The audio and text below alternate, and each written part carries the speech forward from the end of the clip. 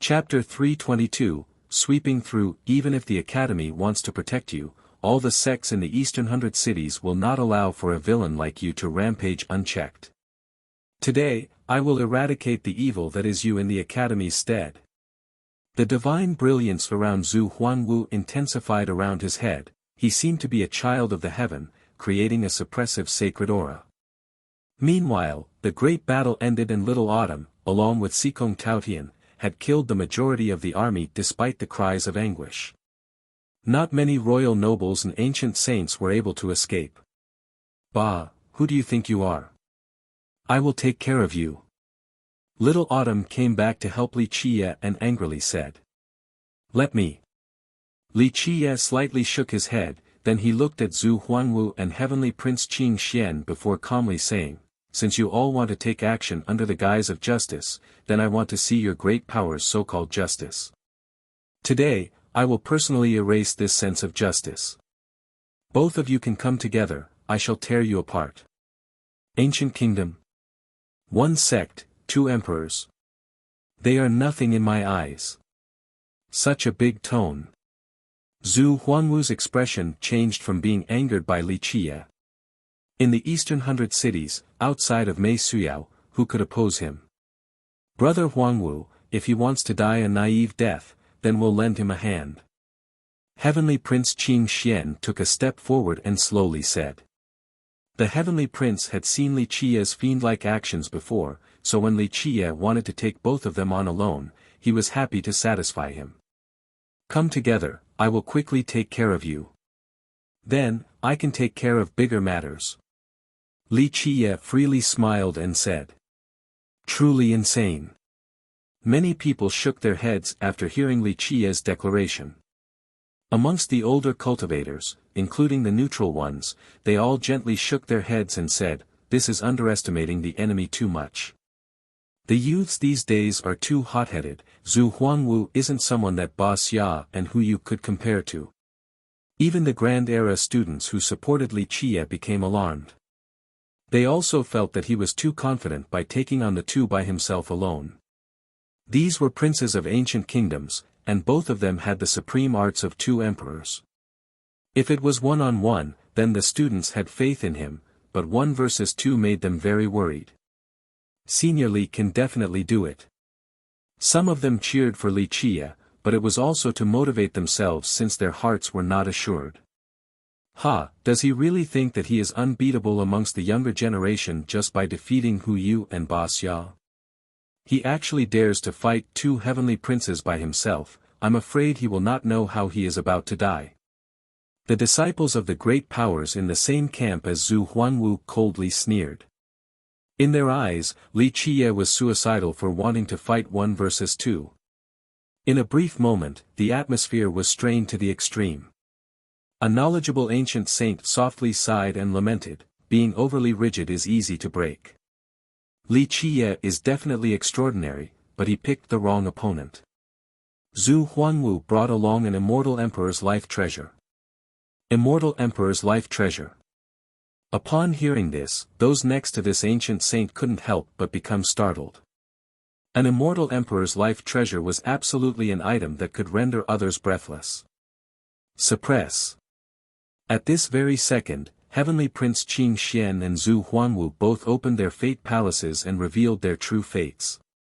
Their Dao foundations exuded frightening emperor's powers as if an immortal emperor was about to appear from within. After feeling their Dao foundations, everyone became aghast. An immortal emperor's fate law. Using an immortal emperor's fate law to create a Dao foundation was a privilege reserved to immortal emperor lineages. At this point, the Heavenly Prince and Zhu Huanwu were completely different. Although they both used an emperor law, their styles were very distinct. Zhu Huanwu's body was covered in a blinding divine light. It was as if he was the light itself. With his extreme speed, it was as if even time would decay in his palm. On the other hand, Heavenly Prince Qing Xian was wrapped in an azure radiance. When he took action, an azure fog enveloped the world. Inside this azure fog, a scene of a true dragon being born appeared. It ferociously roared and shattered the heaven and earth. A surging emperor's breath appeared as if an immortal emperor was arriving while riding the beast, trampling on all things and forcing even the gods to submit in prostration. The two exuded the style of young immortal emperors with their far-reaching auras, instilling fear and deference to all spectators. Even Li Qia's supporters lost their colors. An emperor's power was something that could not be resisted because everyone in the world knew that immortal emperors were invincible throughout the ages. Only these two trivial emperor laws are insufficient. Facing the pressure from two emperor laws, Li Qia boldly laughed and said. At this time, he unleashed his 1,000 hands as 3,000 small worlds were created in each of his palms. At this time, the 9 worlds rose right behind Li Qia. Gathering the protection of all the living creatures in the 9 worlds, it was as if the essence of the 9 worlds heaven and earth was channeled into Li Qia's body, and he could use their power as he pleased. Boom! After a deafening explosion, the sky shattered. Li Qia alone blocked the attack from Zhu Huanwu and Heavenly Prince Qin Xian. The remnant emperor's power swept through and destroyed the surrounding area. Scram! Li Qia laughed and exclaimed. He swatted down his 1,000 hands. In just the blink of an eye, it was as if all 3,000 small worlds were instantly annihilated, and then came the suppressive force of the 9 worlds, majestic and boundless. Zhu Huanwu and Heavenly Prince Qin Xian both became startled. In a flash, they both put on immortal armor and protected their bodies with many different laws in order to repel Li Qia's offense. At this second, they looked like true gods that were capable of stopping the sky. Bang! After another loud explosion, a myriad of worlds was destroyed and the sky shattered. In just a second, thousands of miles of the sky was broken into pieces like shattered glass, resulting in an extremely spectacular scene. The prince and Zhu Huangwu were struck by the annihilating strike from the 3,000 small worlds, so they were shot flying away as they uncontrollably spun in the air. However, it had to be said that they were quite powerful, for they were able to withstand this attack. Impossible! This occurrence shocked everyone, especially the disciples from the great powers. They felt as if their chests were just ruthlessly smashed by a hammer. Many enlightened beings and ancient saints from the last generation of the great powers couldn't believe their eyes. How could this be? Li Qia is clearly only a royal noble. A very old demon monarch gently sighed and said, "This is the monstrous characteristic of an immortal physique. Once one reaches minor completion, a wave of one's hand would have a divine power capable of destroying in heaven and earth." Even though they could not activate the inner physique, the body itself would have been successfully tempered with a frightening divine trait. If a saint physique was 100 times, or 1,000 times stronger than a common physique, then one could say that an immortal physique was 100 times stronger than a saint physique, or maybe even more. He cultivates the hell-suppressing godly physique. This is the heaviest one amongst the 12. His physique had been recast, and even without using its inner physique, one strike with pure strength alone has the power of 10 million pounds. Reaching minor completion at such a young age. This is still rare throughout history. Even if he is only a royal noble, he could still easily shake ancient saints. The demon monarch lamented and was very envious of Li Qia. And not only him, many others were envious of Li Qia as well. Who on this earth didn't want to cultivate an immortal physique law? Who didn't want to have one? However, they were rarer than emperor laws and even more difficult to cultivate. Zhu Huangwu and the Heavenly Prince couldn't cultivate an immortal physique even though they came from ancient kingdoms. Although there were rumors that these ancient kingdoms also had immortal physique laws, there was no news of someone successfully cultivating them. This meant that even though the ancient kingdom possessed these laws, they were incomplete. After seeing Li Qia obtaining the upper hand with his 1,000 hands, someone was curious and asked, "I know about the hell-suppressing godly physique, but what is Li Qia's technique?" Such a technique was no weaker than emperor laws. In fact, the 1,000 hands against the 9 worlds was not only on par with emperor laws, it was the defining technique of the myriad images true God. Only heaven's will secret laws could compare to it, and ordinary emperor laws simply could not be a match. Ordinary emperor laws won't do. Li Qiye smiled and shook his head, then he leisurely said, "Let me see your heavens will secret laws." Zhu Huangwu and Heavenly Prince Qing Xian looked at each other, then they finally released their life wheels. Boom! After a thunderous explosion, waves of blood filled the sky as blood energies rained down. At this moment, the two of them were awakened dragons. Their blood energies were strong and domineering, majestically increasing to an infinite volume like waves striking the shore, alerting the stars in the sky. Amongst the raging, bloody storm, even the stars started to fall down. It is nice to be young. An old undying hiding in the darkness couldn't help but exclaim with admiration. It could be said that their blood energies were far from being as strong as a heavenly sovereign or a heavenly king, but they were like the still rising sun while already being comparable to the sun at the high noon. One could only imagine how powerful their blood energies would be once they reached their middle ages. At this time, their life wheels appeared right behind their heads as if they were carrying two worlds. Like an ocean, their blood energies raised their life wheels. The inside contained longevity blood that was tempered by an immeasurable amount of energy that flowed like a river. One drop longevity blood gave 10,000 years of life. This single drop of longevity blood seemed to be tempered by 10,000 drops of blood energy. Other people saw an illusion of there were coiling dragons resting inside their life wheels. Chapter 323, Jingwei's Azure Sun. Something appeared to be moving inside Heavenly Prince Qing Xian's life wheel as everyone witnessed it turn into a boundless azure fog. At this time, the initially majestic life wheel that towered like a mountain had turned into a small azure sun. It had the sensation of being the most oppressive sun in this world as it spewed out an endless amount of azure energy. After a loud chirp, an azure bird started to fly around it as if it was nibbling on the life wheel. There was a sun in the sky along with the celestials, but all was shadowed under this supreme azure fog. Inside Zhu Huangwu's life wheel was a giant mountain. The moment the life wheel opened, it was as if a new world was established as an endless, blinding light illuminated the back of his neck. At this time, his life wheel had turned into something mystical, and everyone could see the giant mountain inside. The giant mountain was as black as iron with immense weight. It was as if it was suppressing countless gods and devils inside the life wheel. His longevity blood flowed around the mountain while his blood energy was stained with an indescribable evil presence. In just a second, this sky-flooding blood energy turned heavy. It was capable of piercing the heavens and crushing the earth as each strand of blood became incomparably powerful. An older cultivator from the Grand Middle Territory looked at the longevity treasure inside the Heavenly Prince's life wheel and exclaimed in astonishment, "Jingwei's Azure Sun." For any cultivator, to inherit a true treasure from people who tread the Tao before you would indeed give them a great power, especially low-ranked cultivators who inherited Heavenly Sovereign, Heavenly King, or even virtuous paragon weapons. However, what belonged to another will never be one's own.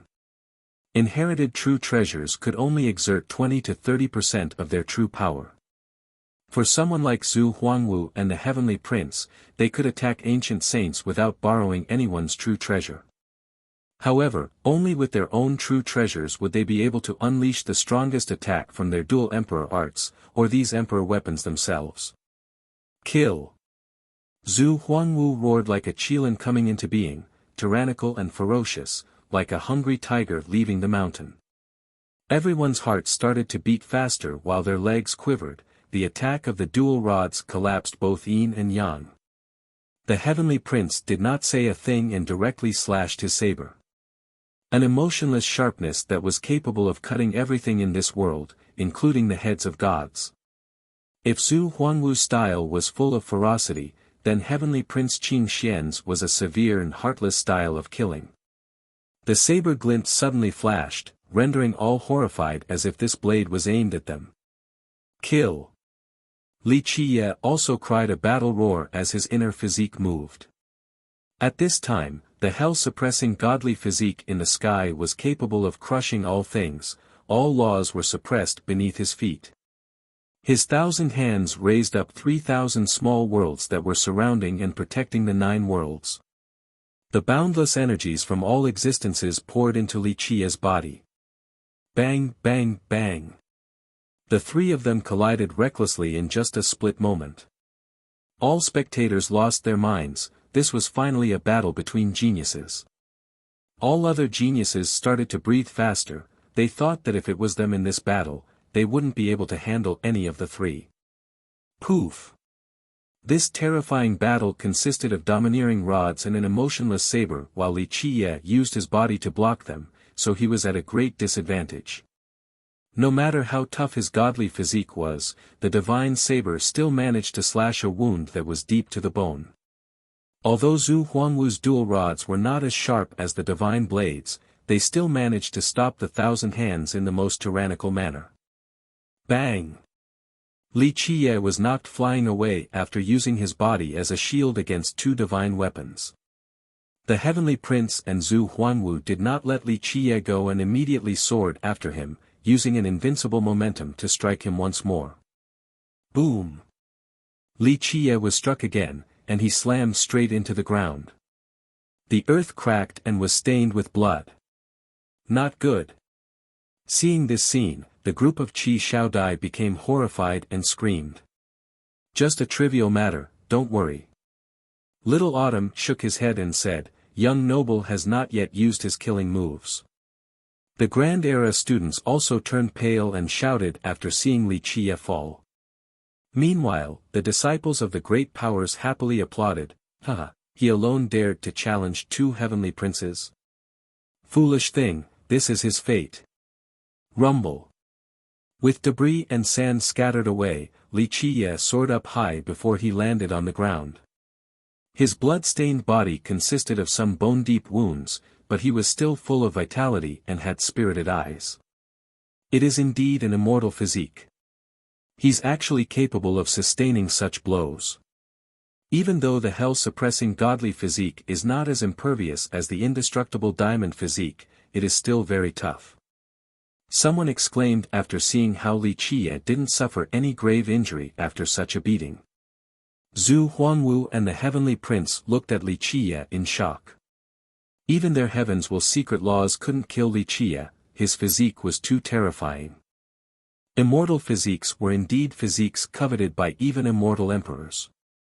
Legend has it that a virtuous paragon with a grand completion immortal physique could challenge immortal emperors.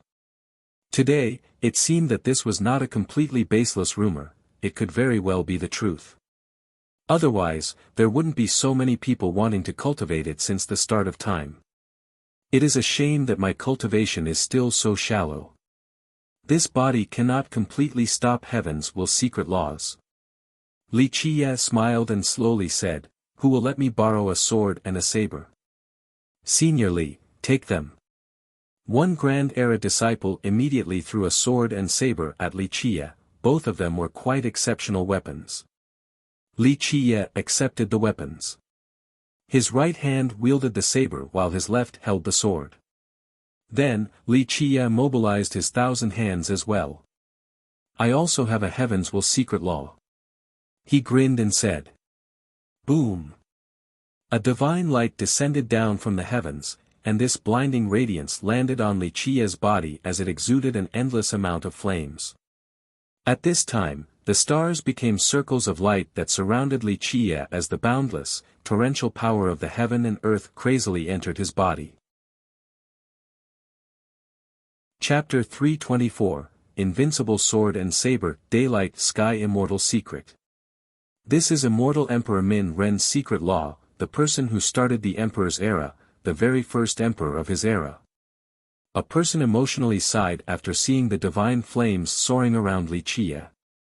Although the cleansing incense ancient sect no longer had any fame, Immortal Emperor Min Ren's prestige still rang like thunder next to one's ear. Many people were moved from seeing the daylight sky immortal secret. Open! Li Qia's scream was followed by a loud explosion. The 3,000 small worlds and the 9 worlds that were supported by his 1,000 hands behind him suddenly opened. Li Qia, at this moment, was like a true god, accepting the worship from billions of existences. The blood energy of his followers was for his usage, and their belief strengthened his body. After becoming a true god, his cold gaze looked at the far distance and everything within his vision became supreme universal laws. As the myriad images true gods defining technique, the 1,000 hands were not a joke. Li Qiye exuded the air of a true god and freely accepted the veneration from a myriad of beings. At this moment, Li Qiye's godly physique ramped up to its maximum potential as his inner physique exuded an immortal light as if it was opening up a mythical world. All were shocked from Li Qiye using his heaven's will secret law along with the heaven's power to open the mysterious treasure of his inner physique. What was even more terrifying was that Li Qiye had pushed his 1,000 hands to a whole new level. Heavenly Prince Qing Xian and Zhu Huanwu looked at each other, and their killing intent became even stronger. Li Qiye's immortal physique alone was already abhorrent enough, not to mention his mysterious true god technique. Since they considered Li Qiye to be their lifelong rival, they understood that since Li Qiye had shown his heaven's will secret law, if they didn't kill him now, then they would never have a carefree day again. Kill! Both of them screamed and soared forward to kill. Zhu Huanwu utilized the arts of Immortal Emperor Fu Ma and Immortal Emperor Yao Guang with increasing mastery, one hand Yao Guang and the other Fu Ma. Fu Ma was able to suppress all things while Yao Guang putrefied all existences. The dual rods came together, breaking yin and yang and reversing the six Tao. The two heavens will secret laws appeared to be so simple in the hands of Zhu Huanwu. Heavenly Prince Qing Xian, with his murderous intent, caused spectators to shudder when he activated Qing Xian's secret law that appeared to be an endless world. Sandao's secret law became a sharp brilliance and combined with an actual divine blade that assumed the form of a life and death blade. One blade to slash down, turning everything into nothingness, even true gods would be decapitated. Much better. Li Qiye crazily laughed and said while he stood proudly against two geniuses with dual emperor arts. He raised his sword and saber, suddenly, the sword turned white and saber turned black. In this instant, the gods were created, one black and one white in harmony. They generated an endless amount of life energy like a lotus in a muddy pond. Under the creation of the two gods, endless existences were created and formed a grand world. One sword creating one world, this was one of Li Qiye's Trinity swords, the mortal sword. Once this world, that was formed from the sword, lined up with the 1,000 hands 9 worlds, they became a perfect and complete 10 worlds. Under the 10 worlds, all became insignificant as the 10 worlds surrounded the offensive path of Zhu Huanwu and Heavenly Prince Qing Xian. Dual Imperial Summon. Li Qiye's attack shocked Zhu Huanwu and the Heavenly Prince, so both of them screamed out as they exerted the maximum power their secret laws could unleash. Boom! After a loud explosion, it was as if 4 immortal emperors had graced the world with their presence. Immortal Emperor Fu Ma and Immortal Emperor Yao Guang stood by Zhu Huanwu's shoulders. Immortal Emperor Qing Xian placed his hands on Heavenly Prince Qing Xian's shoulders and used his invincible immortal power to protect him. As for Immortal Emperor Sandao, he personally wielded his divine saber to open the way for the prince. Countless legs turned weak with the appearance of 4 immortal emperors. Royal nobles and enlightened beings were shivering uncontrollably with a primal fear since the aura of the emperors suppressed their ability to breathe. How could there be immortal emperors here? This scene was too shocking, the appearance of 4 immortal emperors frightened even devilish geniuses. No, they are only illusions created by the secret laws. They are not even immortal emperor wills.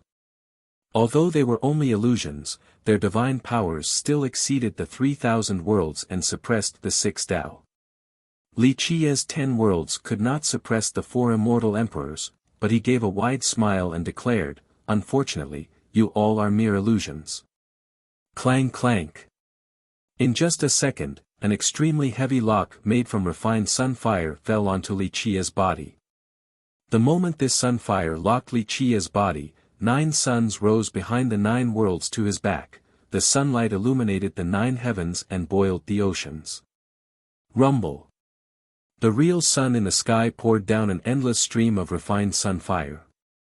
This extremely refined sun fire could incinerate all things and scorch the earth. The 9 suns behind Li Qie devoured this endless sun fire. The moment they absorbed enough, they started to float around Li Qie's body. 9 Sun Locking Heaven Law, a supreme technique that was considered to be one of the strongest offensive techniques, and its true potential was revealed in the hands of Li Qie. Seeing Li Qie's momentum becoming more and more powerful, the Heavenly Prince and Zhu Huangwu shouted, "Go!" Their radiant life wheels and longevity treasures pushed their blood energies much higher as their arts became increasingly formidable. Boom! The two of them rushed out of Li Qie's 10 worlds. You want to run? There is no door for you to escape from. The hovering 9 suns and 9 worlds were parallel and intertwined together. The power of the 9 worlds and the endlessly refined sunfire entered Li Qie's body, causing his cultivation to soar. Boom! Boom! Boom! After 3 loud blasts, Li Qie's cultivation went from royal noble to enlightened being, then ancient saint, and finally heavenly sovereign. At this moment, a divine ring only found around heavenly sovereigns appeared around Li Qie's body. The 9 sun-locking heaven law caused Li Qie to temporarily enter the heavenly sovereign realm. Li Qie slashed down his long sword like a descending meteor, an emotionless sword with unsparing murderous intent. One of the Trinity swords, the heavenly sword. This unsympathetic sword pierced straight towards the heavenly prince. Then, the hymn of a saber filled the sky as a saber slashed horizontally. This saber slash gave birth to 8 intents, and the 8 intents turned into 1 Tao, and 1 Tao turned into 8 Tao that all appeared at the same time. Heaven, earth, true gods, all existences. Everything appeared in this single blade. The heaven-traversing 8 saber was given to Chen Baojiao by Li Qie. However, she had questions for him before, so he also conveniently practiced it. Rumor has it that the martial ancestor created the heaven-traversing 8 saber technique, an unbeatable saber technique from the martial ancestors' era. However, the truth was that it had a different origin, it shared the same origin as the tyrannical immortal saber. Kang, the heaven-traversing 8 saber and the Trinity sword sliced down together. Heavenly Prince Qin Xian used the protection of the 2 immortal emperors and brought forth his strongest blade technique to stop Li Qie's supreme blow. Meanwhile, Li Qie used his 1,000 hands to pull the 9 words true bow. Buzz! An arrow with the word fighter shot out. This arrow was a bow of the heaven and earth, and it carried the heavenly Tao alongside its trajectory. Universal laws began to form in front of the arrow tip. This arrow was surely unblockable.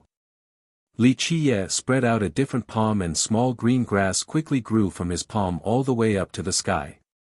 These leaves quickly thrived into giant stars that were capable of shouldering the firmament, and they finally turned into a sword that slashed horizontally forward.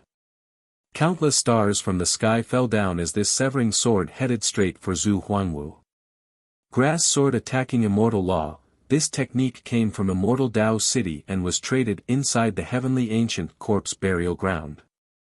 Su Pei had it and had studied it with Li Qie as he taught her its mysteries. Today, this art was performed by Li Qie. One grass sword capable of annihilating the stars and the sky, extremely devastating. The word fighter traveled in the front while the grass sword followed at the back. Both were aimed at Zhu Huangwu. Zhu Huangwu didn't dare to be careless, he used his dual rods to protect his face. 2 immortal emperors, like an impenetrable fortress, blocked the world-destroying grass sword and the fighter arrow. Everyone was sent into a daze as they watched this spectacle. Li Qie, with his 1,000 hands, were able to display many amazing skills while still maintaining their power. This was simply too hard to believe. However, they were also impressed by the dual emperor arts of Zhu Huangwu and Heavenly Prince Qin Xian. Even under the crackdown of Li Qie's multiple great arts, those 2 were still able to hold on. If it was someone else, they surely would have been killed already. Rumble. In a short period of time, both sides recklessly competed in might. The Heavenly Prince, with his two immortal emperors' protection, used the best saber skill with his divine saber to stop the Trinity sword and heaven-traversing eight saber. Zhu Huangwu swung his dual rods while his two emperors sealed yin and yang like a fortress to stop the grass sword and the fighter arrow. 1 versus 2. Li Qiye used the daylight sky immortal secret and the nine sun locking heaven law to repress his two opponents. They were not easy foes with their dual emperor arts. Although Li Qiye's offense was fierce, Zhu Huangwu and the Heavenly Prince fought on. They were in a stalemate, and no side managed to take it a step further. However, at this moment, an unbelievable thing happened. Li Qiye's inner physique suddenly moved. Amongst all the explosions and dazzling lights, the inner physique left his body and suddenly flashed. Boom, boom. The horizon shook twice. The inner physique, with its ultimate speed, bumped against the air and unleashed two instantaneous blows. Miserable screams resounded as Zhu Huangwu and Heavenly Prince Qing Xian were slammed away. A terrifying bloody hole appeared on their chests. The two of them didn't expect that at the most crucial moment, Li Qiye's inner physique would activate and use an invincible momentum to shatter their defenses. Their dual emperor arts were occupied by Li Qiye's four supreme arts, so his inner physique was free to pierce through their chests. Since their chest cavities were penetrated, the two of them retreated while their blood crazily spurted about. This is too scary. Seeing this scene, countless people were shivering in fear. Li Qiye was originally fighting against the two strong geniuses in a stalemate, but at the most opportune moment, his inner physique managed to break through. An immortal physique is too formidable. A pale, old royal lord murmured, a person with an immortal physique, along with several supreme arts, is too frightening. Even dual emperor arts geniuses are still at a disadvantage. Chapter 325, Emperor Weapons appearing. The two flew in the sky while their blood dyed the blue sky. All the spectators were quite shocked and speechless, including devilish geniuses and previous generation experts. These two were the contemporary heaven's proud sons. Coming from ancient kingdoms with dual emperor arts, countless people thought very highly of them. Some even thought that they could open their own heavenly Tao to eventually aspire for the heaven's will. But today, their combined efforts were still no match for this boy. Good strike.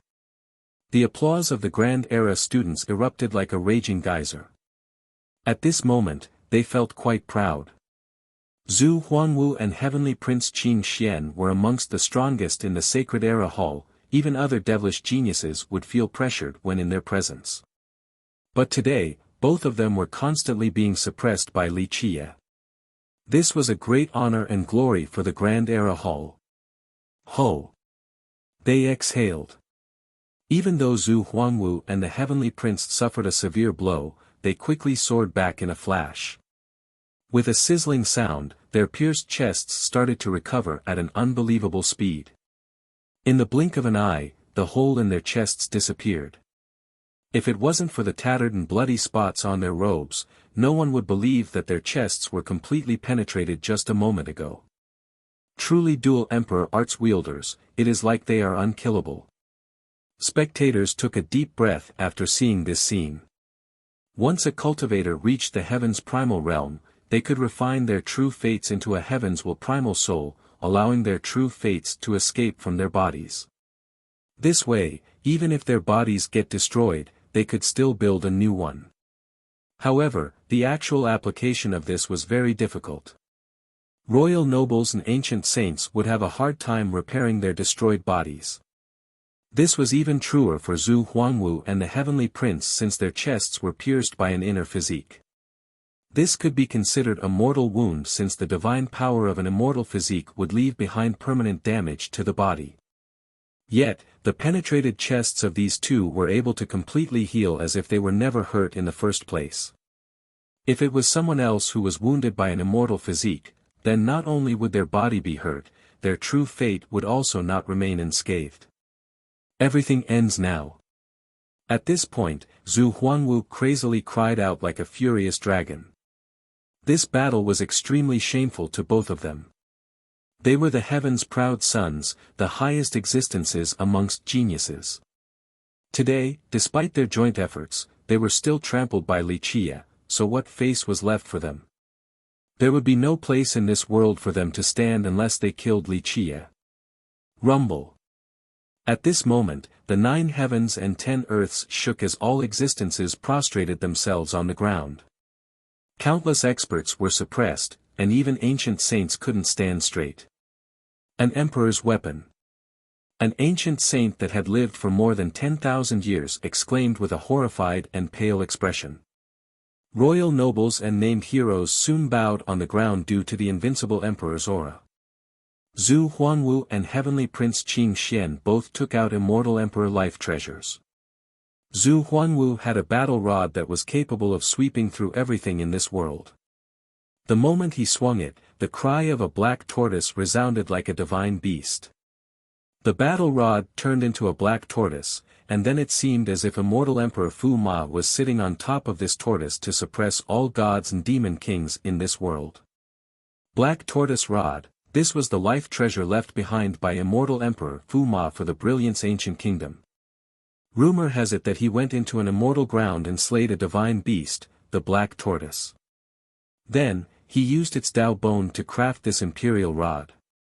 Heavenly Prince Qing Xian, on the other hand, took out a very familiar weapon that had once appeared in the heavenly ancient corpse burial ground, the Imperial Violet Hammer. The appearance of the 2 emperor weapons brought everything back to the primordial chaos. Open! Li Qie screamed and unleashed all of his supreme arts to their utmost limit. At this moment, Li Qie's life wheel exploded with an endless ocean of blood. There was a sanguine moon and a golden sun in the middle, spinning around like the Taijitu. In the end, it was not his cultivation that lost to Zhu Huangwu and Heavenly Prince Qing Xian. Instead, he was killed by emperor weapons. Ha ha ha ha ha. He was just an ant, yet he still dared to challenge the Tiger's Howl School. What a foolish thing, an insignificant mayfly that tried to shake a giant tree.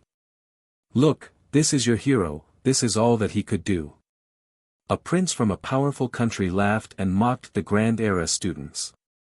The Grand Era students could only glance at each other, holding on to their anger.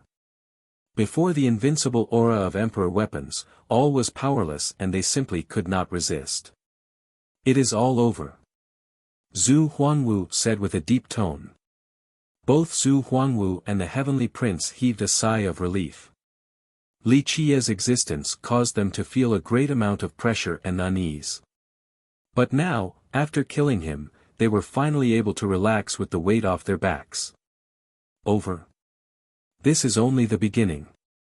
At a time when everyone thought the matter was settled, all of a sudden, a calm voice filled with an influential charm appeared.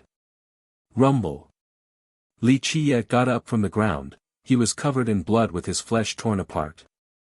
He was like a broken vase with cracks everywhere. It was as if his body would instantly shatter into small pieces from just a slight touch. There was a terrifying crack on his head. However, he was still alive. Clank. The inner physique in Li Qie's chest once again exuded an immortal radiance. Divine chains, that appeared to be like needles, started to sew together the cracks on his body. Eventually, after a ding sound, the giant lock made from refined flames once again covered Li Qie's entire body as these strings of universal laws wrapped around his wounds. The Kunpeng inside his Tao foundation spread its wings as the heavenly essence entered his body and treated his wounds. The ocean of blood in his life will poured longevity blood back inside as well to accelerate the healing process. An immortal light that was connected to the heavens will descended from the sky, and it illuminated his entire body without any signs of dimming. The daylight sky secret law was able to communicate with the heavenly grand Tao, and he used its power to heal his wounds. Although this physique is not as invincible as the indestructible diamond physique, it can still endure this much. Healing one's body is not something limited to people with dual emperor arts. Li Qiye calmly spoke with confidence. Unfortunately, your cultivations are too shallow. If you both actually had the power of heavenly sovereigns or were able to use 20% of the emperor weapons, then it might have been possible to defeat me. Only 10% of the weapon's power is not enough to kill me. The immortal physique. At this point, both Zhu Huangwu and the heavenly prince lost their colors as they took a step back. With the emperor weapons, as long as they could unleash 10 to 20% of its power, they could massacre all things. All fate laws, longevity laws, techniques. Everything became insignificant in the presence of emperor weapons. 1,000 hands against the 9 worlds, 9 sun locking heaven law, heaven traversing 8 saber. In the end, all of these arts could not stop an attack from the emperor weapons and were rendered into dust. Chapter 326, Stealing Emperor Weapons. However, at the last minute, Li Qiye still managed to survive. The minor completion immortal physique. At this time, no matter who they were, they could only mumble this in astonishment. The immortal physique had become a nightmare for all the spectators. It was truly the most dreadful technique. Without forming one's own heavenly Tao, who in the younger generation could compete against his minor completion immortal physique? Even royal lords and sect masters from the great powers were astounded. Today, they all finally learned just how terrifying an immortal physique was. Until now, the world had always preached the horrifying properties of immortal physiques, but very few people saw it with their own eyes. Today, everyone personally spectated its horrifying nature. Yes. Come on, brotherly. Defeat them. Tonight, all the girls will warm your bed. At this moment, an unknown student from the Grand Era Hall loudly shouted. Yes. This is my brotherly. Suddenly, the Grand Era students erupted with applause. They came from humble origins, and since they were also part of the Grand Era Hall, Li Qiye's time of honor was also theirs, and same with his moments of disgrace. Yeah. Brotherly, defeat them. Then, you can pick any sister in the academy tonight. No, you can pick 8 or 10 of them. The Grand Era students were roaring with cheers.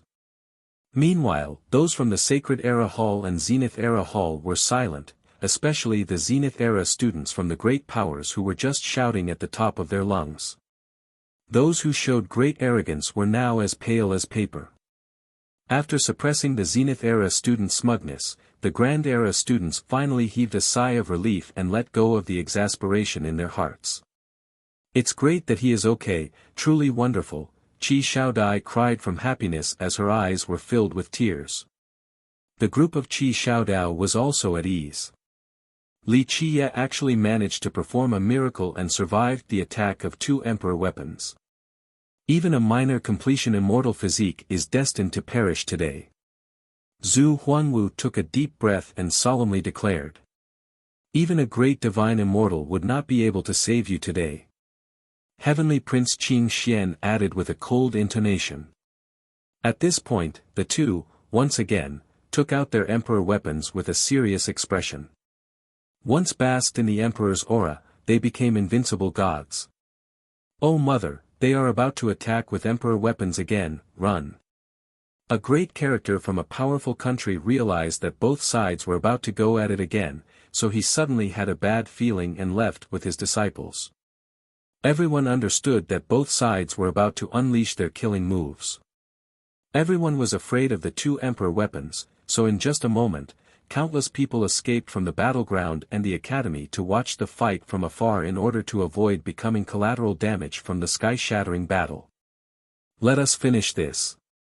Zhu Huangwu and Heavenly Prince Qing Xian roared with determination. Their life wheels rose as their emperor weapons exuded a blinding brilliance. The black tortoise rod unleashed a supreme and sacred black tortoise. It proudly stood on top of the earth, a beast that had once suppressed the devils and gods. The imperial violet hammer's purple energy filled the sky as runes began to move to form a sacred scripture. The immortal hymns opened an entrance to an immortal world, and it was about to use the power of this world to destroy its enemy. At this moment, the two weapons frantically sucked on the blood energy from Zhu Huangwu and the Heavenly Prince. They turned pale and felt their strength being sapped from them. Immortal Emperor life treasures were much more powerful than Emperor possessions. Life treasures were also called Emperor weapons. Although they were not as powerful as true treasures, but outside of true treasures, there was nothing else in this world more powerful than them. Both life treasures and true treasures were everlasting, they could be used and passed down for many generations. However, controlling a life treasure was not an easy matter. In order to unleash a strike with Emperor power, one must expend a great amount of blood energy, so ordinary people couldn't control immortal Emperor life treasures. This ends now. Heavenly Prince Qing Xian screamed. They even spewed out their most valuable longevity blood without a care in order to channel the most powerful strike from their weapons. Boom! A blow descended, one that was much more powerful than the earlier attack. Countless universal laws rushed up from the Academy's ground, but they were destroyed by this attack as this piece of earth was completely annihilated. Countless people started to quiver in the eastern 100 cities. Are they trying to sink the Academy? An old Undying stared at the Academy from afar and murmured. Things began to quiet down on the battlefield, but all the spectators who were watching from the horizon were still holding on to their breaths. Their eyes opened wide in disbelief since they could no longer trust the scene displayed before them. Eventually, a person rubbed his eyes and incredulously murmured, "This is impossible." At this moment, everyone witnessed an incredible sight. The two Emperor weapons' descent had been stopped.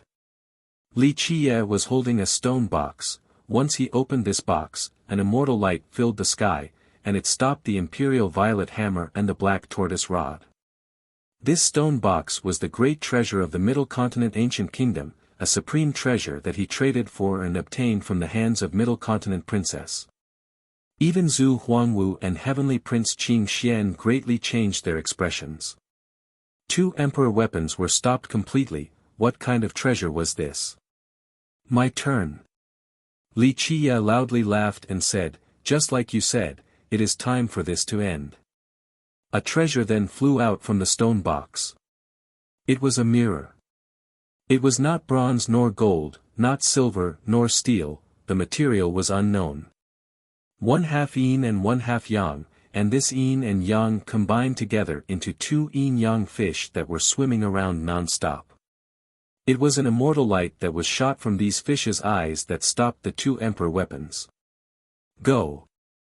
Li Qiye was not conservative with his longevity blood as he spewed it into the mirror. The yin-yang fish flew out from the mirror with an aura capable of sweeping through the heaven and earth. Boom!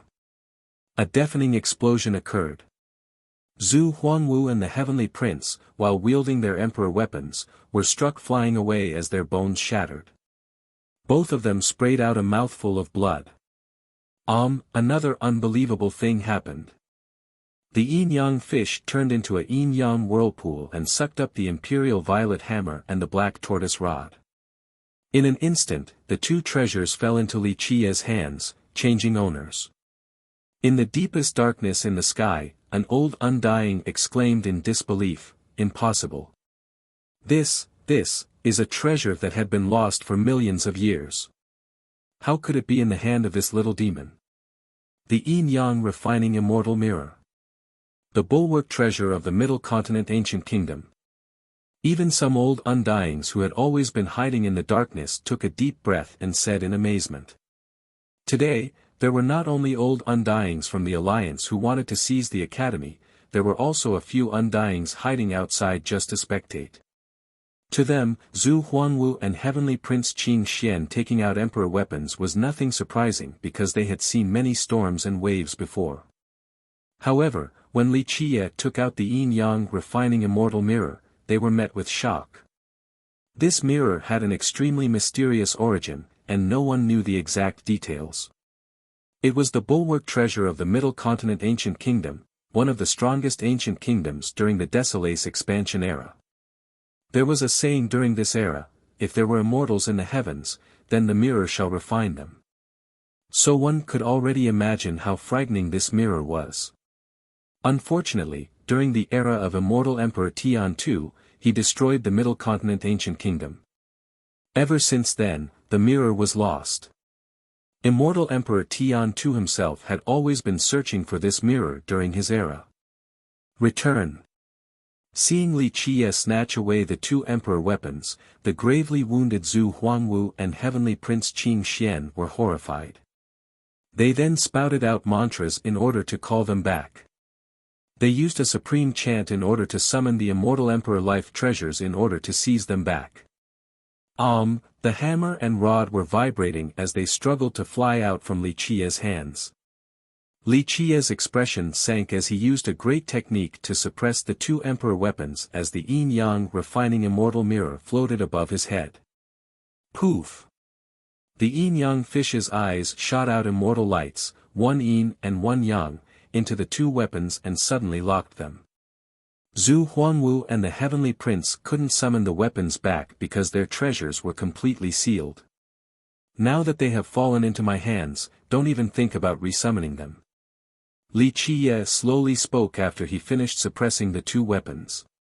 Zhu Huangwu and Heavenly Prince Qing Xian were both furious and aghast.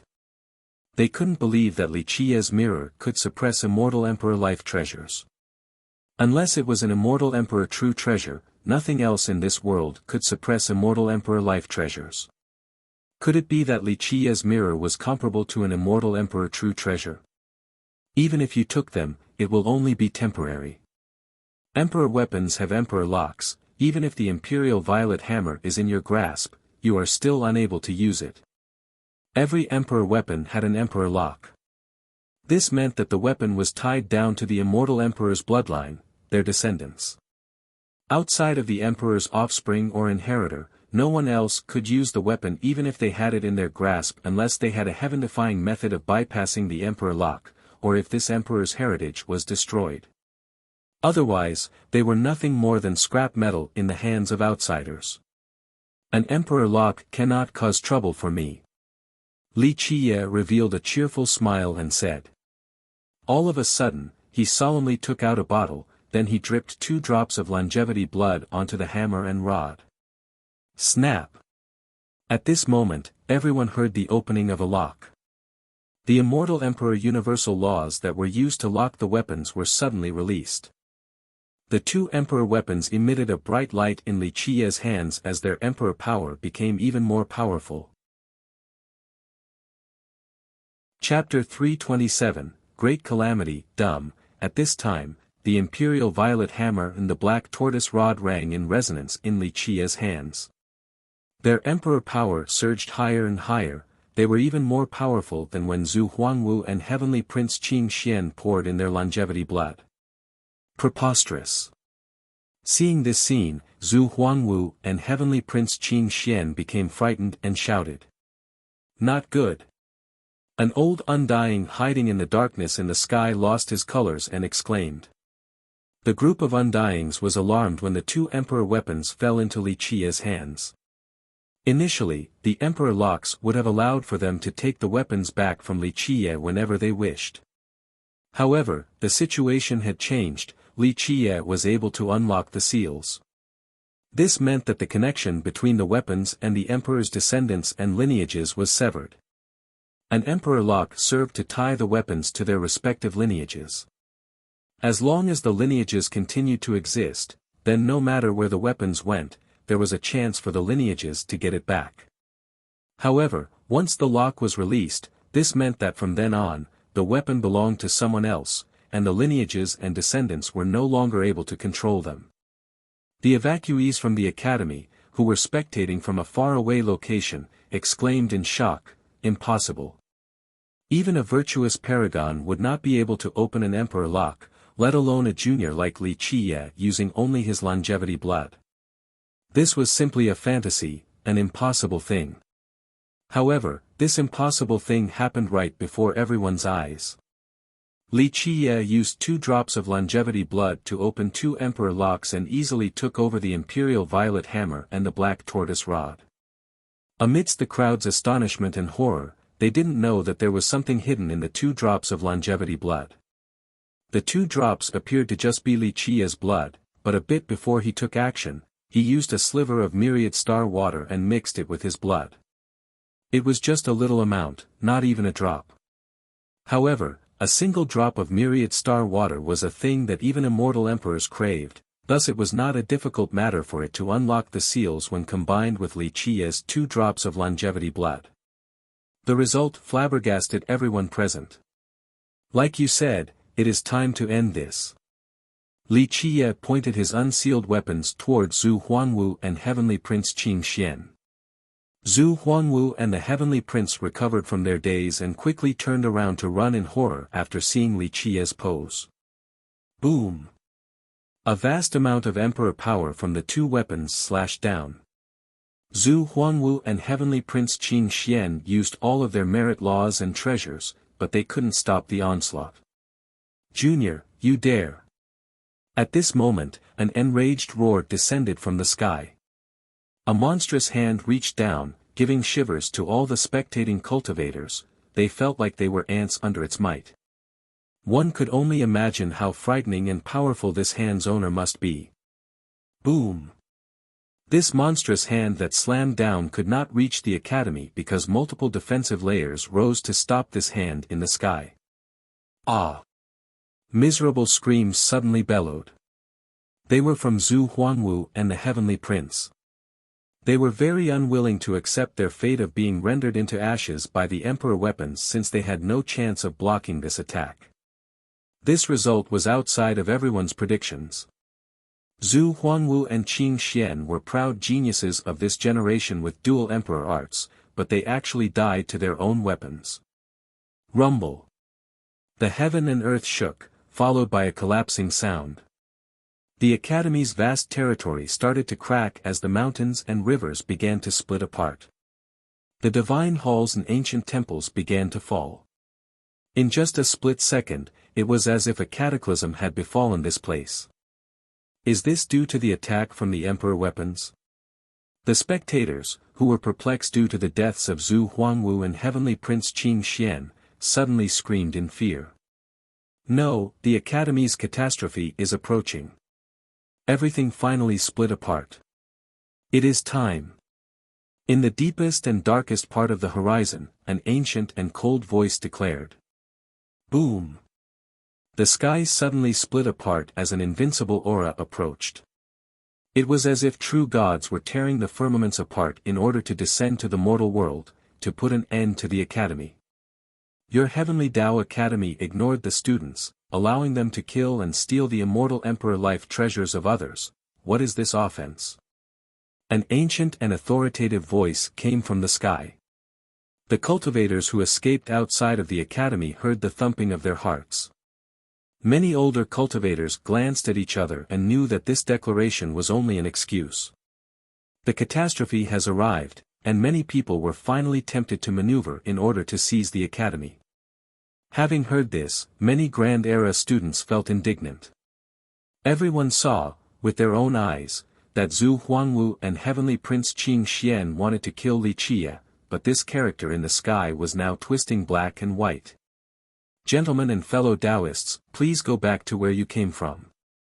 At this point, the Sacred Era Hall Master appeared and said in a serious manner, the Academy will handle its own matters. Handle?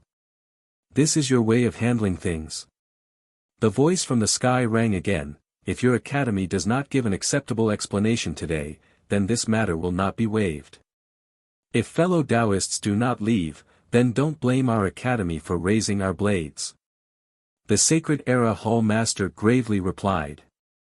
In the Eastern 100 cities, the Academy's status was no less than that of the Eternal River School. It had surpassed countless winds and waves, since when had it ever been threatened by others? So your Heavenly Tao Academy has indeed succumbed to the evil path. An emotionless and vindictive voice spoke, today, we will erase this evil for the Eastern 100 cities. Boom! At this moment, the sky was torn apart. A divine altar appeared above the Heavenly Tao Academy. It was extremely mystical and blocked even the heavenly divination. Even the strongest experts who opened their heavenly eyes could only faintly see people standing above the altar, and it was not just one person. The most terrifying thing was that they were all wielding invincible weapons with the most murderous kind of air. Emperor weapons. Even though the divine altar eluded the heaven's eyes, they couldn't completely hide their auras when all the old powerful undyings held invincible weapons. No, there are not only emperor weapons but also immortal emperor true treasures. The escapees turned pale as they all fled as far away as possible from this battlefield. Rumble. The divine altar unleashed an endless amount of sacred aura like the waves from the stomp of an immortal emperor. Slam. Slam. Boom. The defensive layers of the academy could not stop the sacred power from the divine altar and started to collapse. At this minute, even those far away were suppressed by the altar's invincible aura. Ancient saints, heavenly sovereigns, and even heavenly kings were pressed down to the ground, for this unrivaled presence was unstoppable. Its power was explosive like the return of an immortal emperor or a true god. The academy's defensive layers that had withstood numerous attacks in the past shattered like pieces of paper. Boom! In the end, one last attack fiercely slammed into the academy's ground. 100,000 miles were instantly annihilated. Even countless gigantic universal laws and locks from the ground beneath the academy were destroyed by this unbeatable attack. These attacks not only rendered the academy helpless, but even the entire Eastern 100 cities were shaken. Under this peerless offense, the Eastern 100 cities was like a tiny boat amidst a torrential storm and could capsize at any second. Today, countless existences cowered in fear and prostrated on the ground. Several immortal emperor life treasures flew out, and not just one immortal emperor true treasure was summoned. This was a sign of the destruction of the heaven and earth. Is this the end of the heavenly Tao Academy? An undying in the Eastern 100 cities who was reluctant to enter these muddy waters exclaimed in horror with his eyes wide open. Not just one life treasure, and not just one true treasure. Seeing this scene, many cultivators that had pulled out of the academy were frightened into a stupor. This was too horrifying. One life treasure was already powerful enough, but true treasures were even more terrorizing. This was a fate weapon capable of exerting an immortal emperor's battle prowess. However, these weapons had always been the sect-protecting treasures of immortal emperor lineages. They would not be easily summoned. Today, there was more than one here, clearly indicating that someone wanted to destroy the academy. A door opened on the altar that was floating in the sky as shadows jumped down into the academy. These shadows hid from the heavens' divination so no one could see their true appearances nor backgrounds. When they descended to the ground, they immediately ran to the deepest corners of the academy where the greatest amount of treasures and manuals were hidden. Defend. The elders, high elders, and the hall masters that had been keeping silent suddenly appeared to protect the divine halls of the academy's ancestral ground. Boom! Boom! Boom! Explosions came in waves as the halls that contained the most precious manuals and treasures of the academy erected their own defensive lines and universal laws to seal the sky. Chapter 328, Blood Stains the Academy, Kill. Many elders, protectors, and high elders began to fight against the shadows from the sky in order to protect the academy's treasures. In just an instant, blood splashed in the air along with shrill screams. Treasures flew around in the air to slay their enemies, blood stained the ground red as corpses fell from the sky. It's the same as with the cleansing incense ancient sect. Seeing this scene, the escaping cultivators quietly whispered. In the past, when the cleansing incense ancient sect was defeated by the heavenly god sect, outside of the rumors of its own decline, there were signs that other immortal emperor lineages had a hand in this matter. Rumor has it that at that time, someone covered the heavens' divination so no one knew which immortal emperor lineages took part in the conquest of the cleansing incense ancient sect. I'm afraid the academy will repeat the tragedy that the cleansing incense ancient sect experienced. Seeing this scene, someone couldn't help but lament with a sigh. Some people graduated from the academy, but they couldn't do anything in this situation.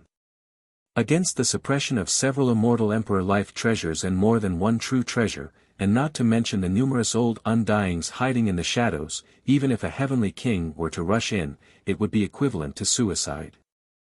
Stop struggling with your last breath. An ancient voice came from the divine altar.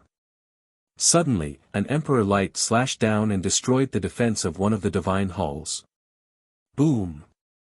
Dozens of protectors and even the Grand Era Hall Master, who were protecting the divine hall, died on the spot. Hall Master.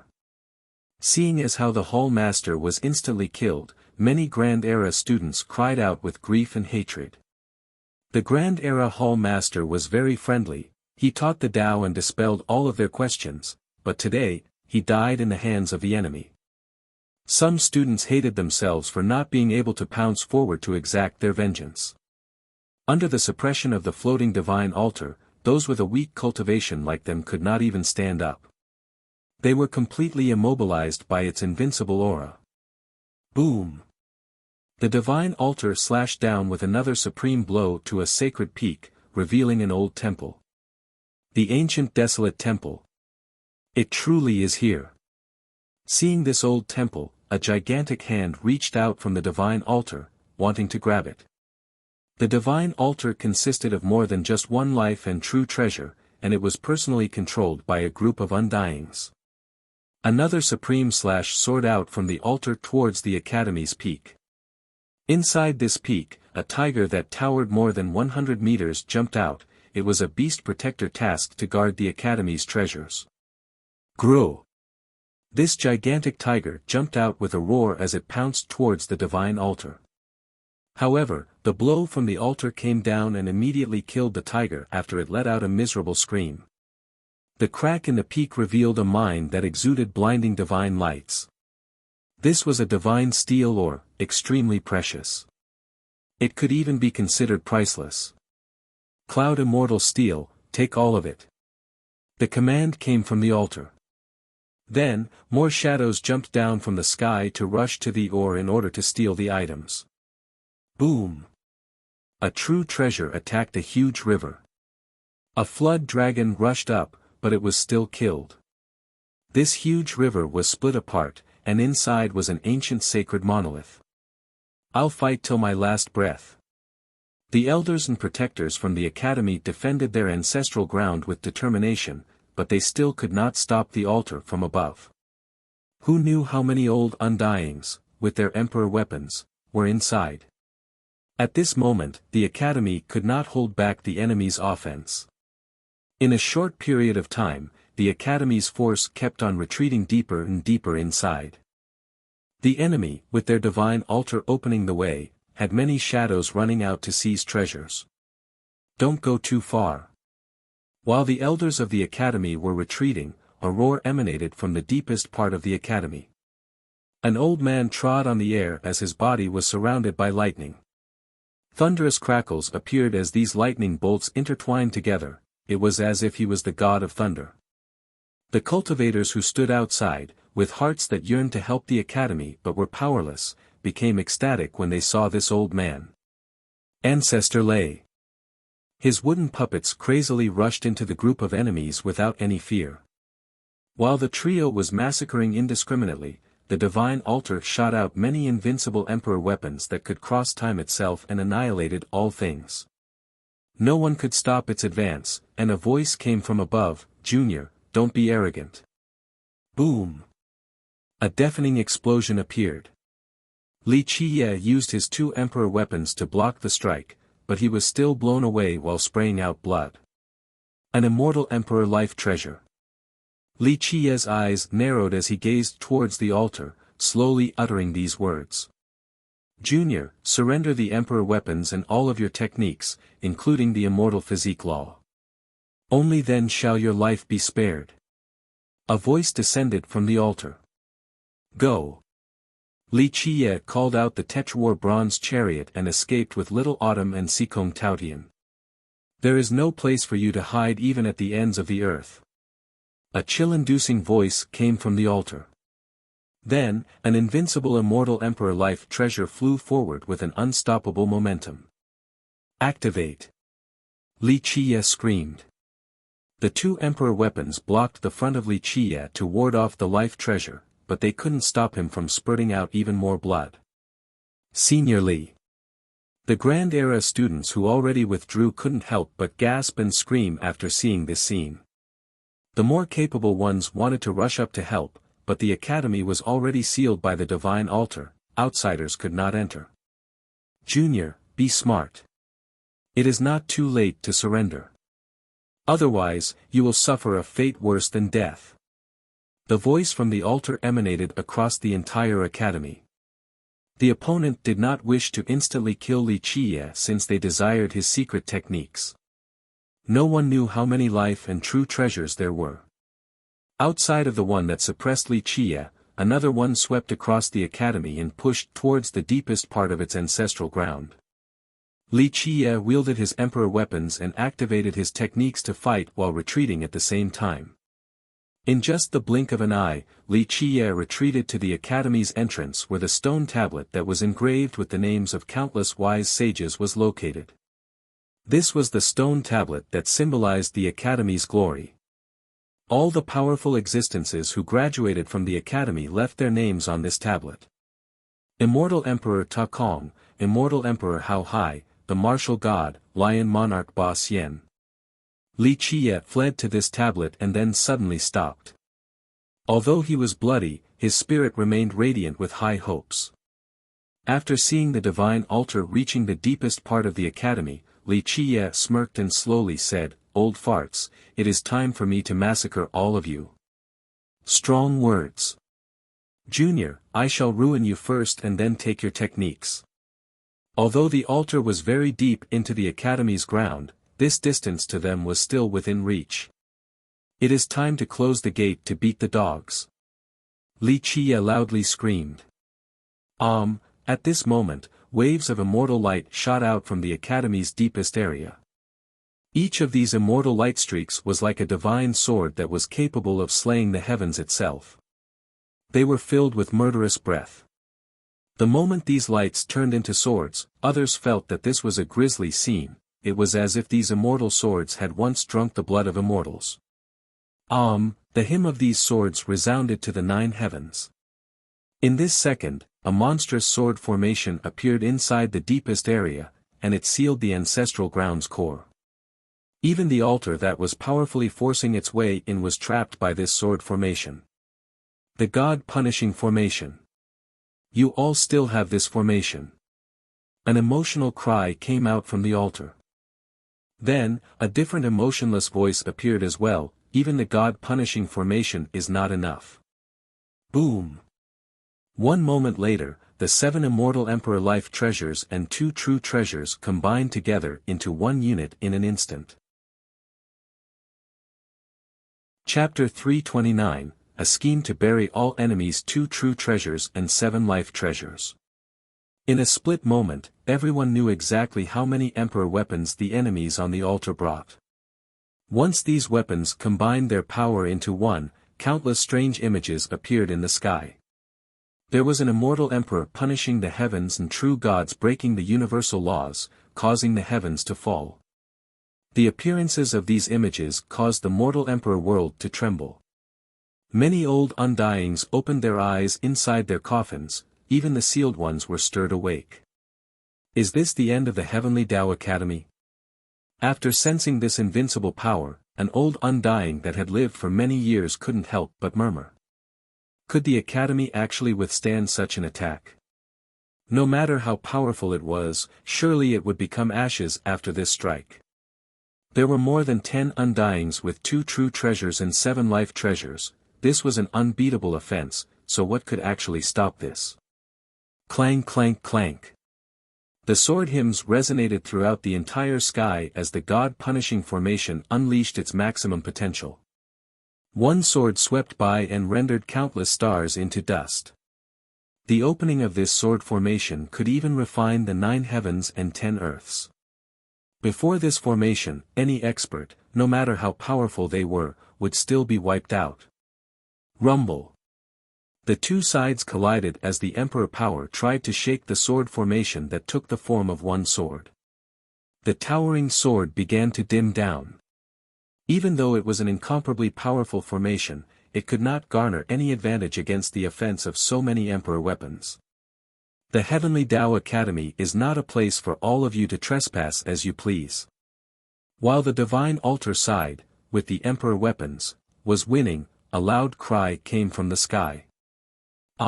Near the 9 firmaments, everything suddenly turned red by the Academy as if the heavens itself was being boiled. In the deepest part of the Academy's ancestral ground, an extremely gigantic whirlpool appeared and immediately incinerated the sky.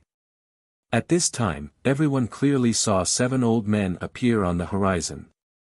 These old men were extremely withered and old. It was apparent with a single glance that they were ancestors who were sealed for many years.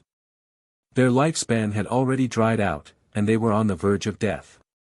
But even so, their remaining blood energy was still enough for them to traverse this world. They were able to chase after the mysterious underworld below and the jade heaven above. Each of these old men had the ability to catch the stars, refine the 6 Tao, and rule over the 8 Desolaces. The 7 old men all held on to a gigantic cauldron that was capable of refining the heaven and earth. The moment this cauldron opened its mouth, not to mention all existences, but even time and space were refined. Under the control of the 7 ancestors, the cauldron emitted a boundless amount of divine power. Even true gods would have to retreat against such might. 7 ancient ancestors, shouldn't you all be trapped by the realm god? Seeing these old men, a decrepit voice exclaimed from the altar. Refine. However, the 7 old men ignored this inquiry. The great cauldron poured down an endless stream of divine flames to refine the altar. These flames even suppressed the combined might of the Emperor weapons. Clank.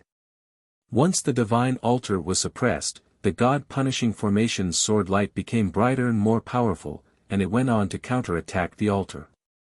Chaos Cauldron. It was not just the mysterious opponents on the altar, even several old undyings who were hiding in the darkness to spectate were left aghast the moment they saw the cauldron that was controlled by the 7 old men. Chaos Cauldron. Many old undyings buried beneath the eastern 100 cities woke up and escaped from their seal after feeling the divine power of the endless flames. One of them emotionally said, "Rumor has it that the Academy had lost the Chaos Cauldron many generations ago." The Chaos Cauldron was the sect-protecting treasure of the Academy, and its origin was very primitive and mysterious. Some guessed that it came from the legendary era and it held an unfathomable power. In the mortal Emperor world, during the darkest and most arduous era, the Chaos Cauldron was the reason why the Academy managed to persevere. But later on, there were reports stating that the Academy had lost the cauldron. Since then, it never appeared again and the world no longer witnessed its shadow. Today, the Chaos Cauldron suddenly appeared once more. The Undyings, whether they were participating in this battle or not, all felt an uneasy sensation. 7 ancient ancestors, this is a trap. A spectating old undying coldly said. The Heavenly Tao Academy had many older generations, like Ancestor Lei, someone who was an old undying of the same era as immortal Emperor Ta Kong. However, existences like him were not the most frightening ancestors of the Academy. Legends say that the Academy sealed 7 extremely terrifying existences. Their lifespan had depleted and they could die at any moment. They were known as the 7 ancient ancestors. Before the Academy faces absolute destruction, they would not appear due to their depleted lifespan. It was very likely that they would meet their ends. Not long ago, the old Undyings in the Anti-Academy Alliance had spied on the Academy. They found that the Academy was splitting apart because of the Realm God turning mad. In order to stabilize the Realm God, all 7 ancient ancestors couldn't afford not to appear. However, not only did they fail, they also became trapped by the Realm God in a different dimension. Because of this, the Alliance then mustered up the courage to take action the moment the Academy had finally split in order to destroy and steal the Academy's resources. However, after seeing the 7 ancestors' appearance today, along with the long-lost Chaos Cauldron, even the most foolish person would understand that this was a trap planned by Academy to bring in those with malice. "Old man Zhongli, you tricked us." The hoarse voice appeared once again from the divine altar, and it was angrily directed at Zhongli, one of the 7 ancient ancestors. "Go!" another voice shouted. The divine altar was no longer dominant against the god-punishing formation and the chaos cauldron. Because of the heaven's ancestral vein of the Academy along with its extremely dense worldly essence fueling the god-punishing formation and the cauldron, the divine altar was now at a disadvantage. Bang! The 7 life treasures and 2 true treasures, with their combined power, no longer attacked the depths of the Academy, instead, they tried to escape. At this point, they ignored those who were dressed in black, the ones who were trapped in the sword formation. Boom! Once the 9 emperor weapons that were controlled by the old Undyings wanted to escape, even the god-punishing formation could not stop them, it was just a matter of time. "Since you have arrived, don't even think about leaving." Seeing the divine altar breaking the formation to escape, Li Qiye's words suddenly appeared. Pluff pluff pluff. At this moment, an endless amount of sacred light covered the entire Academy like a shell encompassing the world. At this time, an unbelievable thing happened. Li Qiye carried a huge tablet behind him. At the Academy's entrance, there was a huge stone tablet engraved with the names of many wise sages. Graduates from the Academy, once renowned throughout the world would come back to leave behind their names. This stone tablet was the symbol of the Academy's glory. Immortal Emperor Ta Kong, Immortal Emperor Hao Hai, the Martial God, Lion Monarch Ba Xian. All of these names reverberated throughout the world, and a few names were too ancient to even be traced. For generations, many cultivators only knew that this stone tablet was a symbol of glory, but today, an extremely strange matter occurred. The stone tablet that was carried on Li Qiye's back exuded an endless amount of sacred light that contained a marvelous holiness that repelled all laws. This sacred light then caged the Academy. However, this was not the most shocking and horrifying part. The ancient names on the tablet emerged one after another, and figures came out from these names. Each of these figures stepped out with a proud presence that contained an eternity of invincibility. Everyone saw an illusion of a heavenly dragon, the sea god, Immortal Emperor Ta Kong, and many others. They were now standing in the Academy's sky. At this moment, these immemorial gods came back to life to protect the Academy. Once these figures stood in the Academy's sky, its defensive line became firm. This defense was capable of blocking a myriad of heavenly armies and trapping all the demons and devils. No matter the type of offense, none would be able to pierce the defensive line created by these figures. This was an extremely ancient defense, one that was capable of stopping both external and internal attacks. Impossible. Needless to say about the dazed outsiders, even the elders and protectors of the Academy were dumbfounded. They never knew that this stone tablet had such an effect, until recently, they only thought that it was just a glorious symbol. However, today, everyone realized that this tablet was not so simple. All of these invincible beings did not only leave behind their names, but also their marks and universal laws. Chapter 330, Perimeter of the Wise Sages. At this moment, countless people prostrated on the ground, including those who were not suppressed because they saw some of their ancestors amongst the figures. Seeing their shadows, they were lost in the glory of their ancestors. Witnessing the figure with lion-like golden hair, the Lion's Roar Royal Lord, Qi Shaodai and Qi Shaodao, and all the other disciples from the Qi clan and the Lion's Roar Gate prostrated on the ground as they emotionally cried out to their ancestor, great ancestor. Seeing their brave and noble appearances, anyone could imagine how invincible and majestic they used to be when they traversed the world while wearing a proud smile. Tears came out as so many of the spectators were excited from reminiscing of the past. The perimeter of the wise sages will end everything. Li Qiye carried the stone tablet while being surrounded by the sacred light. He then placed the tablet down and put his hands together to form a seal. Changing the heavens and moving the earth. Everything started to change. Boom! These invincible figures moved their hands and shrouded the sky. Whatever Li Qiye's seal pointed at, these huge invincible hands followed and suppressed that direction. Open! The old undyings on the divine altar roared. However, against these invincible hands, even when they sacrificed their longevity blood, they couldn't open a path. These monstrous hands represented the invincible will of these existences. Since the start of time, how many invincible characters came from the academy? Boom! The divine altar collapsed after a deafening explosion.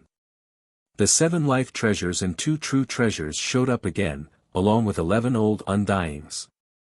They were connected together via the divine altar as it concentrated all of their blood energies to condense the unbeatable power of the 9 emperor weapons. Now, the divine altar was broken, so the old undyings were no longer in unison. Boom! The 9 weapons, along with the 11 old undyings, were pushed back into the God-punishing formation and the refinement of the chaos cauldron. No! Unwilling screams resounded. Without the altar, they could no longer join together, so the power of the 9 weapons greatly decreased. The old undyings were trapped inside the formation that was fueled by the maximum power of the Emperor Foundation beneath the academy. In the sky, the chaos cauldron was also refining while the oppressive palms from the wise sages continued their assault. Even the weapons could not shield the old undyings any longer. In just a moment, they turned into a mist of blood all over the sky. Clank! The Emperor weapons also cried out since they suffered a harsh attack as well. Inside the formation, cauldron, and the perimeter of the wise sages, old Taoist Peng came out from nowhere. Come here, my treasures. He took out a magical pouch and shouted, intending to take away the 7 immortal Emperor life treasures. Lock! Li Qiye also loudly uttered. The yin-yang refining immortal mirror floated above Li Qiye's head while the yin-yang fish jumped around.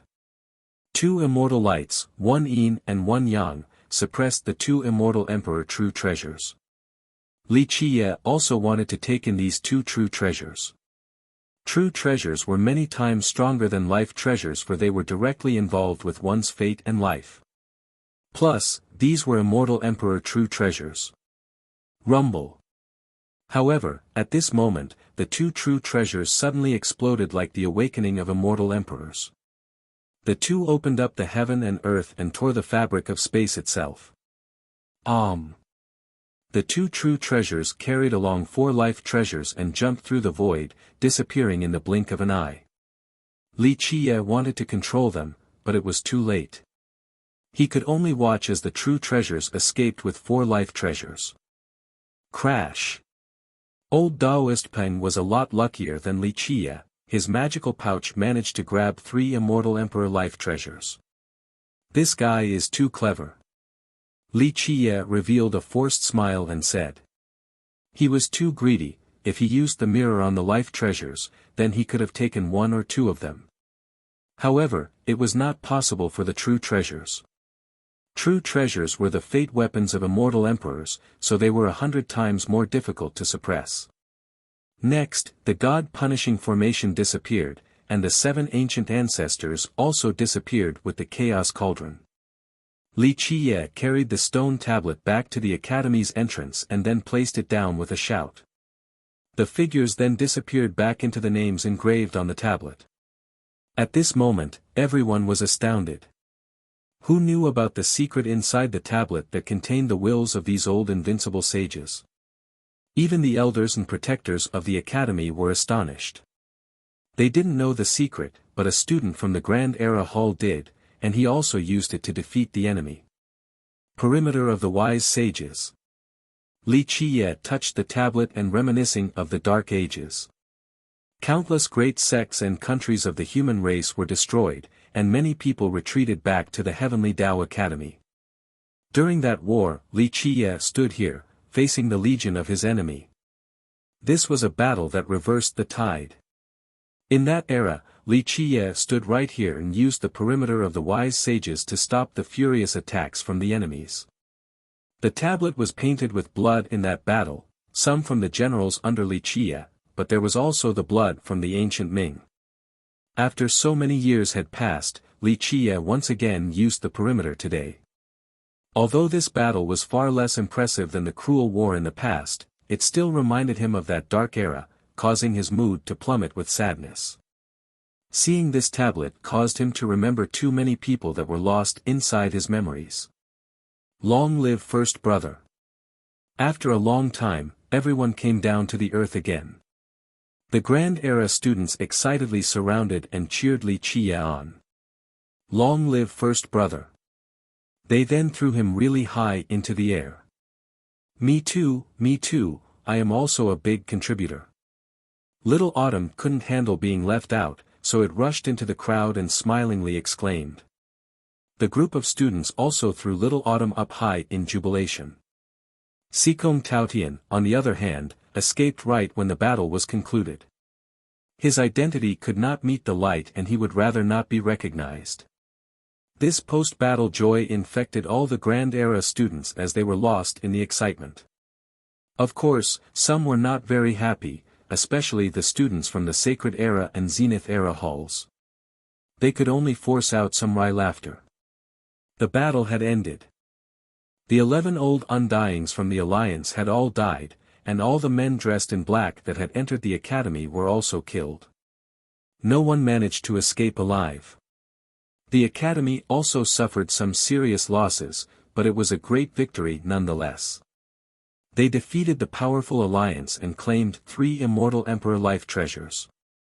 This news traveled far and wide and the entire Eastern 100 cities became silent. The younger generation and ordinary cultivators knew very little about the matter, but the old Undyings from the great powers knew a great deal. Some of them even participated in this battle. 2 true treasures, 7 life treasures, 11 old Undyings, such a force meant that there were at least 2 immortal emperor lineages in the Alliance. As for the amount of other powers in this scheme to take over the academy, no one knew the exact details. As the calamity descended upon the academy, many old Undyings secretly thought that such a powerful alliance would be able to take over the academy and then split up the heaven's ancestral vein. But in the end, their entire force was annihilated and they even lost 3 life treasures. All the participating great powers could only try to alleviate their pain by eating bitter yellow lotus leaves in silence, for they couldn't exactly cry about this loss. Now, those who took part in this conspiracy began to worry about the vengeance of the Heavenly Tao Academy. It is not without reason that the Academy had stood strong for so long throughout the ages. A few Undyings who didn't participate said with a tinge of emotion, the Academy did not fall during the Dark Era, so even if a calamity descended today, there would still be a chance that it would be fine.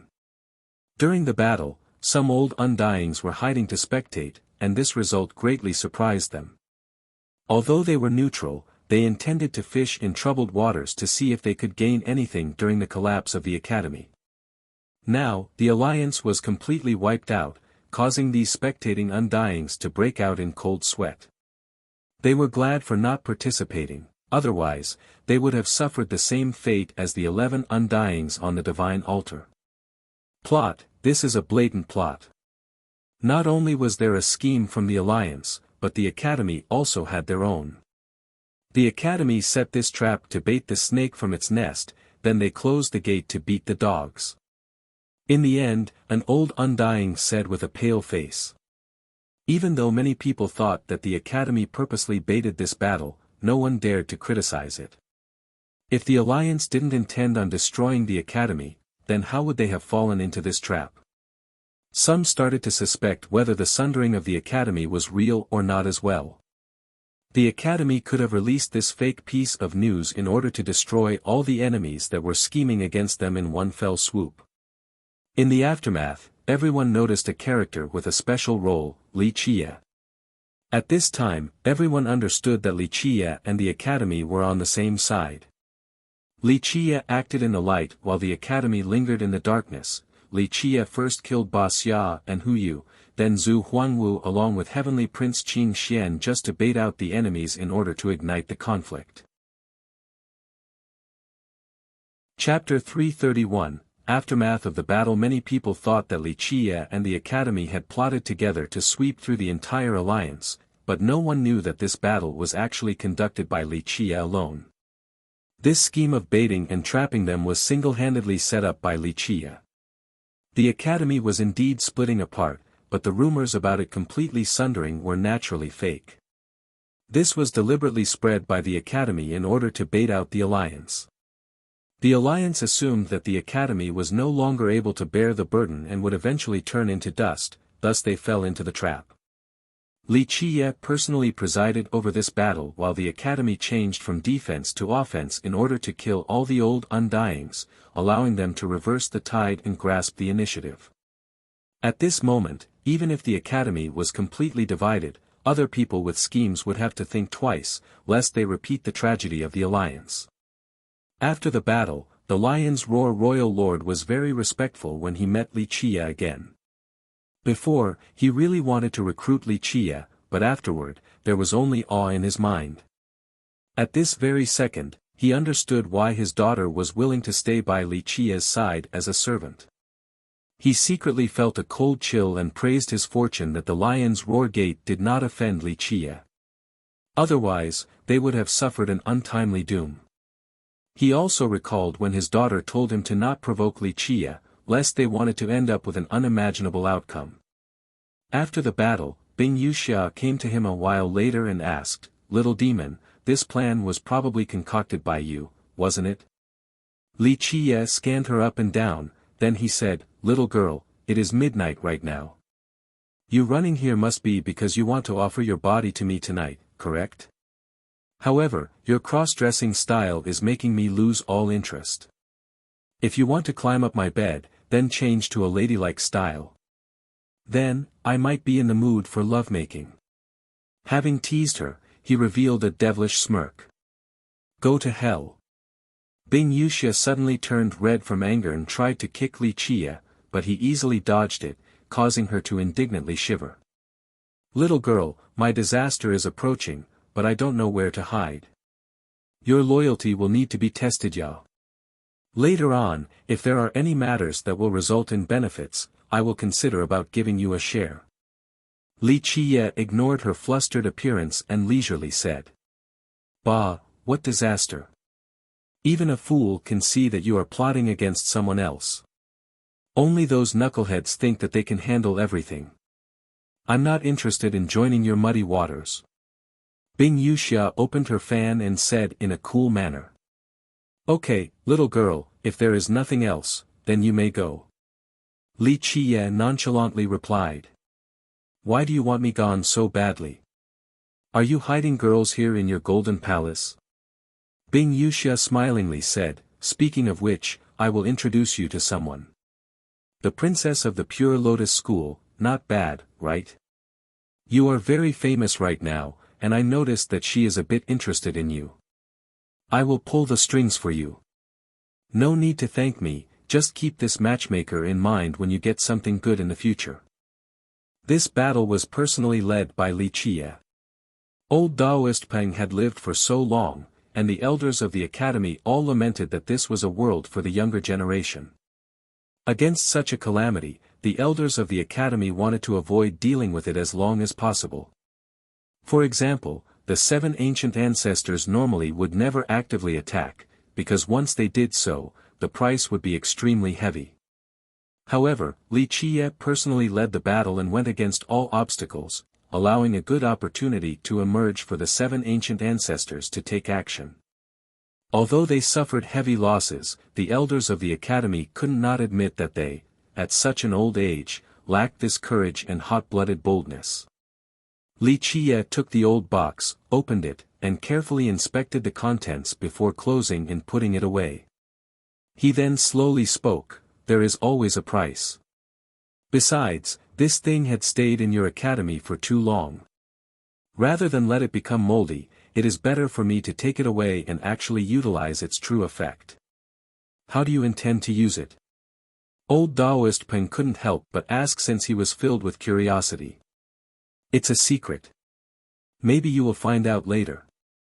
Li Qie shook his head and said, This treasure affected too many matters, and Li Qiye would not easily let others in on his plans. Just like the secret of the stone tablet at the entrance. Old Taoist Peng asked, the wise sage's perimeter. Outside of existences on the same level as the 7 ancient ancestors, very few people knew the secret of the stone tablet. However, as an outsider, Li Qiye knew about it and even went as far as actually activating it. This was too incredible. Yes. That is also a secret. Li Qiye looked at him with one eye and said. No one from the academy understood the wise sage's perimeter more than Li Qiye. Although this perimeter was erected during the Desolate Era, it was improved several times in later generations. Especially after the bloody battles during the Dark Era, the perimeter was improved immensely and its power became even stronger. If it exerted its true power, then the defense of the academy would be extremely fortified.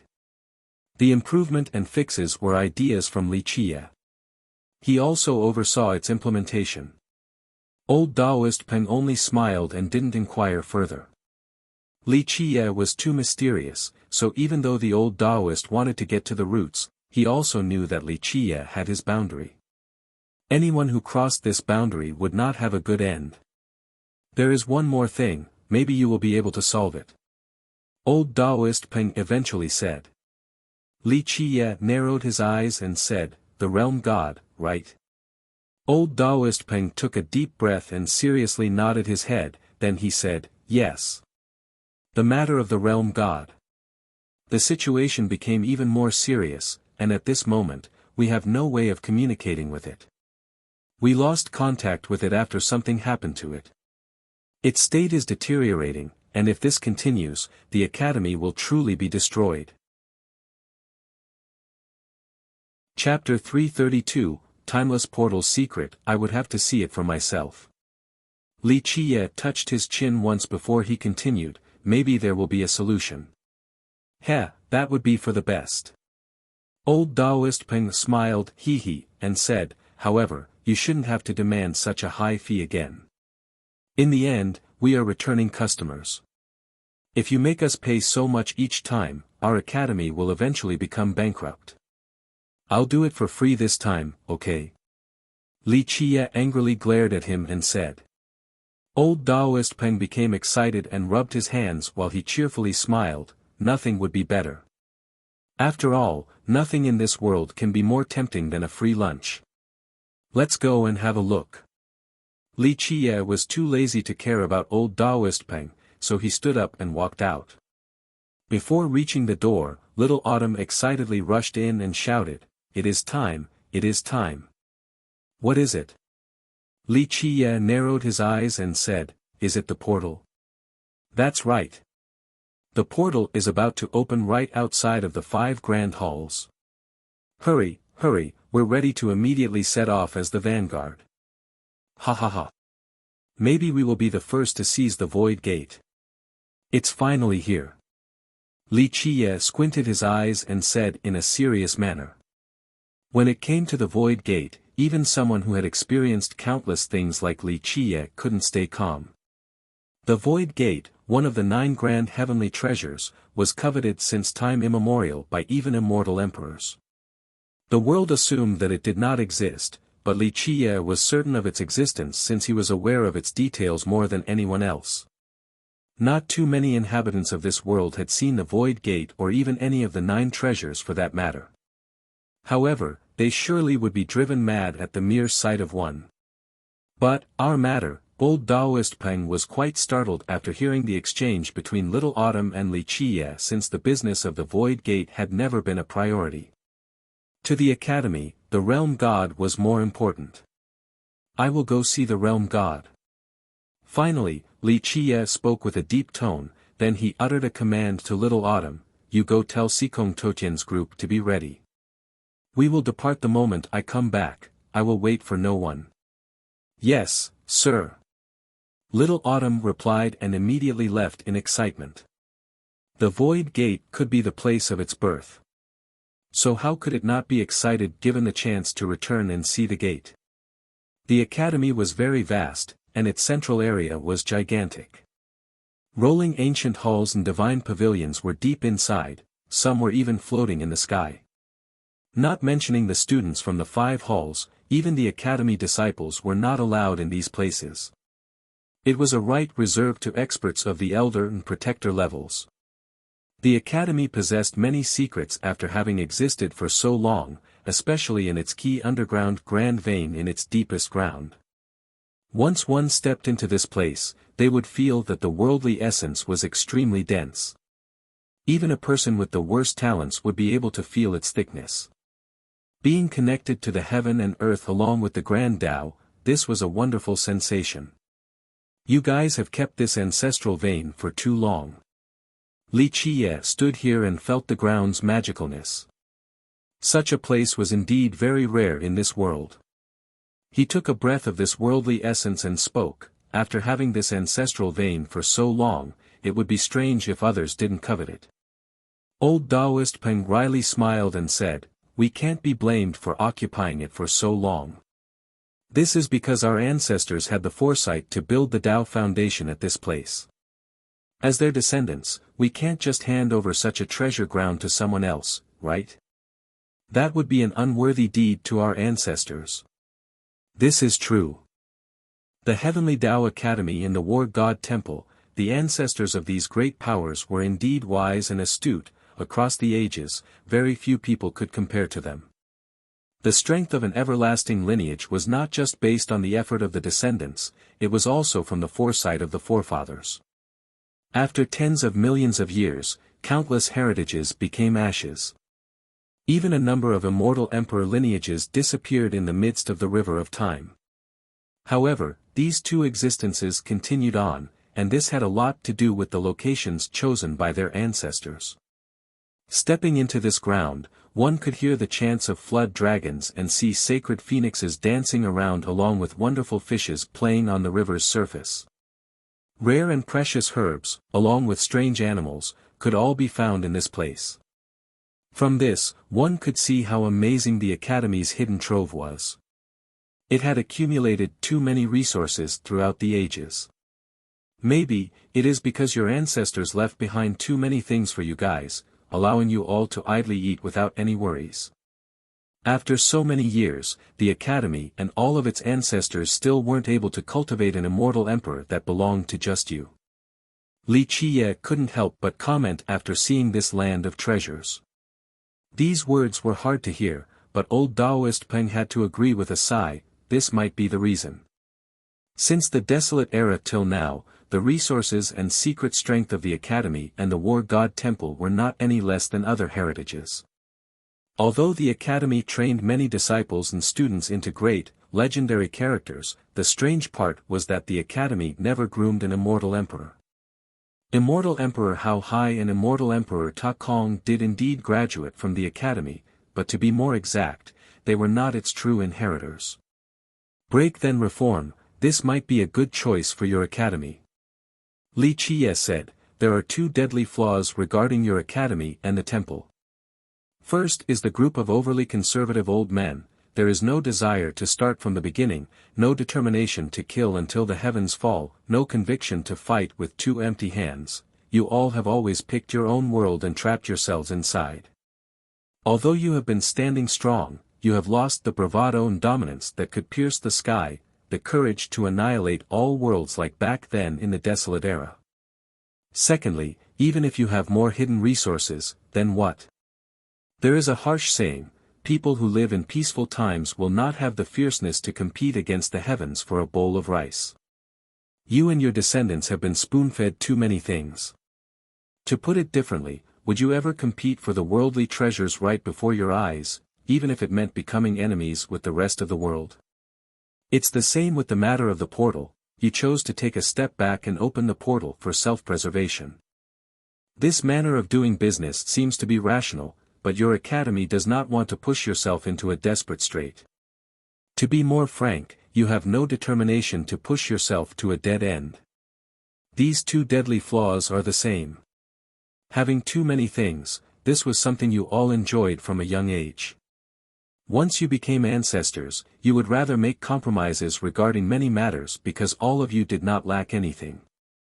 Without any risks, without bathing the world in blood, without any determination to go against all odds, how can one climb to the peak, accept the heaven's will, and become an immortal emperor? Since time immemorial, how many immortal emperors, step by step, trod forward in bloody battles and used countless bones to pave the way for their immortal emperor ascension? There are many competitions and an endless amount of slaughtering in this world. One could see the shadows of heritages like the azure mysterious ancient kingdom or the brilliance ancient kingdom behind these matters. Even if they were not directly involved, they definitely had their hands in the matter. However, it's very rare to see the shadows of your academy and the temple.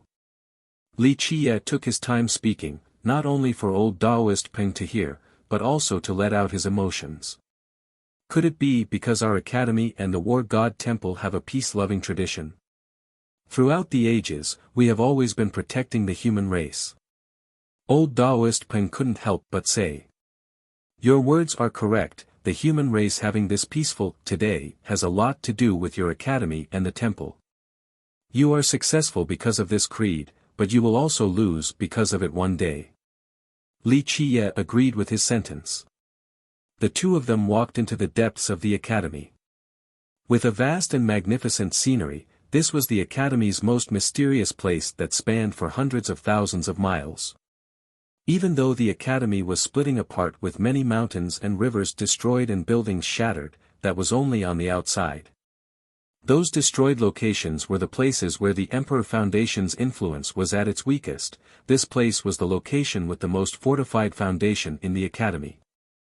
Beneath the earth was an inerasable foundation, so the signs of the cataclysm were minuscule here. No matter who it was, their hearts would start beating fast after seeing such a beautiful location. The academy occupied a heavenly ancestral vein, and this was the reason for its beauty, along with the lust of many other heritages in this world. As he walked deeper into the ancestral ground, he suddenly stopped and gazed in one direction. This was an elegant peak with a tempting worldly essence that pillared through the clouds. A waterfall ran down from the 9 heavens above the peak like a swirling galaxy. A few old pine trees stood high near the waterfall, they were so ancient that they resembled dragons reaching for the sky. The bark of these trees was like dragon scales, they were basked in this treasure land for countless years. Before the waterfall and the pine trees was a floating pavilion. It was extremely ancient, making others feel a majestic and eternal sensation as if it could exist along with this heaven and earth for all eternity. There was nothing in this world that could shake this old pavilion. Chapter 333, Immortal Su Chong. The closed doors of this pavilion deterred others from approaching, people would not even dare to take half a step closer. The wind would become slow as it blew near this place. The flying birds would not dare to sing their songs as if they were afraid of disturbing the person sleeping within. Countless divine mountains and giant peaks surrounded this area with many old halls and treasure monasteries, but this pavilion caused this space to be tranquil as if it was a quiet night. The elders of the academy did not dare to come near, and the disciples were not eligible to access this area in the first place. They were afraid of disturbing the sleeping existence inside this pavilion. It was an extremely important location to the academy, and it could even be its biggest hope in the future. Li Qiye stood there in a daze while he looked at the old pavilion. He was too familiar with it, and it had not changed after so many years. A long, long time ago, Li Qiye had lived in this old pavilion as his occasional resting place. Later on, this old pavilion was transferred to the Heavenly Tao Academy. From that point on, he rarely returned to the Eastern 100 cities. And even if he did, he would stay in a different location for a brief moment before leaving in a hurry. Seeing Li Qiye gazing at the old pavilion for a long time, old Daoist Peng started to speak. This is the place where our everlasting courtyard's matriarch sleeps. We call it the everlasting pavilion. The truth was that the everlasting branch didn't previously exist at the academy. Only after Magu came did it become a branch. Although the everlasting courtyard had just a single inheritor each generation, it was still one of the strongest branches in the academy, and its matriarch still lives to this day. Li Qiye finally sighed with a tinge of emotion in his heart and asked, "How is Magu?" Old Taoist Peng gently shook his head and answered, "The truth is, I also don't know. I met the matriarch once when I was very young, and it was when I joined the everlasting courtyard. At that time, my master took me to pay respects to the matriarch. From my memories, that was the only time she was awake. Very few people in the academy have seen the great ancestor in an awakened state. Even the older people, like the 7 ancestors, very rarely see her.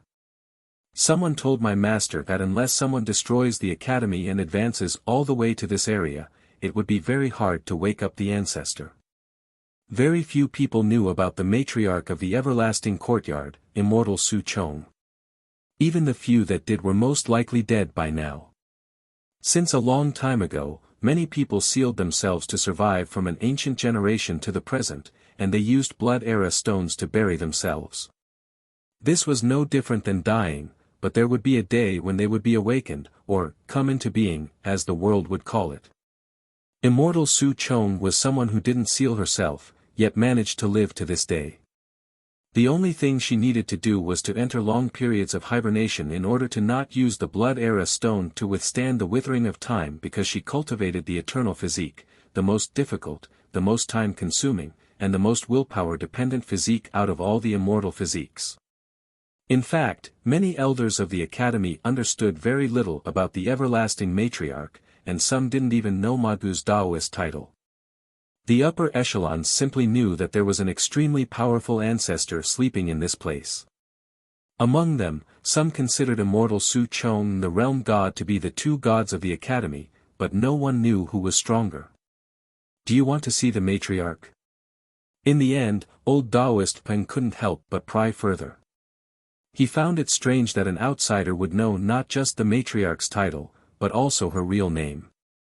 In fact, Li Qiye seemed to know of her in great detail. And this only further piqued the old Taoist's interest in Li Qiye's origin. Li Qiye finally withdrew his gaze and gently shook his head before saying, "No need." To him, it was better to not see her. Magu finally found her own path. She was no longer the young girl of that year, and she no longer needed her teacher's guidance. She could go on her own path, thus his responsibility was finished. Li Qiye eventually asked, "To what level has your matriarch cultivated the eternal physique to?" Li Qiye had always researched this physique and had attempted to train someone to reach grand completion, but all of it was to no avail. Magu, perhaps, was the exception. To be more accurate, Magu was not someone chosen by Li Qiye. It was a case of inadvertently planting a willow tree that eventually became a forest. After millions of years, many determined people had tried, and they ultimately failed. It was understandable that the old Taoist couldn't persevere either. They eventually stepped into the deepest territory of the academy where the realm god was located. It was not strange for the world to not know of immortal Su Chong, but the fame of the realm god was spread throughout the 9 heavens. The mortal emperor world once had 2 great gods, the calamity god from the cleansing incense ancient sect, and the realm god of the heavenly Tao Academy. Although the 2 were not given the title through a formal investiture, the world had accepted the 2 as gods. They were true gods, not false gods claiming to be gods. The realm god had accompanied the academy through many trials and tribulations as its protector. Future generations even said that the realm god had the chance to accept the heaven's will and become an immortal emperor, but it couldn't bear to leave the academy. It chose to stay behind as the academy's protector, so it could not soar out into the world and become an immortal emperor.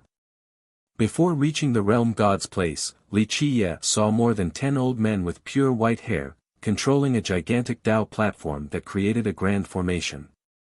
This dozen old men were busily chanting true words and immortal scriptures, causing the grand formation to send down sweet drops of dew. As the sweet dew descended, immortal sounds emanated from the inside of the grand formation, creating a tranquil atmosphere.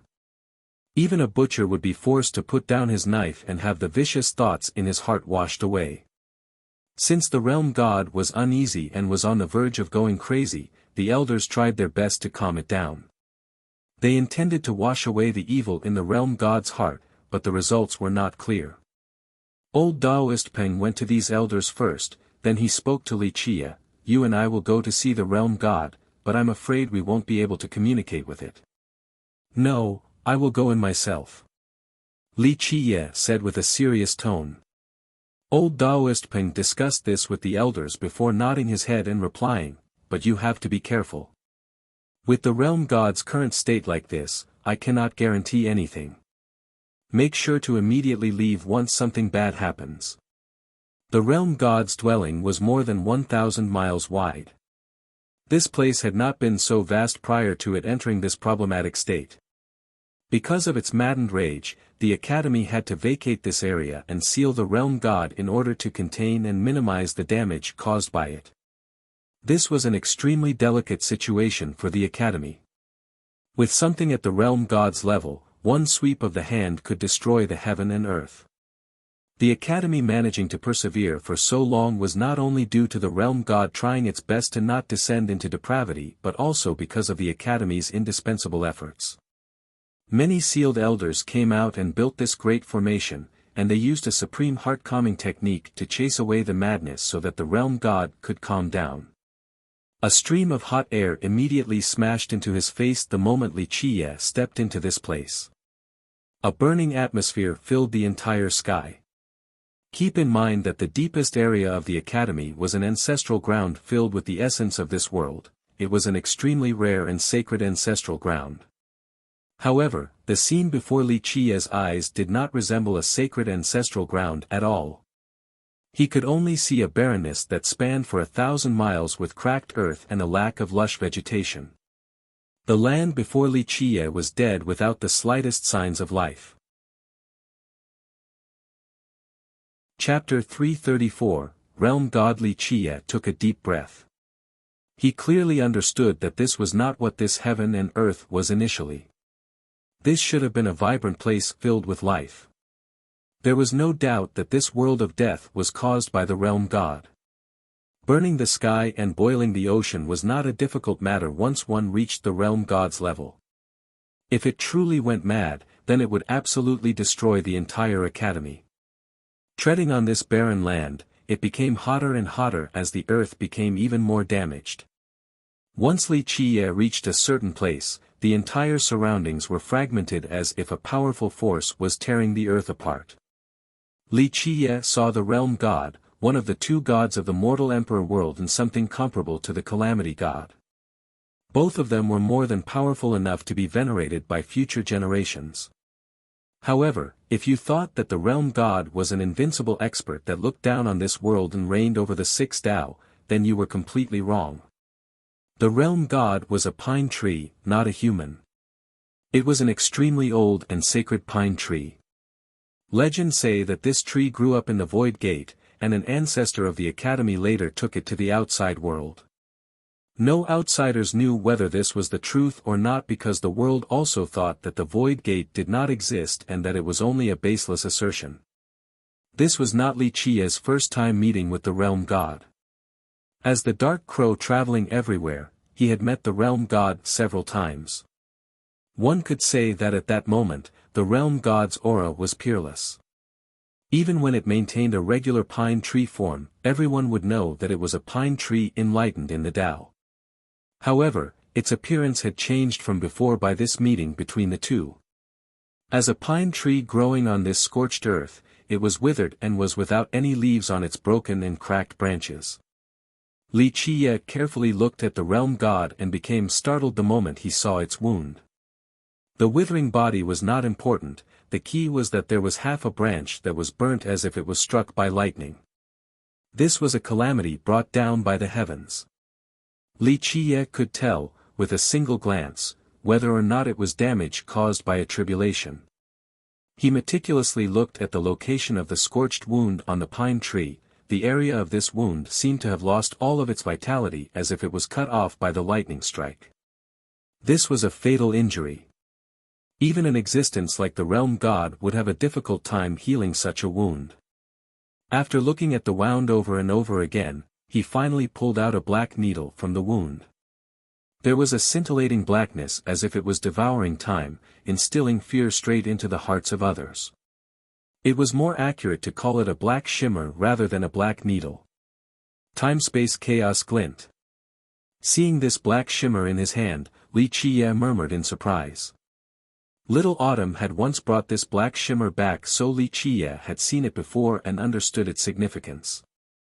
Is the world tree really about to appear? Li Qiye uttered while looking at this black light in his hand. This blackness was involved in things unknown to man, but Li Qiye knew that it had something to do with the realm god's origin. After a while, he put away the black light and quietly called out to the pine tree, realm god, can you feel it? Can you feel yourself being devoured?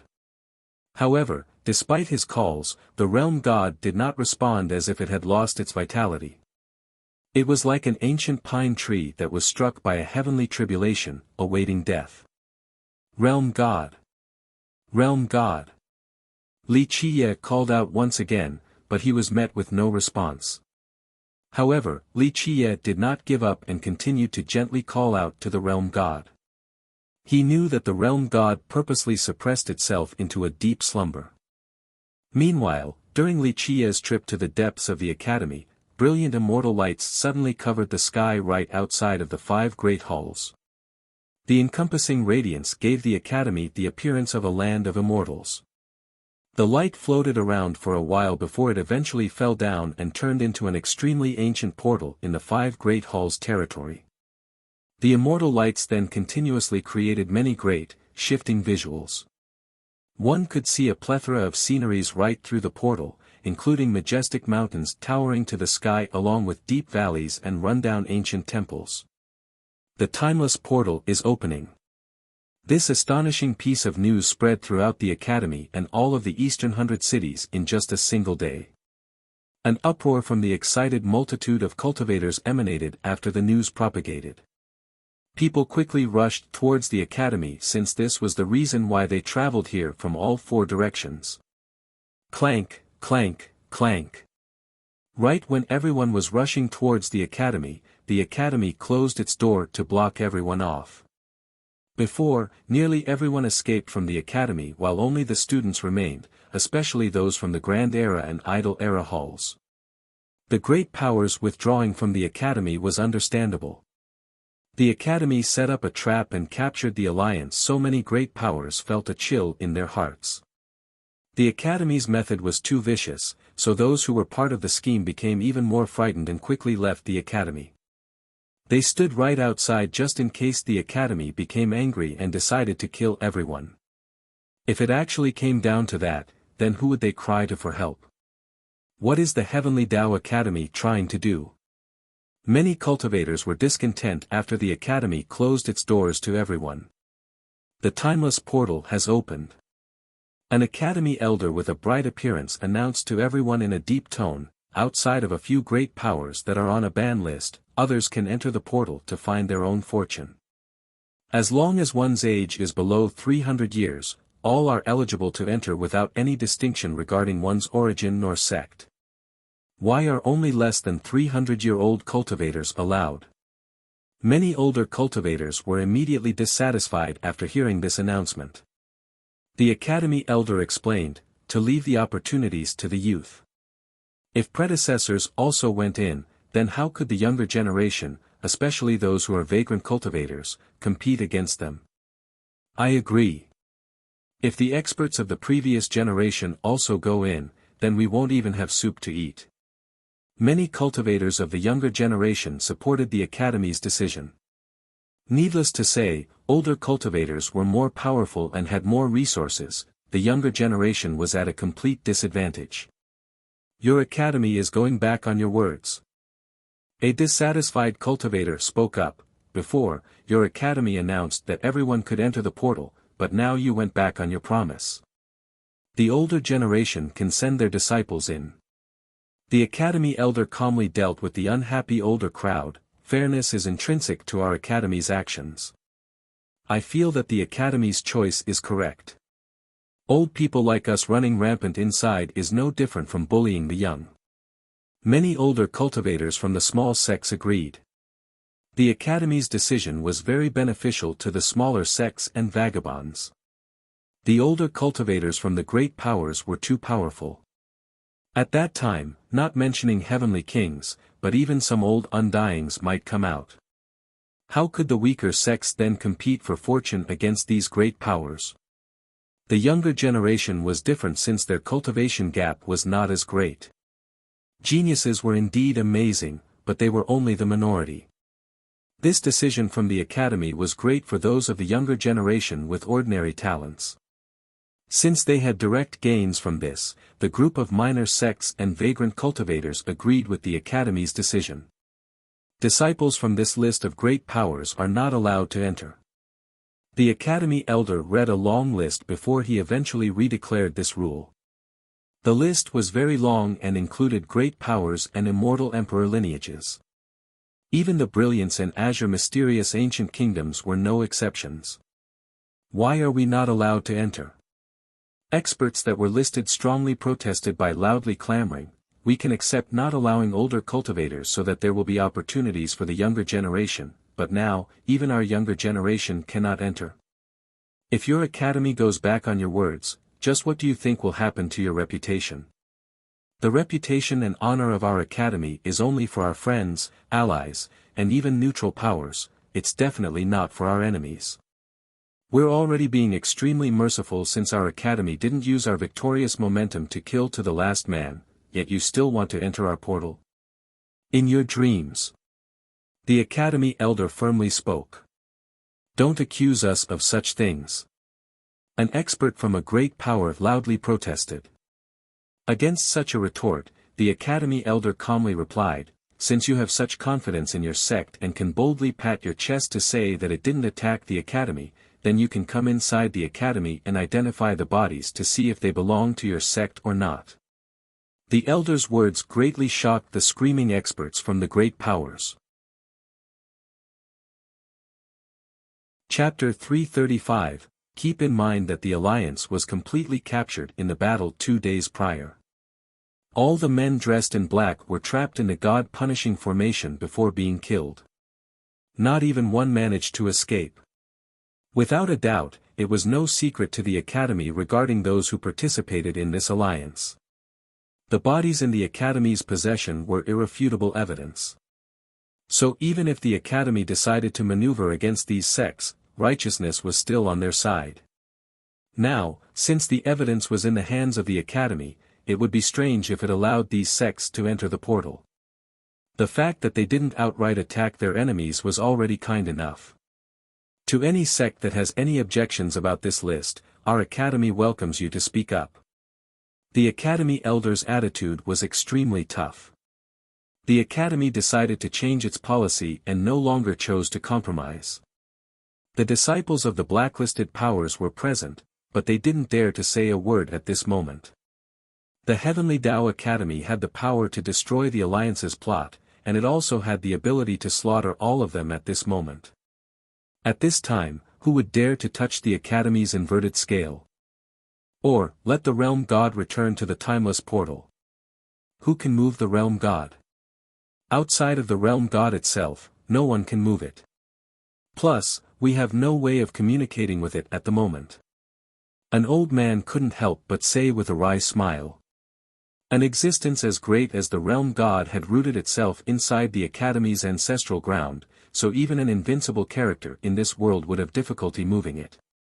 It might be possible if there was someone strong enough to uproot both the ancestral vein and the Realm God, but such a powerful being most likely did not exist in this world. There is another way. Li Qie leisurely spoke. My little ancestor, please, just tell us. If you keep on scaring us like this, our old bones will not be able to handle it. An old man started to beg after seeing Li Qie's confident attitude. It's very easy, we just have to harmonize the two forces. I have a prescription.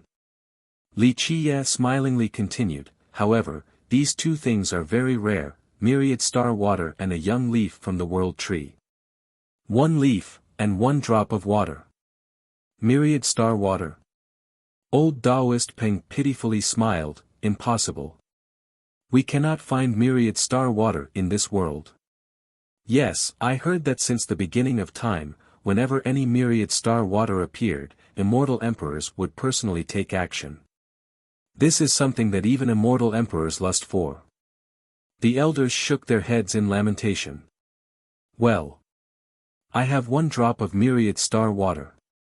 Li Qiye said with a wide smile. After hearing such words, the elders and the old Taoist became spirited once more. The old Taoist immediately asked, "Little ancestor, what do you want in exchange for the myriad star water? Please, do not be too cruel, or else our academy will be completely robbed by you. I can provide a drop of myriad star water, and I will not need anything from your academy. However, I want a promise from the realm god. I can save it, but I need a promise from it." Li Qiye calmly spoke. The elders were caught off guard, but having thought about it more carefully, this demand was not too unreasonable. In the end, although myriad star water was a priceless treasure, the realm god was also an existence that could dominate the heavens above and hell below. A drop of myriad star water for a promise was not unfair. The old Taoist and the rest of the elders talked it over. It could be said that all of the most powerful old men from the academy were here. After their discussion, old Taoist Peng agreed, "Our academy can accept your condition on behalf of the realm god. This is for the best." Li Qiye smiled and said, "One thing for sure is that the world tree will appear inside the portal in this generation. Plucking a young leaf from it is harder than reaching the heavens, but your academy has something that can accomplish such a task. I want this thing from the academy." "What thing?" Old Taoist Peng and the elders glanced at each other and asked. "Old man, don't play dumb with me. Regarding the amount of hair the academy has, I'm definitely more knowledgeable than you. Don't tell me that immortal Emperor How High didn't take this thing back from the world tree that year. Don't tell me that your academy didn't make a deal with immortal Emperor How High that year. Without this thing that was brought back by him, it would be impossible to pluck a young leaf from the world tree." Li Qiye looked at the old Taoist with one eye and said. Chapter 336, There seems to be such a thing. Old Taoist Peng forced out an awkward laugh. Why did the 1,000 Emperors Gate have 4 emperors? How did they manage to have 4 emperors in a row? Your academy dares to say that you do not know? Li Qiye said with a smile, "In the past, immortal Emperor How High once promised that as long as the 1,000 Emperors Gate existed, then it would continue to open a path for the academy. There is no need for me to tell you guys about this transaction, correct?" The old Taoist could only awkwardly smile while the other elders started to sigh. Immortal Emperor How High graduated from the academy and created a miracle that would be difficult to surpass even for many eons. Unfortunately, the 1,000 Emperors Gate eventually met Empress Hong Tian. "We'll give in to your demand." Finally, the elders reached an unprecedented consensus and said, "As long as the realm god can be cured, we will do whatever it takes. Then we shall go and prepare." Li Qiye nodded his head. The timeless portal of the academy had always been around, and rumor has it that it was already there even before the academy's inception. The academy couldn't tell when the portal would open, but each time, it would surely bring about a storm that carried great opportunities. Numerous wise sages from the academy researched the thing that was known as the portal for millions of years, but they couldn't come up with a definite answer. People who had the chance to enter the portal would meet different fortunes. Some would get an ancient scroll or a divine stone while others would obtain immortal items. Of course, there were those who returned empty-handed, and this was the case for the majority. The specific circumstances were attributed to one's insight and luck. Each time the portal opened, everyone would be met by different things, but there would always be great adventures with rich rewards. Of course, the one who obtained the biggest fortune would be the biggest winner. Since time immemorial, those who obtained the greatest fortune inside the portal all became famous in the future, and the most famous person was immortal Emperor How High. Legends say that he was a student at the academy at that time, and he obtained something great from the portal, but no one knew the exact details. To sum it up, his treasure or adventure must have been extremely amazing. What happened after this event was known to all. Immortal Emperor How Hai accepted the heaven's will and became the ruler of the world. This was not the most illustrious deed. What was even more exceptional, above all else, was the creation of the 1,000 Emperors Gate, one sect with 4 continuous immortal emperors. This was a never-seen-before achievement, and perhaps, it would never be repeated again. Regarding the 1,000 Emperors Gate's miracle, many people formulated many different hypotheses. Some said that immortal Emperor How Hai was so great that, with his supreme wisdom as deep as the sea, he erected an eternal foundation for the gate. Regardless of what others speculated, in short, each time the portal was opened, others would salivate from greed. This time, the academy relaxed its requirements.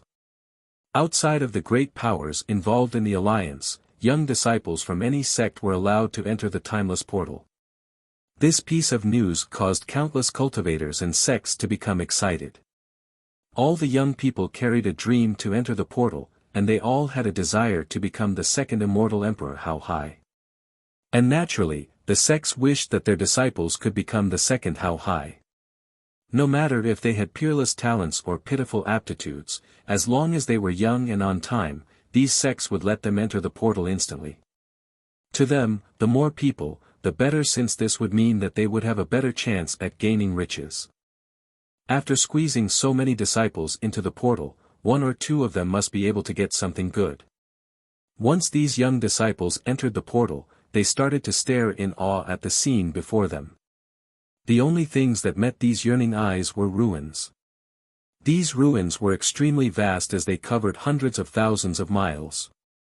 Despite their age of countless years, they still continued to exist with many collapsed walls and broken tiles.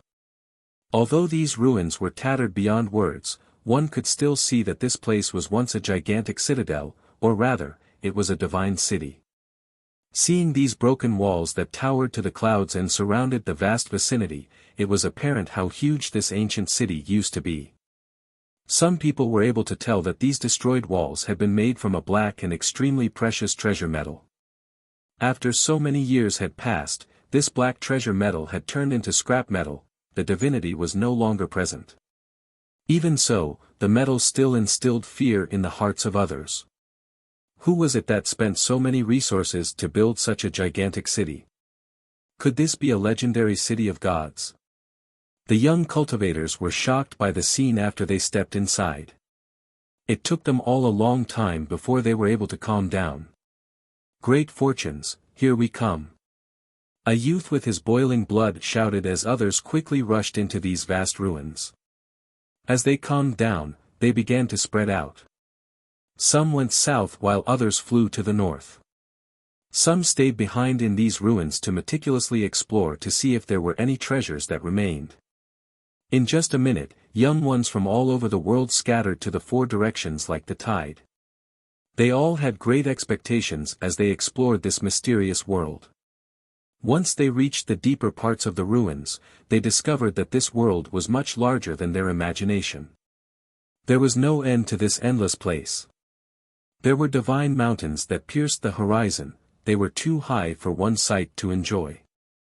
Some were entrenched horizontally in the earth like a coiling dragon, and there were mighty rivers flowing non-stop for 1 billion miles. Judging from the degree of destruction, they became ruins due to the chaos of war. These young cultivators could not stay calm after they saw this earth. Many of them had huge questions in their hearts. What is this place? What happened here? No one had an answer, but they were sure that there was an apocalyptic war that took place here. I found the first portal.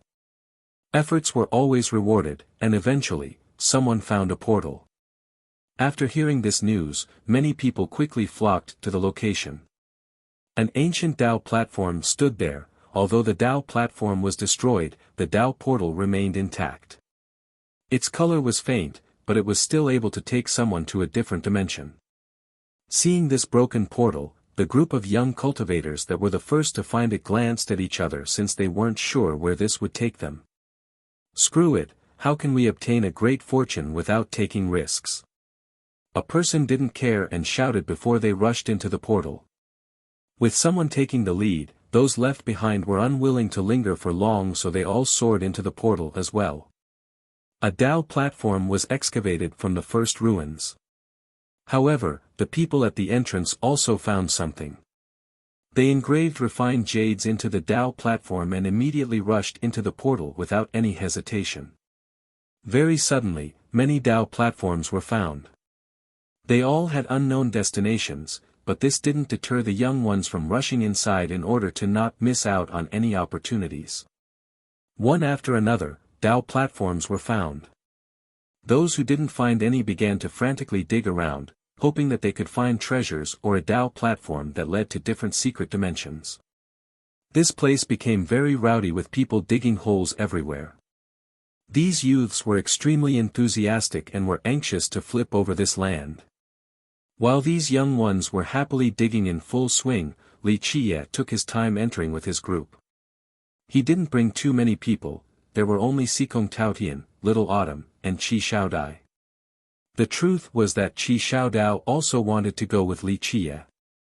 However, Li Qiye did not return at that time and Qi Xiaodai didn't want to decide for Li Qiye, so in the end, Qi Xiaodao and the Lion's Roar disciples went into the portal with the Academy's Lui and some other disciples. Those who went along with Li Qiye were also amazed by the vast ruins before them. What is this place? Sikong Taotian looked at the scene ahead and couldn't help but murmur. Qi Xiaodai was completely dumbstruck. This scene was completely different from what they expected. Chapter 337, Amongst them, only Li Qiye remained calm. Not even Little Autumn was able to contain his excitement. "Oh grandmother, I finally made it here." It still had enough self-control to not say, "I finally returned here." It actually was not sure whether it originated from inside the portal or not because it was in its infancy stage when the myriad images true God took care of it. After taking in a deep breath, Sikong Taotian turned and asked Li Qiye, "Just what is this place?" "I'm afraid this has always been a mystery. It could be a place for gods or a city for immortals." Li Qiye shook his head and continued on, "No one can answer this question. Let's go. Great fortune, here we come." Finally, Little Autumn excitedly shouted. "Lead the way." Li Qiye commanded and Little Autumn immediately went to the front, sniffing and smelling every direction as if it was searching for something. The rest of the group followed right behind it. Despite hiking for quite a while, Li Qiye still didn't show any signs that indicated he was going to dig anywhere around here. This perplexed Qi Xiaodai. "Are we not digging for treasures? I heard that someone dug out a portal that led to a secret dimension yesterday. We will dig up a huge treasure." Li Qiye calmly answered. Of course he wanted treasures, but ordinary treasures couldn't get into his horizon. Only two things would interest him, the Void Gate and the World Tree. Li Qiye wasn't sure whether the Void Gate would appear or not, but he was confident that the World Tree would appear since its secret was hidden in this realm. No one was more suitable to find this secret than Little Autumn since it came from this place and was very sensitive to the changes of these portals. It would surely find the most valuable portal. Little Autumn continued to lead the group forward. Qi Xiaodai and Sikong Taotian were similarly shocked by the very same war-ravaged scenery that was witnessed by the students earlier. They could imagine the terrifying scale of the battles that had occurred in this place, battles of the god level. While they were astonished, Little Autumn stopped at a nondescript mountain and said, "Right here." There were so many small mountains similar to this one in this realm. Treasure seekers would not put such a mountain in their eyes, let alone dig it up. Little Autumn circled around it and dug beneath the surface. After a while, it climbed back out and told Li Qiye, "Yes, it is right here." Li Qiye smilingly nodded and said, "Okay, we shall wait. Once everyone is here, we will start immediately." Finished speaking, he sat down and quietly waited. Without asking anything, Sikong Taotian also found a place to sit down. He only knew one fact, the fact that he would never be at a disadvantage as long as he followed Li Chia. However, despite the passage of time, no one had arrived. Qi Xiaodai, sitting next to Li Chia, couldn't help but ask, "Are we waiting for young Master Bing Yuxia?"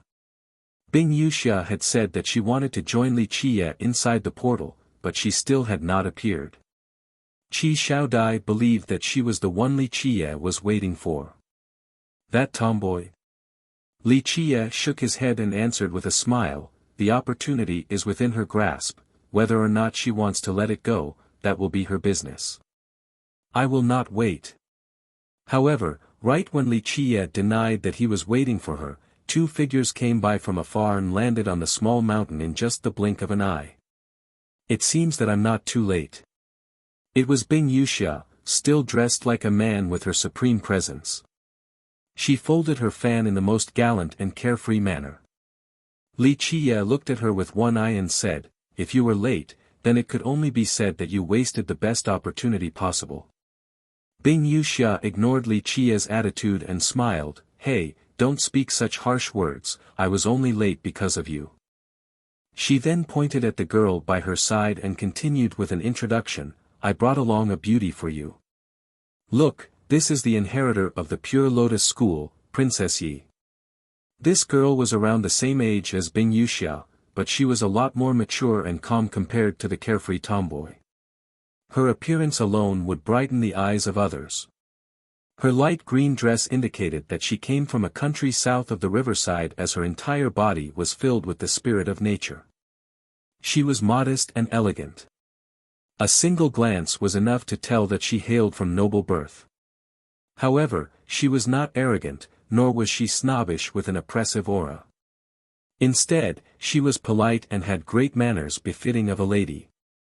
There was no room for criticism. With soft brows and charming almond eyes, she had gentle features. She was tender and as soft as water, the definition of an alluring beauty. If Qi Xiaodai was a golden canary, then this girl was a yellow oriole. The beauty of this girl was only more, not less than Qi Xiaodai. The Pure Lotus Inheritor. Qi Xiaodai exclaimed with surprise. The Pure Lotus School was a great sect from the southern barren earth, and its power was no less than the furious immortal Saint Country. Rumor has it that this school had great ties to immortal Emperor Yen Wu.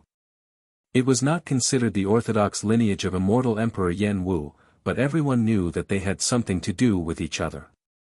Li Chia also smiled and replied, "It is indeed a joyful occasion to meet such a lovely lady. Yo, you guys are already in full swing after having just met. If you stay together any longer, then wouldn't it be a flame igniting on firewood, a romantic affair?" Bing Yuxia burst out in laughter and declared. She then hugged Yi Chuyan's shoulders and said, "Sister Yi got something new and instantly abandoned me. It really makes my heart ache." Yi Chuyan was very embarrassed from Bing Yuxia's teasing and her face became quite red. She glared at Bing Yuxia, but despite her anger, her protesting whispers were still very soft and pleasant to the ears. Bing Yuxia noticed that Li Chia was still sitting there, so she urged, "Can we start now? At this moment, many people have already dug out a lot of treasures. If we keep on lingering here, we will only be able to pick up the scraps left by the others. Don't worry, we will begin once the others arrive. Who would dare to rob our things?" Li Chia declared with nonchalance, yet it still sounded very domineering. "Don't tell me you are waiting for your mistresses." Bing Yuxia looked at Li Chia and continued, "Little demon, you have Miss Qi next to you, yet your eyes still hover toward Sister Yi, and now you are waiting for your mistresses. Eating from the bowl but still looking at the pot. You are too greedy, this will not do. I ask this world, who is the most unloyal lover? It is someone who loves too many." Bing Yuxia and Li Chia were already quite close, so she bore no scruples and freely teased him. However, Qi Xiaodai and Yi Chuyan were not as unrestrained as Bing Yuxia, so they became quite embarrassed and awkward from her words. Li Qiye slowly glanced at Bing Yuxia and said, "Little girl, stop playing around like a young master all the time. Watch it or I'll strip off your male clothing one day. You dare." Although Bing Yuxia was fearless, her beautiful face still blushed as she glared at him. Li Qiye comfortably retorted, "There are not many things that I do not dare to do in this world, and taking off your clothes is definitely not one of them. Little demon, one day, I will teach you a lesson." In the end, Bing Yuxia exasperatedly said, for she didn't know how to deal with Li Qiye. While Li Qiye's group was waiting at this insignificant mountain, many pieces of news spread inside this realm. Like Bing Yuxia said, the number of treasures found was increasing. A disciple from the Willow River School found a portal to a mysterious realm and obtained a divine river stone. The first message came from somewhere near the timeless portal's entrance.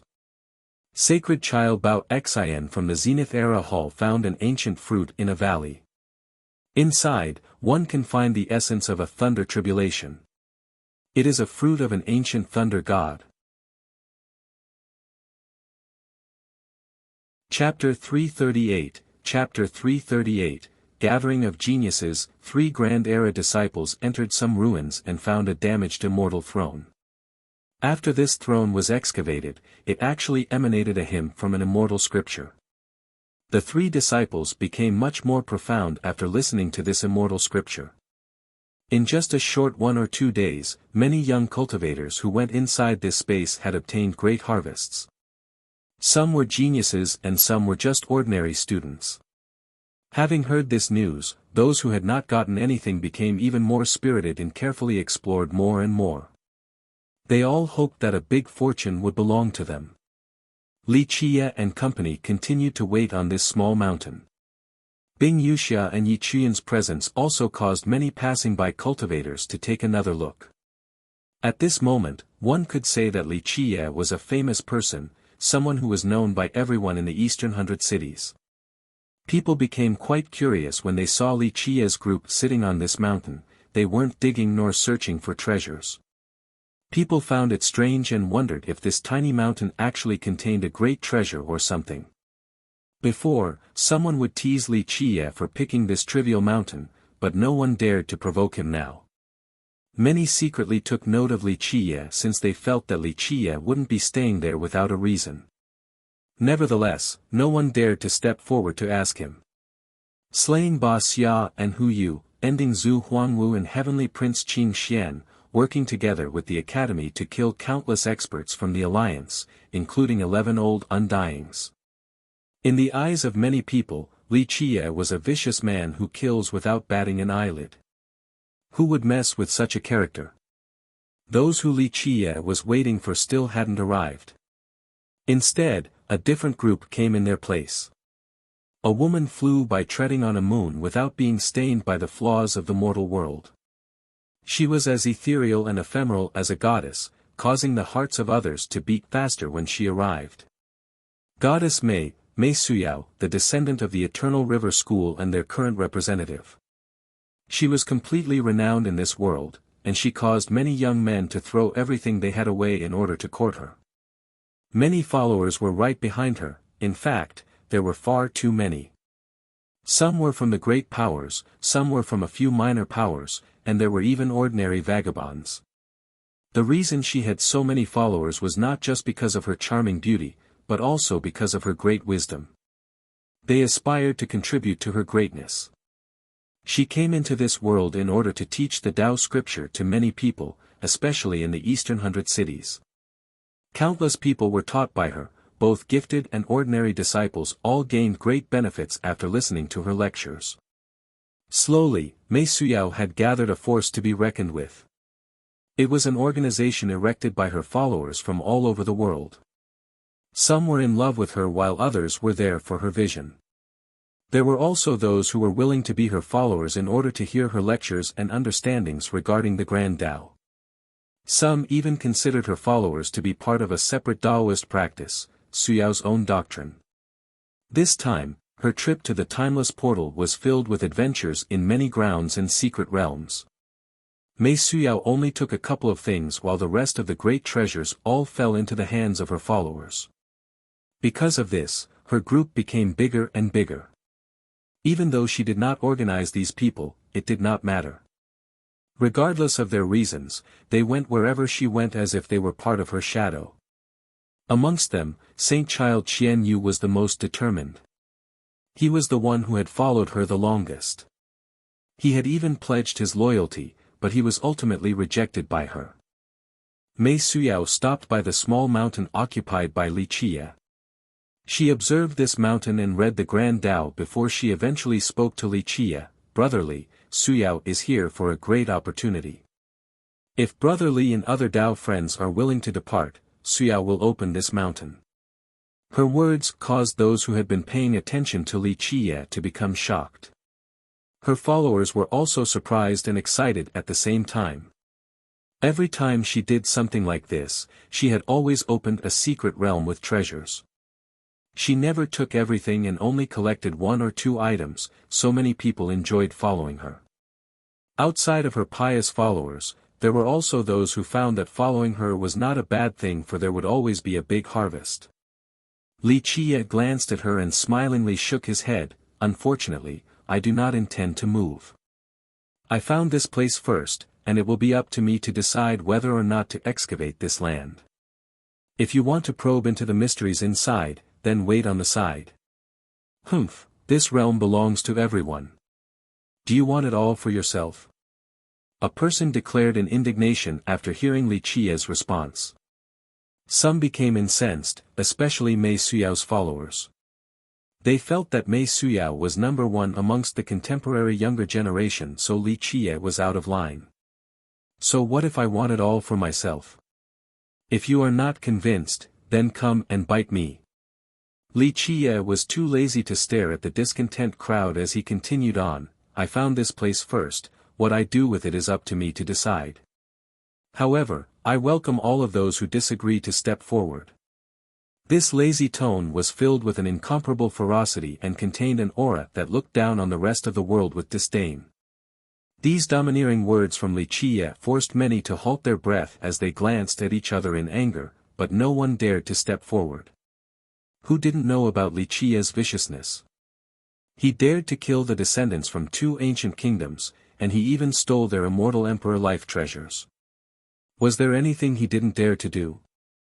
No matter how tough one's neck was, it would still not be enough to prevent this vicious man from chopping it in half. While many were silently enraged, a person descended from the sky. These words are too overbearing. Suddenly, an aura of a solitary tyrant filled the heaven and earth. His appearance was accompanied by myriad laws. One step created one world as the moon and sun became faint while the mountains and rivers shook. His visit caused the Grand Tao to sing as if a god had descended from the heavens. Deity Jikong Wudi. Seeing the descent of this man, Mei Suyao's followers and those who were watching Li Qie were shocked to see him in person. Thunderous noises also arrived along with his entrance. Chariots and divine ships that were dragged by fierce animals carried many young geniuses who were following Jikong Wudi. Goddess Mei Suyao and deity Jikong Wudi could be said to be the apex existences amongst the younger generation. No one dared to stand beside them. They instead followed these two. Compared to Jikong Wudi, Mei Suyao's followers were a lot more complex and had a great variety as they came from all 4 directions in this world. They also had different goals. Some were in love with her, some were loyal to her, some wanted to help her preach to the world, and for some others, it might have been a combination of everything. Mei Suyao personally did not want to have this formidable force.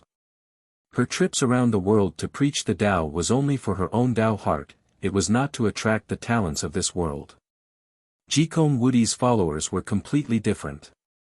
The majority were geniuses from the great powers, and many were experts of the previous generations. The reason for them to follow deity was very simple. They thought highly of him and believed that he would shoulder the heavens' will to become an immortal emperor this generation. To his followers, the moment he becomes an immortal emperor, they would also become divine generals with illustrious achievements.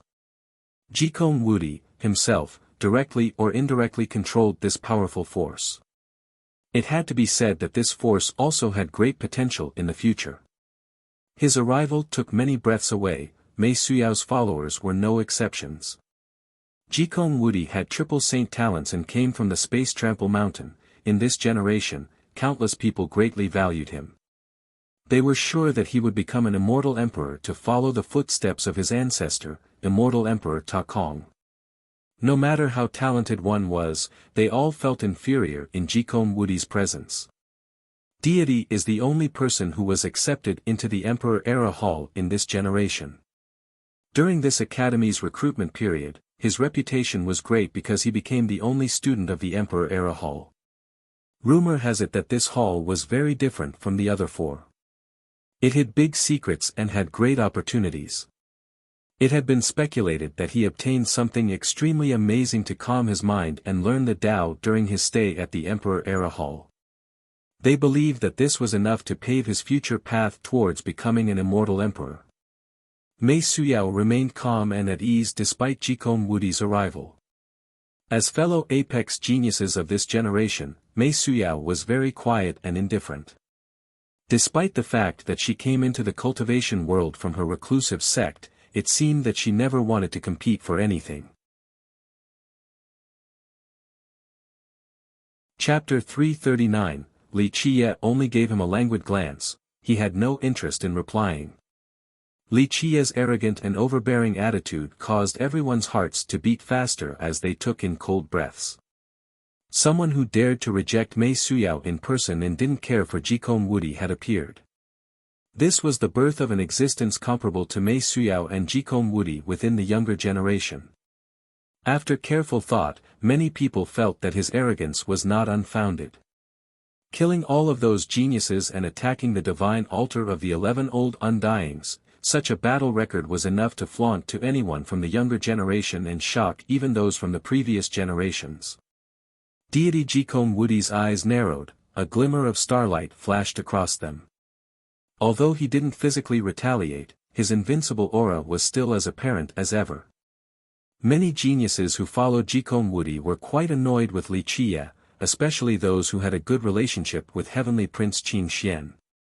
One of them looked at Li Qiye just sitting there on top of the small mountain and couldn't help but sneer, such an arrogant person. What, you want to pick a fight?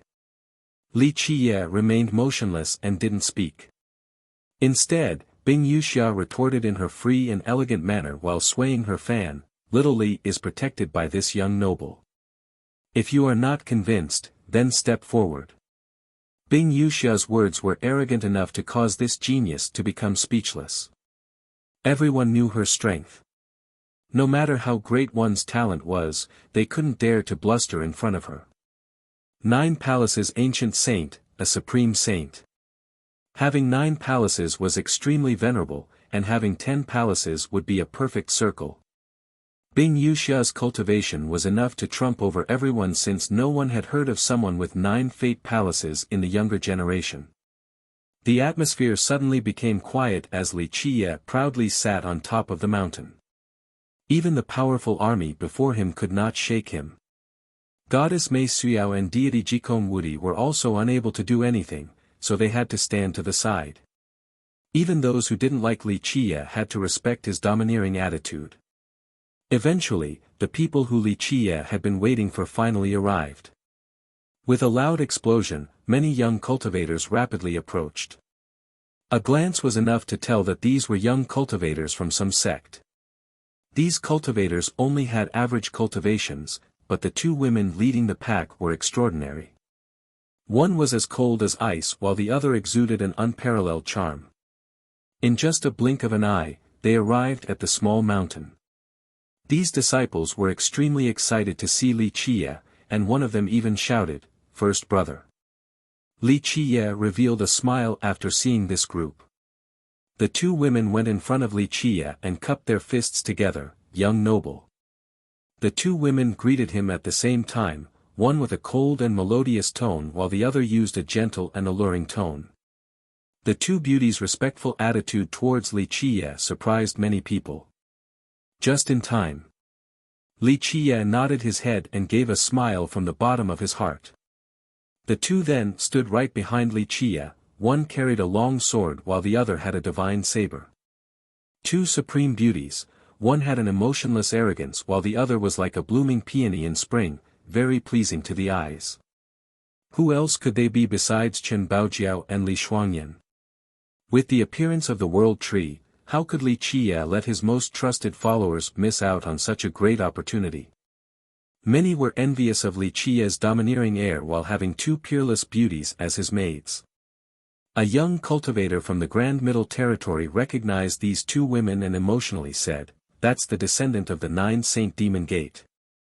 She was once one of the most promising heaven's proud daughters in the Grand Middle Territory. The other lady is the princess of the Jade Valley country, someone who could be described as brilliantly amorous. They were once the focus of many young geniuses' admiration and love.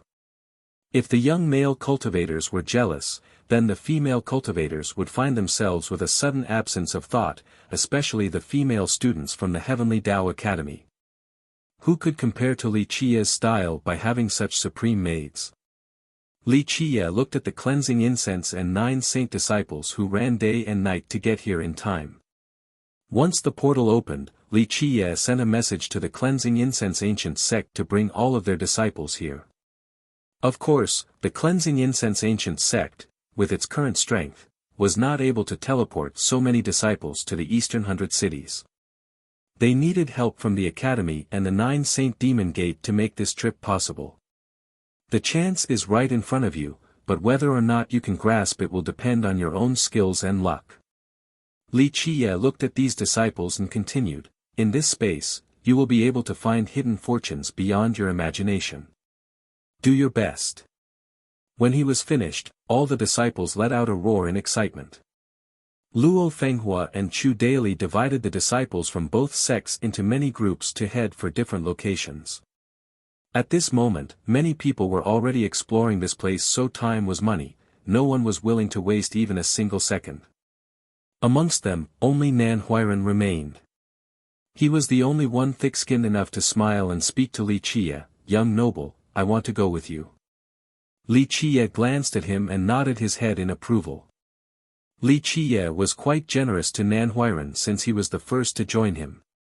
Nan Huiran was also very self-aware of his own capabilities.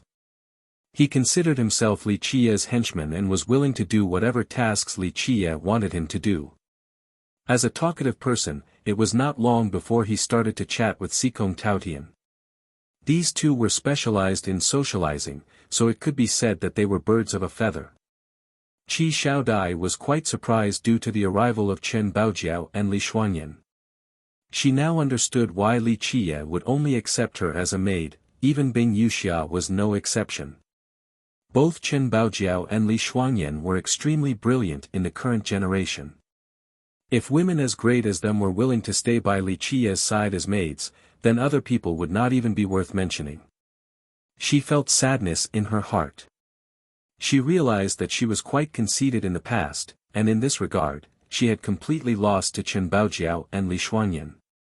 "Oh, both of you big sisters are quite beautiful." Seeing Chen Baojiao and Li Shuangyan, Bing Yuxia closed her fan and displayed her young master mode once again by smilingly saying, "Your beauty is at the top of this world. You're causing my heart to beat faster by just staring, pop." Before she could finish, Li Qie had already smacked her buttocks as he laughed, "Little tomboy, don't aim for the women around me or else I will take off your clothes." Li Qie's obscene and bold action shocked everyone present. This was the descendant of the Ice Feather Palace, a supreme saint. No one dared to tease Bing Yuxia like this in the current times. "Little demon, touch me one more time and I will cut off your hands." While blushing, Bing Yuxia jumped up and glared at him as her chest rose up and down from anger. Chen Baojiao, who was standing right behind Li Qie, chuckled and said, "Opposing young noble will only result in a miserable end." Her beauty was at such a supreme level that it could incite calamities. When she smiled in such a flirtatious and charming manner, all existences were swayed. Their souls escaped their bodies as they could only intensely stare at her.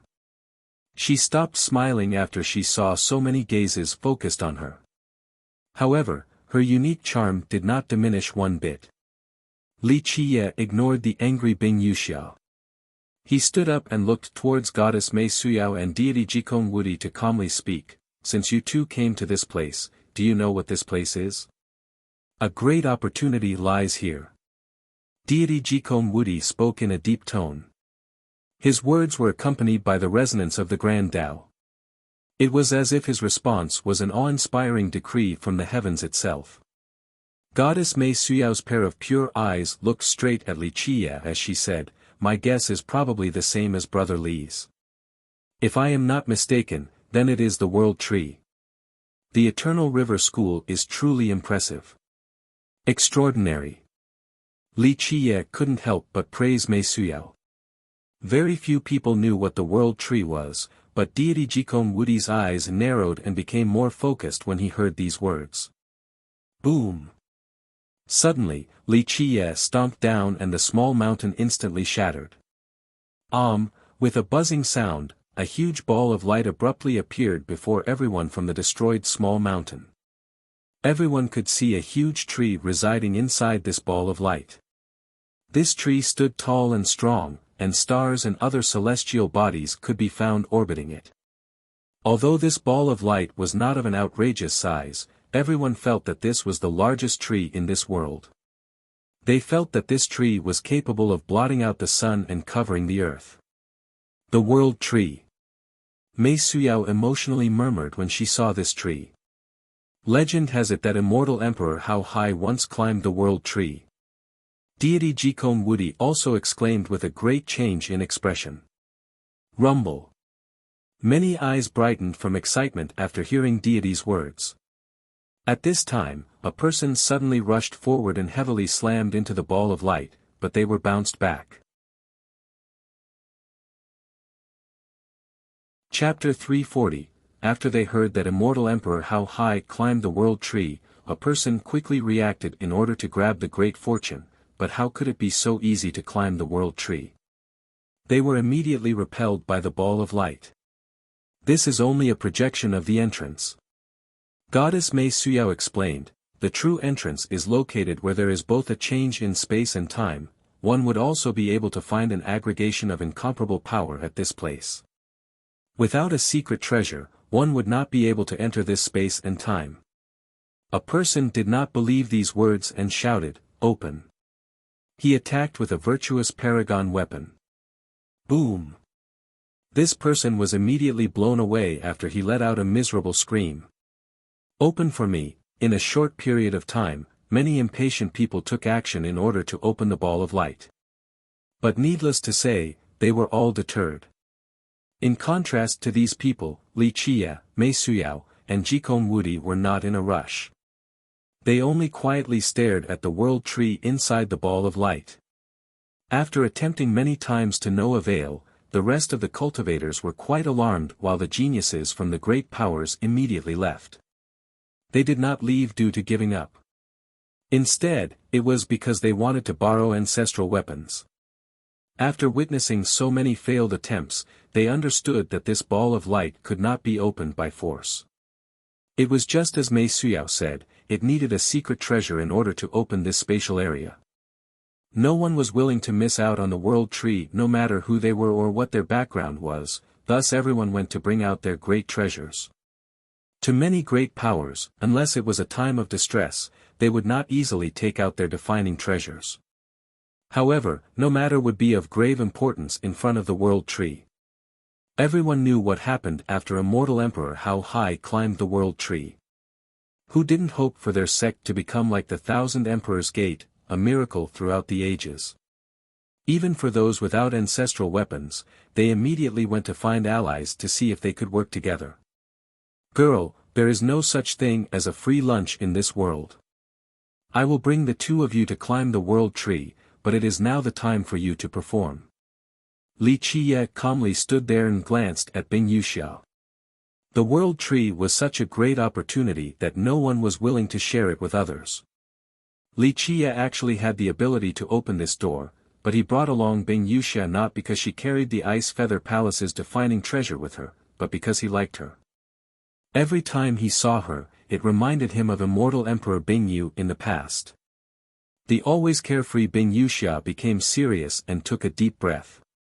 She slowly took out an item and threw it at the warping space entrance below and uttered with a serious tone, "Open." This item was not an old gate, and it was also not large, only the size of one's palm. The moment this gate came into contact with the shifting space, Bing Wuxia's vast amount of blood energy in her 9 palaces appeared. Countless Tao runes descended like an ocean that encompassed the tiny gate. Heaven-cutting gate, the Ice Feather Palace's defining treasure. Mei Suyao saw this gate and emotionally exclaimed. The heaven-cutting gate. Deity Jikome Wudi also uttered with a profound gaze. Those who didn't know what it was found the whole thing to be strange. The defining treasure of the Ice Feather Palace should be immortal Emperor Bing Yu's true fate treasure, so why was it this unknown heaven-cutting gate? However, this was indeed the case. The heaven-cutting gate's origin was extremely mysterious, and even the palace's elders couldn't clearly explain it. Its future generations only knew that immortal Emperor Bingyu brought the heaven-cutting gate back from a foreign realm. As for how she did it, this was an unknown mystery to the world. Her numerous Tao runes turned into laws as the lock on the gate slowly opened. An entrance the size of an ordinary door appeared by the ball of light. At this point, Bing Wuxia turned pale. Opening this portal had expended a lot of her blood energy, even a 9 palaces supreme saint like her couldn't withstand such a toll. Let us go. Li Qiye swung his sleeve and entered with his group. Then, the entrance disappeared. Others couldn't follow them even if they wanted to. After stepping inside, they could feel an endless amount of life. It was as if they were bathing in a sea of life back in their nascent stage. They found that they were standing right below a cliff, and there was nothing else in sight. However, once they lifted their heads to observe with their heavenly gazes, they found that this was not a cliff at all.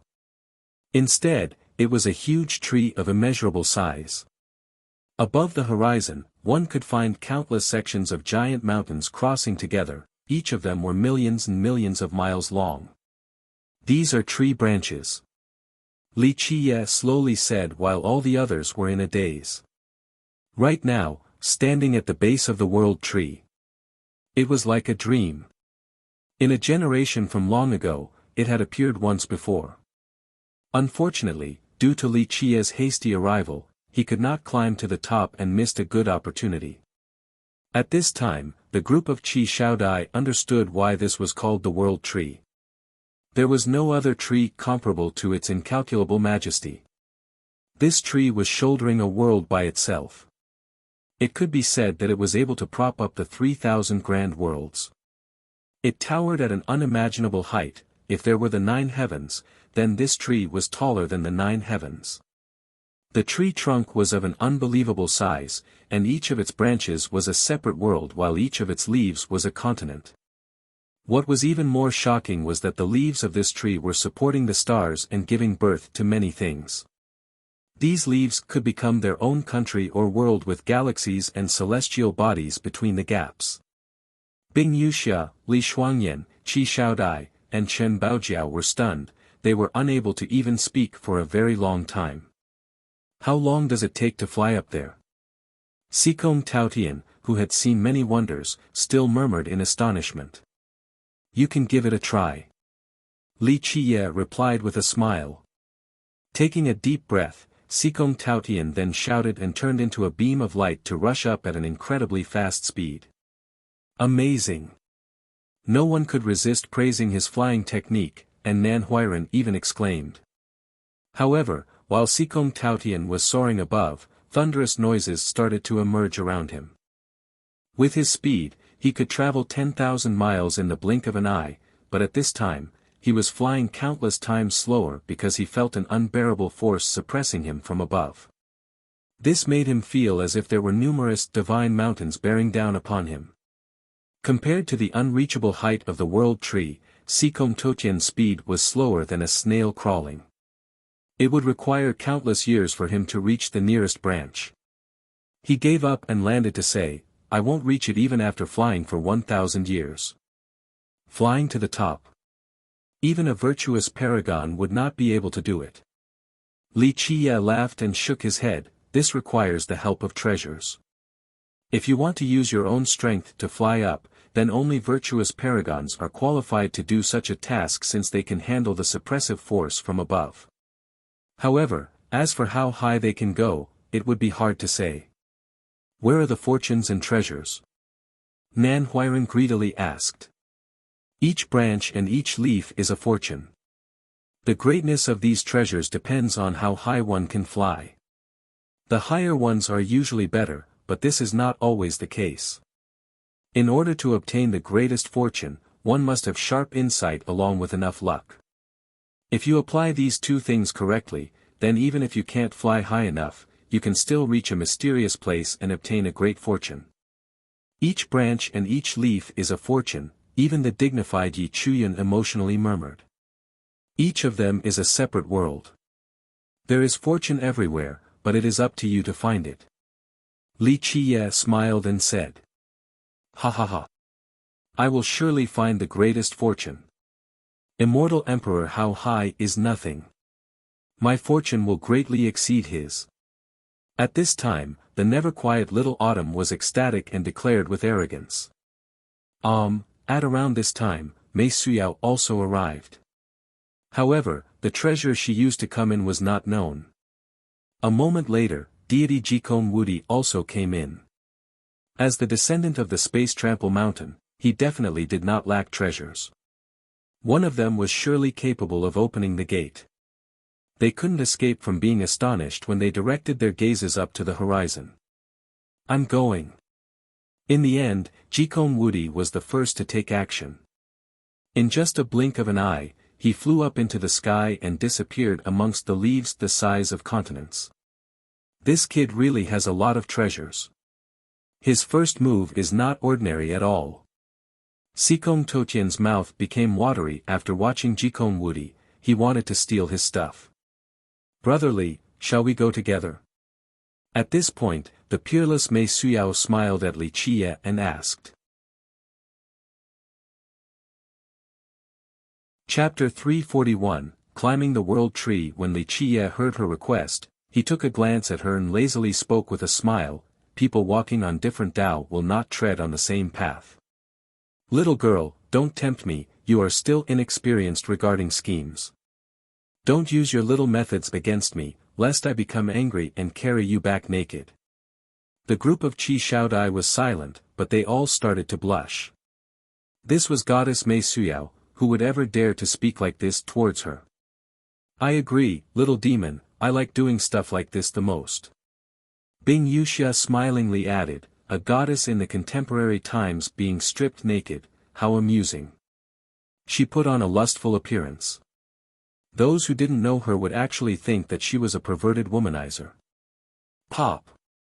Li Qiye patted her fragrant butt again and lightly said, you are a fake man, so this matter has no room for you. You. Bing Yuxia jumped up in anger and glared at him, but Li Qiye met her eyes without a care in the world.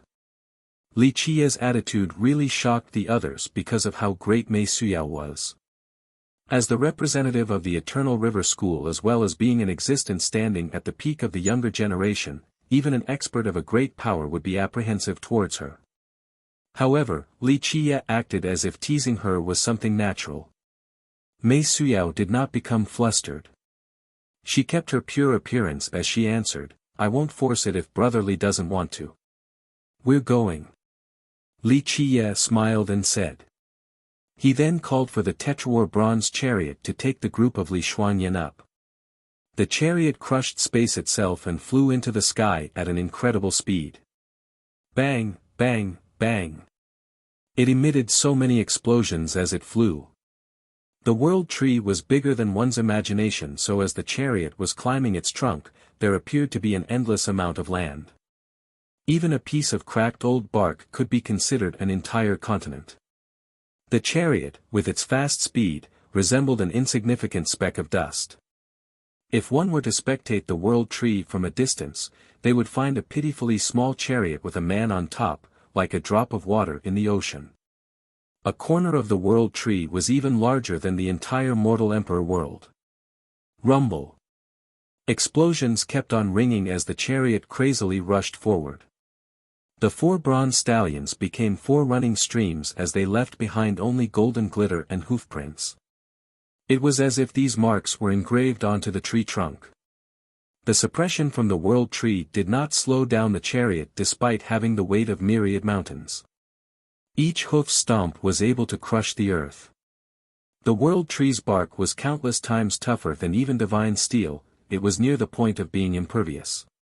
However, the stallions still left their marks, which was indicative of how powerful the overhead suppression was. Seeing the prince left behind by the chariot along with the explosive noises, all of the passengers were quite alarmed. If it was them being suppressed like this, then they would not be able to maintain such a fast speed, so this bronze chariot was absolutely a rare divine treasure in this world. The chariot had been running for an unknown amount of time and the suppressive force became increasingly stronger. As they traveled further up, many strange phenomena and images began to appear, but the chariot managed to break through the void. It tore through the stars to overcome this suppressive force. In just a second, a countless amount of debris from the stars was scattered in the sky. As the chariot managed to overcome all these obstacles, unrelenting sounds of thunder emerged as lightning started to gather above as if the heavens was about to unleash its retribution by destroy the 4 stallions. However, the 4 stallions were heaven-defying to an unbelievable level, their radiant bodies were the most invincible things in this world. Despite the thunderous lightning, they kept on pushing forward and even shattered the lightning bolts themselves. Qi Xiaodia's group was completely amazed. This was going against the world tree's suppression along with a punishment from the heavens. They would not have the strength to accomplish such a task. Even heavenly kings would not be able to do this, yet the 4 stallions had done it. Tetrawar Bronze Chariot, a legendary existence. Bing Yuxia's mind was lost as she murmured. She then thought about a legend that was written down in the Ice Feather Palace. This was a secret recorded by her patriarch, immortal Emperor Bingyu, a secret of the palace that only the descendants of each generation were allowed to read. The chariot's speed kept on increasing as an unknown amount of time flew by. The pressure from the heavens became even stronger, and eventually, the 4 stallions were no longer able to bear it as their speed slowed down. Go! At this time, Li Qiye shouted. He spewed out a true mantra and formed a seal with his hands, and then he stamped it onto the chariot. Boom! With an explosive blast, the chariot ignited with an invincible power like the awakening of a god. The true dragon soared above, the white tiger pounced at an extreme speed, the phoenix flew beautifully, the qilin stomped on the heavens. At this moment, the 4 divine beasts that were carved on the chariot appeared and tore apart the pressure from the heavens. With the help of the 4 divine beasts, the 4 stallions became spirited once more and quickened their hooves, resulting in regaining their initially fast speed. Rumble. The heaven and earth roared out in protest as all laws broke loose. However, even the maximum pressure from the heavens was unable to stop the chariot's penetrating advance. Not to mention Qi Xiaodai, even the ones that were usually more calm, like Li Shuangyan and Chen Baojiao, were shocked. They felt the awakening of the divine beasts as the chariot exuded a power on par with immortal emperor true weapons. Qi Xiaodai had seen it before, but she didn't think that this bronze chariot would be so powerful. When the 4 divine beasts unleashed their power, it was as if nothing in the 9 heavens and 10 worlds could stop them. With this treasure, there would be no need to fear immortal emperor life treasures, Sikong Taotian quietly muttered in amazement. Little Autumn loudly laughed and said, life treasures are nothing. Young noble's carriage is number 1 in this world. Back in those days, when the bronze chariot appeared, before Little Autumn could finish, Li Qiye knocked on its head so it immediately shut its mouth. Little demon, with such a great treasure, why did you have to go through so much trouble that day? Against great child Yao Guang and the others, you could have just used this chariot to kill all of them in one go. Even unobservant people would be aware of this chariot's power. They're not qualified for me to use this chariot. After all, it has its own life. This time, climbing the world tree is taking a huge toll on it. In the 9 heavens and 6 Tao, one would be hard-pressed to find more than 3 items that could take one to the peak of the world tree. Li Qiye caressed the bronze chariot and then glanced at Bing Wuxia. Little sister, despite the fact that you have a lot of treasures, your chance of reaching the top is very slim. Me taking you to the top is already showing enough love to the Ice Feather Palace. Without a doubt, Li Qiye's bronze chariot was absolutely invincible. In the past, it carried him to fight all over the world. During the darkest era, Li Qiye arrogantly rampaged and, in the end, swept away all the darkness. Amidst all of these events, this divine chariot deserved a lot of credit. If it wasn't for an old general who contributed many great merits across numerous battles and eventually died in the final confrontation, Li Qiye wouldn't have given this chariot to his daughter out of consideration for his arduous deeds. The chariot was not a treasure and was more of a living being. This was why Li Qiye didn't freely use it, since exerting its most powerful strength placed a great burden on its life force. Which is why, in order to show my gratitude, I introduced Sister Chuyun to you. Bing Wuxia said with a grin. Yi Chuyun's face became hot from these words. She didn't say anything, and she still had a shy and dignified expression despite her displeasure, still as charming as ever. Pop. Li Qiye slapped Bing Wuxia's sweet buttocks and said, "Little sister, don't act like this with me all day, or else I will make you warm my bed." Little demon. The indignant Bing Wuxia stepped on Li Qiye and angrily said, "If you molest me one more time, I won't leave you alone. Are you not a man? Why is this considered molestation all of a sudden?" Li Qiye glanced at her and retorted. Bing Wuxia was too angry to say anything and could only glare at Li Qiye. Even the cold Li Shuangyan and Chen Baojiao were smiling. Qi Xiaodai also wanted to laugh, but she managed to refrain from doing so. Xikong Taotian, Nan Huiran, and Little Autumn crowded together and acted as if there was nothing to see. Rumble. A long while later, the bronze chariot leaped up high like a fish jumping out of the water. At this moment, as it could do as it pleased, it was like fishes swimming the vast ocean and birds flying in the free sky. After traveling even more for an unknown period of time, the chariot finally reached the top of the world tree. At this point, the 4 sweat-stained stallions and 4 divine beasts were extremely fatigued. Their brilliance became faintly dimmer. Seeing this scene, Bing Wuxia's group realized that Li Qiye had spoken the truth. The chariot was indeed in existence with its own life essence. When Li Qiye heard her request, he took a glance at her and lazily spoke with a smile, "Wait for Bao to release the next chapter to know the answer." Chapter 342, Choices Above the World Tree. Li Qiye dripped 4 drops of myriad star water on the chariot and said, "This is your reward." The 4 droplets were immediately sucked in by the stallions. Nay! The 4 stallions jumped up high as their fatigue immediately disappeared. Instead, it was replaced by a bronze beam that resembled starlight. The 4 divine beasts also roared and flew around. In just a moment, the chariot became extremely bright as its life essence absorbed the myriad star water. The one who was most informed was Bing Wuxia. She was completely awestruck and couldn't believe the scene unfolding before her eyes. This is myriad star water. A while later, she regained her composure and shouted at Li Qiye in a very exaggerated manner, "You are insane. This is myriad star water. 1 drop is enough to tempt even immortal emperors, yet you fed 4 drops to a horse carriage. So what?" Li Qiye nonchalantly answered as he stroked the chariot, "This is my baby." At this time, the others became shocked. Even though there were ones who didn't know what myriad star water was, they knew the priceless value of something craved by even immortal emperors. "Motherfucker, you are a wastrel." Bing Wuxia couldn't help but curse even though she was a girl. Pop. Li Qie slapped her butt again and angrily scolded, "Little girl, don't swear or else I will have to teach you a lesson." However, Bing Yuxia forgot to become angry. She wanted to bang her head against a wall. This was something that could make everyone salivate with greed, not to mention that old undyings, legendary experts, eternal existences, timeless untouchables, and unbeatable beings all wanted it as well.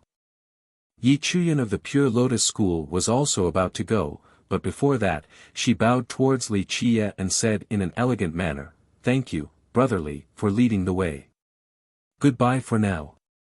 We'll meet again should the opportunity arise." Li Qie quite liked Yi Chuyan, so he gently nodded his head and smiled. Yi Chuyan chose a leaf filled with lightning and jumped inside. The lightning surrounded her body as she disappeared all of a sudden. "I feel that this girl isn't bad. Why don't you take her in?" Chen Baojiao alluringly smiled and asked. "Everything is up to fate. If it is destined, then we will meet again." Li Qie laughed and then coolly said. "I'll go this way." "No, I'll go over there." "Nah, I'll still go this way." Little Autumn was the most troublesome. It kept on circling around not knowing what to pick. "Little Autumn." Li Qie signaled for it to come over. Little Autumn excitedly jumped around and smiled, "Will young noble choose for me?" "You are right." Finished speaking, he threw Little Autumn really far away. Whoosh! Li Qie threw it onto a green leaf with a dazzling timespace. In just a second, it was immediately enveloped by this timespace. "Young noble, you cannot treat me like this." Little Autumn bellowed out before disappearing inside time itself. "Is this okay?" Chen Baojiao said with her mouth wide open. It didn't look too happy. It was afraid. Li Xuanyan was a meticulous person, and she answered with a cold voice, "Earlier, when we reached the top, it kept looking over there. It obviously wanted to go, but it didn't have the courage. Little Shuang is truly the most observant. That little guy was once tricked, so it was not willing to face its destiny, but timespace is definitely its most suitable choice." Li Qie grabbed Li Xuanyan by the waist and smilingly said. "Who is your little Shuang? I'm older than you." The blushing Li Xuanyan patted his hand away and snappily said.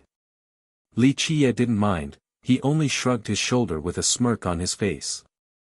The remaining Qi Shaodai gently lamented in her heart with a sigh, then she softly said, "I will pick this branch." She chose a faint golden branch. "You can stay behind with Li Xuanyan and Chen Baojiao." Li Qie shook his head and said. These words suddenly froze Qi Shaodai. Once her thoughts returned, an indescribable feeling filled her heart. There were sweet and happy feelings as if she was floating in the clouds. At this moment, she felt as if there couldn't be anything in the world that could make her happier than this. After being in a daze for a long time, she recovered and noticed that Li Xuanyan and Chen Baojiao were smiling at her. She blushed and quickly hid her head before she happily stood behind Li Qie. The quite embarrassed Qi Shaodai couldn't help but to look up a bit later to see Li Qie staring into the far distance. He didn't seem to notice her feelings, but she didn't seem to mind, for her heart was quite satisfied. Credit to Salanti on the WW Discord for tonight's teaser. Chapter 343, Karmic Flame Scissors. A bit later, Li Qie withdrew his gaze and asked, "Why didn't the sect master come?" This time, he intended to focus on training the group of Li Xuanyan, including even his master, Su Yonghuang. She was afraid she wouldn't make it in time. Prior to this, she took a trip to the Heaven's Edge and she still hasn't come back yet. Li Xuanyan explained. Going back to the Heaven's Edge Su clan? Li Qie was a bit surprised, but he didn't inquire any further. Su Yonghuang was the descendant of the Su clan, so after leaving for a long time, it was understandable that she had to return for a visit. At this time, Li Qie suddenly became serious and directed his gaze downward. The group of Li Xuanyan also followed suit. Li Xuanyan's heavenly gaze was extremely formidable, so she quickly said, "Someone is coming. This girl is indeed not bad." Li Qiye gently nodded his head and said, "It is time to pluck the young leaves." Finished speaking, he took out a box and opened it as a wave of heat rushed onto his face. There laid a pair of scissors not crafted from divine steel nor treasure metals, but from two divine flames created by universal laws. These divine law flames were not the unbearable and dazzling type. Instead, it was more of a tranquil flame, as if it had successfully undergone 3,000 great tribulations. Next thing they knew, she was already standing to the side without being tainted by the flaws of the mundane world, as wonderful as ever. Li Qiye's shout was like a divine bell. It immediately woke up the three who were affected by Mei Suyao. The three of them were startled and surprised at the earlier occurrence, for they almost fell to Mei Suyao's Tao. "Little girl, your Alaya heavenly fragrant Tao is only an insignificant skill to me." Li Qiye squinted his eyes at her and said, "Don't think that your minor art can become a Tao. You better play nice, otherwise, don't blame me for stripping you naked and destroying your eternal river school." How fierce and bold was this declaration! Mei Suyao was a heaven's proud daughter who stood at the top of the current younger generation. She was known as a goddess by others, so who had ever dared to talk to her like this? As for the Eternal River School, it was even more unnecessary to explain. The school was one of the strongest heritages in the contemporary times. One sect, 3 emperors, who would dare to say that they would destroy the Eternal River School? Mei Suyao was not angry. She maintained her transcendent aura like a goddess. "No need to be angry, brotherly. I only wanted to test your willpower." Li Qiye peered at Mei Suyao like a wild beast. At this moment it was as if he was an entirely different person. He seemed to be an eternal evil exuding a terrifying aura that refused to disperse. "Test me." Li Qiye narrowed his eyes and looked at Mei Suyao, then he slowly said, "Girl, do you think that I won't just eat you right now? When I take you in for my personal use, don't blame me for not being considerate towards your patriarch." At this moment, Li Qiye was like a ferocious wolf staring at Mei Suyao, a naked, vulnerable lamb. Her heart started to beat faster from his gaze. She felt a dangerous sensation for the first time ever. As the representative of the Eternal River School, she had gone on many adventures and met many characters, but at this moment, Li Qiye gave her an inexplicable dread, as if a fierce monster from the ancient past was staring straight at her. Coming from the Eternal River School and having an immortal bone, she was usually filled with confidence. However, she felt that she was but an insignificant lamb in Li Qiye's sight. "Please calm your anger, brotherly, goodbye for now." Mei Suyao gave a smile with an unspeakable charm that was capable of toppling all existences. The very next second, she disappeared into a branch filled with auspicious purple clouds. What a demoness! After Mei Suyao left, Chen Baojiao angrily said, "She seemed to be all pure and holy, but that was only a means to bewitch people." Li Qiye then replied with a smile, "Who can be more of a demoness than you? You are the most charming, pretty, and flirtatious in this world. Your misty eyes are the most enchanting things." "I'm nothing like that. Why are you defending that demoness?" Chen Baojiao coquettishly spoke. This expression was indeed charming to the bones, causing others to lose their minds and souls. Li Xuanyan couldn't help but smile, then she said, "Mei Suyao's technique is indeed extraordinary. We all inadvertently fell into her Tao. If she wanted to gather all the heroes in this world, very few would be able to escape her grasp. Alaya heavenly fragrant Tao, this girl is applying it for the wrong things." Li Qiye calmly said, "Although this Tao has a great origin, in the end, it was because you were careless. Your void imperfection physique is very amazing. It is untouchable by all universal laws and impregnable by all demons. What in this world could compare to its defensive capabilities? The 12 immortal physiques are not famous for nothing. If you were a bit more careful, then the Alaya heavenly fragrant Tao would not have been able to do anything to you." Li Xuanyan silently nodded and memorized Li Qiye's words. Meanwhile, Qi Shaodai was quite surprised. Void imperfection physique, one of the 12 immortal physiques. Although she had not seen its power, she had seen the might of the hell-suppressing godly physique, so she could imagine just how strong the void imperfection physique was. Li Qie analyzed the area around them. Eventually, he selected a location and called the other three over. He grabbed Chen Baojiao and Li Shuangyan with both of his hands while Chen Baojiao grabbed Qi Shaodai. This is embarrassing, but I made a mistake with the teaser. Are both Jian in pinyin and Han Viet, so I thought it was an arrow. It should be a scissors instead. Chapter 344, above the top. Li Qie spoke to the girls in a very serious manner. Wait a bit. Then, we will jump down from here. Remember, when I say, jump, you guys must use all of your strength to jump. The higher the better. We will repeat this 3 times, got it? Li Qie showed a solemn expression that was never before seen, taking the 3 by surprise. They finally managed to climb to the top of the world tree. This was a once-in-lifetime opportunity. But now, they were asked to jump down. This was too hard to believe. Why do we have to jump down? Chen Baojiao couldn't help but ask out of curiosity. Jump. However, Li Qie didn't answer her and immediately jumped down. The girls were also dragged along. In just a split second, a blinding darkness encompassed their vision. Whoosh! There was only the sound of wind assaulting their ears as they rapidly fell down at an incredible speed. Ah! The 3 girls couldn't help but scream.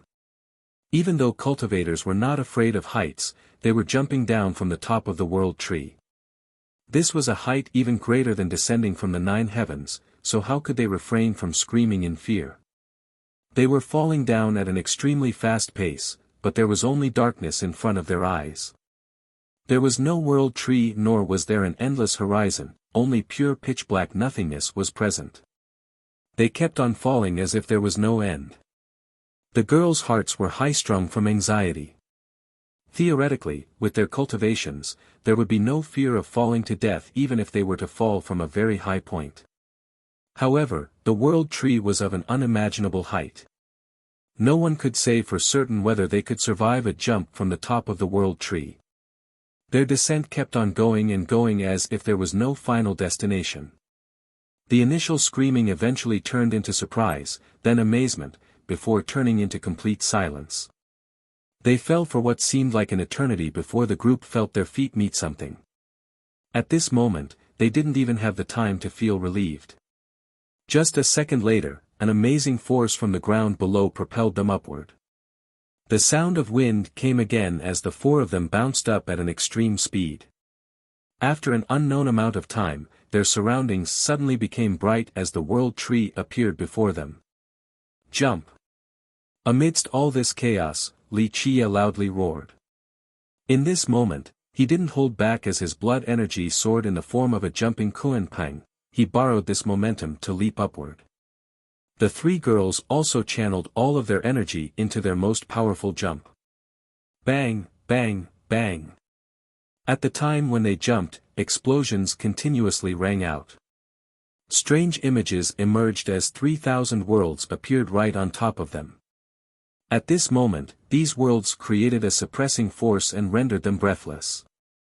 Nevertheless, their jumps propelled them to a height dozens of feet higher than the peak of the world tree. However, they were suppressed by the 3,000 worlds above, so they fell down at a rapid speed. The group repeatedly jumped 3 times. Each successive jump would bring them a few dozen feet higher. On the 3rd jump, Li Qie shouted, "One last time. The opportunity is within your grasp." Having said this, his yin-yang sea of blood erupted as a blood energy drowned out everything. The girls also used their most heaven-defying means to jump higher. If they were outside, then these jumps would reach millions of feet high, but at this moment, they could only manage to leap dozens of feet up. Li Qie jumped the highest and he suddenly disappeared. Chen Baojiao and Li Shuangyan also disappeared. Qi Xiaodai was the weakest in the group, so her jump was 10 feet lower than Li Shuangyan's. At that time, Chen Baojiao couldn't continue pulling her any further. The powerful suppression from above pulled on Qi Xiaodai, so Chen Baojiao had to let go. At that instant, Qi Xiaodai couldn't advance any further as her body started to fall down. She was quite aghast because she knew she had let go of the greatest opportunity in this world. Up you go. In this delicate moment, a big hand suddenly grabbed her and pulled her up to escape from the suppression of the 3,000 worlds. The moment their feet touched the ground, everyone, including Li Qia, were weak in the knees. They all sat down with their butts on the ground. Qi Xiaodai was still in a panicked state when she also sat right down. After a while, they managed to calm down and found themselves standing on a sparkly surface that looked like floating scintillating jade. Before them, there was no world tree, no space, and no galaxy. There was only an ancient temple made of bronze. Its size was quite modest, but its magnificent aura was as high as the 9 heavens. It was the ruler of all things, the tyrant of the 9 worlds. It commanded respect and fear from all. It was casted entirely from bronze of an unknown era and had an azure glow with a complex ancient architecture. The 3 girls were frozen in place since they didn't expect a bronze temple to be on top of the world tree. Keep in mind that just a few moments earlier, they were already standing at the peak. To the inhabitants of this world, climbing to the top of the world tree was an extremely arduous and difficult matter. Even the descendants of immortal emperor lineages would not necessarily be able to complete this feat. The 3 of them wouldn't even dare to dream about it without Li Qia's tetrawar bronze chariot. While standing on top of the world tree, anyone would think that it was already the highest location, a place with no higher destination. The truth was that when they looked up, there was nothing but emptiness. They didn't expect to exceed the top of the world tree after jumping several times with a temple appearing before their very eyes. What is this place? Qi Xiaodai asked in astonishment. Reaching the peak of the world tree was a dream to her. If it wasn't for Li Qia, then she wouldn't have been able to even come close to the tree, let alone reach the top. However, today, she not only reached the top, but she arrived at an even higher place as she stood before this unknown temple. This is what Mei Suyao mentioned before, the greatest fortune was not the world tree itself. Li Shuangyan emotionally said. Her meticulous and shrewd mind recalled Mei Suyao's words. While looking at the bronze temple, Li Qia couldn't help but emotionally say, World Temple, just like what the legend stated. No one had seen it before since the start of time, but the World Temple truly exists.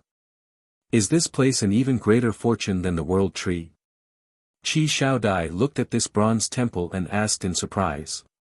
Well, not necessarily. Li Qia answered, this is up to each person's luck.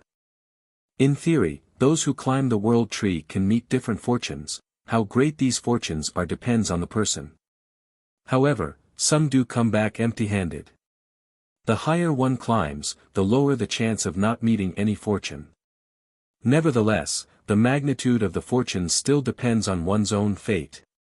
And as for the World Temple, Li Qia looked at the temple before him and smiled. As long as one reaches the World Temple, this would already be an opportunity, a complete blessing. Once again, the magnitude depends on the person. Maybe you will obtain the greatest fortune in this world, but it might also be a fortune not as great as one you could have gotten back at the World Tree. For example, the 3 young leaves at the top of the World Tree are one of its greatest fortunes. How do you know so much? Mei Suyao wasn't sure of the temple's existence, so how do you know? Moreover, how did you know that such a method could take us to the World Temple? Chen Baojiao couldn't help but ask. Qi Xiaodai also wanted to know the answer to this question. Mei Suyao came from the Eternal River School, very few people could match her vast knowledge. This is the consequence of not reading often enough. Li Qia tapped Chen Baojiao's head and said, a lazy reader will amount to nothing. One must read more to know more. Chen Baojiao, who was tapped on the head, indignantly retorted, I have never seen you read before. On the other hand, Li Shuangyan simply smiled. She had heard these words too many times. Of course, she didn't believe that reading would make one omniscient, but if Li Qie didn't want to reveal the truth, then she wouldn't pry any further. Li Qie had studied and researched the world tree for more than just one generation. He had missed an opportunity before, so he had spent even more time later on to understand the world tree even further. It could be said that no one in the contemporary times has a better grasp on the world tree than him. Even back then, when immortal Emperor Hao Hai was still in this world that year, he did not know more about the world tree than Li Qie. It was out of sheer luck that he was able to obtain such a supreme fortune. To Li Qie, as long as the world tree appeared once more, he would absolutely not miss this opportunity again. Chapter 345, Fortunes in the World Temple Enter. The opportunity is right there, but it is up to you to determine how great it is. I can only help you so much. Li Qie smiled and said while the other three were still in a daze. He took the lead to enter the temple while the other three excitedly followed behind him. To them, this perhaps could be their greatest opportunity in their lifetime. No one in the world knew about this temple's existence, but they managed to reach it. This was the most tempting and mysterious fortune. Once they got inside, they discovered that this ancient temple cast from bronze was completely empty. The entire place gave an impression that no one had entered for tens of millions of years. They also found that the temple's dome was open like a patio. They looked above only to find a vast and indiscernible nothingness. Beneath the dome was a bronze crane that was exceedingly vibrant. It was as if this bronze crane existed all alone by itself, modeled by the ravaging of time just like the rest of the temple. Besides this bronze crane, nothing else could be found inside. The three girls were quite stunned because they didn't expect to only find this crane at this place. Where are the fortunes? Chen Baojiao couldn't help but look around and say, is there only this bronze crane? I thought that there would be countless immortal treasures and divine weapons stacked on top of each other like a mountain. This bronze crane alone is not enough to be shared among the four of us. Immortal treasures and divine weapons, these things are too common. Li Qie smiled and shook his head. To us, immortal treasures and divine weapons are only external things. We came here to ask for a chance of self-improvement, a new fortune. We do not need to come to this place for immortal treasures and divine weapons. After all, this world is extremely vast and has so many places that we can rob these items from. How do we ask for a new creation? Qi Xiaodai couldn't contain her curiosity. However, entering did not mean that they could climb the tree, and climbing the tree did not mean that there was a sure chance at obtaining a fortune. Sure enough, some disciples with ancestral weapons were able to open the way into the time-space, but these ancestral weapons did not help them climb up the world tree. They could only muster their own strength to ascend. Unfortunately, many people did not make it very far before the suppression forced them back down. Of course, these disciples were not discouraged. It was quite difficult just to enter, so how could they give up? They kept on climbing and falling. In the end, a few of them barely managed to reach the nearest branch from the ground. Those who had no methods of climbing racked their brains. Some of them decided to cut down the world tree. They thought that even if they couldn't climb any higher, they could chop off a piece of bark or two and take it back. This would still be a great merit. However, the world tree's toughness was far beyond their imaginations. They had ancestral weapons with them, but even after using every last bit of strength, they couldn't cut off a big piece of bark. One or two of them, with extremely powerful ancestral weapons, were able to scrape down a piece of bark the size of a fingernail after using all of their blood energy. It goes without saying that the great fortunes of the world tree were not so easily obtainable. Even a successful climber would not necessarily be able to meet any fortunes. The first unlucky person was the descendant from a great power in the western desolate wasteland. He made it to the first branch and stepped inside its world, but he was kicked out not too long after and was without any benefits. After being sent outside, he was no longer allowed to enter. After learning the lesson from such a hapless fella, many experts realized that the chance for a fortune increased with how high they ascended, so they risked their lives to reach greater heights. Can anyone make it to the top of the world tree? While many were eager to climb, there were also countless people who were excited from anticipation as they waited. Since so many great powers sent their disciples here using the fastest means without caring about the waste of refined jades, spectators were discussing this matter with great interest. I'm afraid to do so would be very hard. Someone replied, rumor has it that even immortal Emperor How High did not reach the top during his climb. Although immortal Emperor How High did not reach the top, he obtained the greatest creation. A few ancient predecessors said that reaching the top was not a prerequisite to obtaining the greatest creations. An older expert said. The first to enter were Jikong Wudi, Mei Suyao, and Li Qie. Perhaps those three have already taken the greatest creation.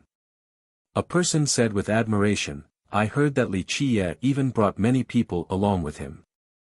This brat is too heaven-defying. Deity and goddess only went by themselves, but Li Qie actually brought others with him. This person is devilish beyond all heavenly laws. As time passed, more and more people wanted to enter this changing timespace in order to climb the world tree. Many descendants from the great powers gave up on investigating within the timeless portal and focused solely on the world tree. Chapter 346, Worldly Prime Liquid. As a result, many young cultivators that came from weaker sects enjoyed a lot of benefits since a lot of the strong competitors were no longer present. For those who hailed from weaker sects or were vagabonds, they didn't have the ability to climb the world tree, so they chose to look for fortunes inside the timeless portal instead. Those with these reasonable thoughts actually managed to obtain quite a harvest. As time went on, more and more sects from all over the world arrived while bringing along most of their disciples. Crossing over domains required a large amount of refined jades to use the Tao gateways. Normally, sects would not accept such a loss, but at this time, they were willing to spend even more than they did to send their capable young disciples over. The Heavenly Tao Academy stayed true to its words. Regardless of whether these sects were early or late, as long as they were not part of the list, their young disciples would be allowed entry. Since older experts could not enter, many great sects chose to employ the tactic of strength in numbers and brought many teenagers inside. One extra person was another sliver of hope. Meanwhile, as the news traveled, even more sects arrived, including a few ancient hidden lineages. In just 6 months, many formidable characters arrived, and one of them was particularly famous. The Heaven Protector Goddess has arrived. A message shot across the eastern 100 cities. Heaven Protector Goddess. Many hearts dropped with a thump as the younger generation turned pale. The northern Grand Sea was extremely far from the eastern 100 cities. Matters at the eastern region rarely made it to the northern Grand Sea and vice versa. However, there were some people and places that always garnered a lot of attention and interest, and the Heaven Protector City was one of them. As the descendant of the palace, the Heaven Protector Goddess had always been watched over by many heritages, especially those who intended to obtain the current heaven's will. Regarding discussions about the last 3 generations, no one could refrain from talking about the Black Dragon King and his Heaven Protector City. 3 generations of prestige alongside immortal emperors without having to halt his blood force or enter hibernation. The Black Dragon King was an unbeatable existence, someone who was absolutely part of the greatest individuals throughout the Sea of Time. This was now the 4th generation. Although the Black Dragon King was no longer alive, the Heaven Protector City still warranted dread from others. No other heritage, including immortal emperor lineages, would dare to underestimate the palace. As the current descendant of the palace, rumor has it that the Heaven Protector Goddess inherited the essential arts of the Black Dragon King. She was accepted by the elders and obtained the qualifications to carry the heaven's will. If the eastern 100 cities had goddess Mei Suyao, then the northern Grand Sea had goddess Sea Queening. Her fame was no less than Mei Suyao's. There is a rumor that the Heaven Protector Goddess was the successor personally chosen by the Black Dragon King. When he was still alive, he already divined her appearance, so, on that very day, he made a decree to declare her as a successor even though it was still a few generations early. Older cultivators were alarmed at the arrival of Z Queening. Who would not be in awe when they listened to the stories of the Black Dragon King, who was prosperous for 3 generations even with the existence of 3 immortal emperors. Even they had to take the long way to avoid his path. No immortal emperor lineages were willing to challenge the Heaven Protector city when the Black Dragon King was there. Even though he did not become an immortal emperor, he still soared over the 9 worlds and was worshipped by its inhabitants. Later on, he fought against immortal Emperor Ta Kong and tore apart the heavens will, sending the world into the difficult Tao era. Since that day, the world no longer saw the Black Dragon King nor immortal Emperor Ta Kong. What kind of terrifying existence could cause the disappearance of an immortal emperor? In this world, no one even dared to imagine the great power of an existence capable of such a feat. Deity will finally meet his match. Many young geniuses were gloating after they heard of Z Queening's arrival. Deity Jikong Wudi could be said to be standing at the peak of the younger generation, overshadowing all other devilish geniuses. To the younger generation, they would never be in the limelight as long as Jikong Wudi existed. Today, Goddess Z Queening had arrived, and even characters like Jikong Wudi would not dare to underestimate her. The Heaven Protector City and Space Trample Mountain were old enemies. Today, when their descendants meet, a great battle would be inevitable. After arriving, Z Queening immediately entered the area of altering time-space and climbed the World Tree. No one knew how far she managed to climb. The World Tree possessed an incomparable amount of allure that ignited countless people's desire to swarm to its location. In a mysterious location, Li Qiye sat cross-legged by the empty pool that was now without a single drop of worldly prime liquid. A long time had passed and the pool that used to be filled with liquid has now been completely absorbed and refined by Li Qiye. Worldly prime liquid and myriad star water, ultimately, their value would depend on the individual. Myriad star water was indeed rare and incomparable, but such a thing was not usable by just anyone. It was too powerful, and even heavenly kings would not necessarily be able to enjoy it. Li Qiye had a peerless formula to dilute the myriad star water, but he himself did not dare to use it because it was too overpowering. Think about it, just a diluted drop of myriad star water was enough to unlock the seal of immortal emperor life treasures. From this alone, one could already imagine its terrifying power. To immortal emperors and eternal existences worthy of being deified, the value of the myriad star water was much greater than the worldly prime liquid, especially for immortal emperors. At their level, they no longer needed the worldly prime liquid and instead desired more myriad star water. To weaker cultivators, the value of the liquid was much greater than the myriad star water. It was capable of turning something rotten into something magical, changing oneself completely. The current situation was very appropriate for Li Qiye. This time, the fortune of the worldly prime liquid had changed Li Qiye a lot. At the very least, his future path became even smoother.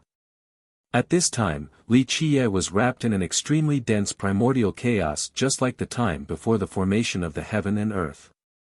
Anyone with great insight and the capability to see through all things would be startled if they knew Li Qiye's situation. His entire body was dazzlingly transparent. Its supreme image, without any blemishes, was like a body from the heavens. Li Qiye's bones and muscles were priceless treasures that could be utilized with its endless potential for the rest of his life. What was even more terrifying was that Li Qiye's main palace had become very mysterious. Filled with the breath from the primordial chaos, his main palace became something that was crafted by divine jade, giving off an extremely sacred atmosphere. The true fate that presided inside the main palace exuded an immortal breath. It felt as if this breath would last an eternity from now till the end of the world. The Tao foundation erected by the Kunpeng's 6 variants became crystal clear without any defects. This was an impeccable Tao foundation close to the Grand Tao. Li Qiye's Tao foundation was the Tao of the heaven and earth, the Tao of the heaven's will. When this Tao foundation turned into a Kuanpang, there was a heaven-shattering transformation as if the great beast was no longer a divine Kuanpang, but something even greater. Inside the Fate Palaces, even the four images underwent an earth-shattering change. The tree of life pierced the sky with its verdant freshness. The water surged through the spring of life. No one could stare straight into the ignited flame inside the cauldron of life. The pillar of life created endless grand Tao as if it was about to turn into a heavenly grand Tao. At this moment, the four images created a startling scene as if they were about to give birth to a new world as a result of deriving the last profound mystery of myriad Tao. One could faintly make out divine items floating inside the four images, and they all transformed into something entirely different. Clank, clack, clack. Noises of something breaking suddenly appeared as if something was about to break out of its shell. Pa! A fate palace flew out from Li Qiye's meridian via his forehead and floated above his head. Boom! At this time, the cauldron of life started to burn and the spring of life's water flooded this new fate palace. If anyone saw him at this moment, they would be extremely aghast.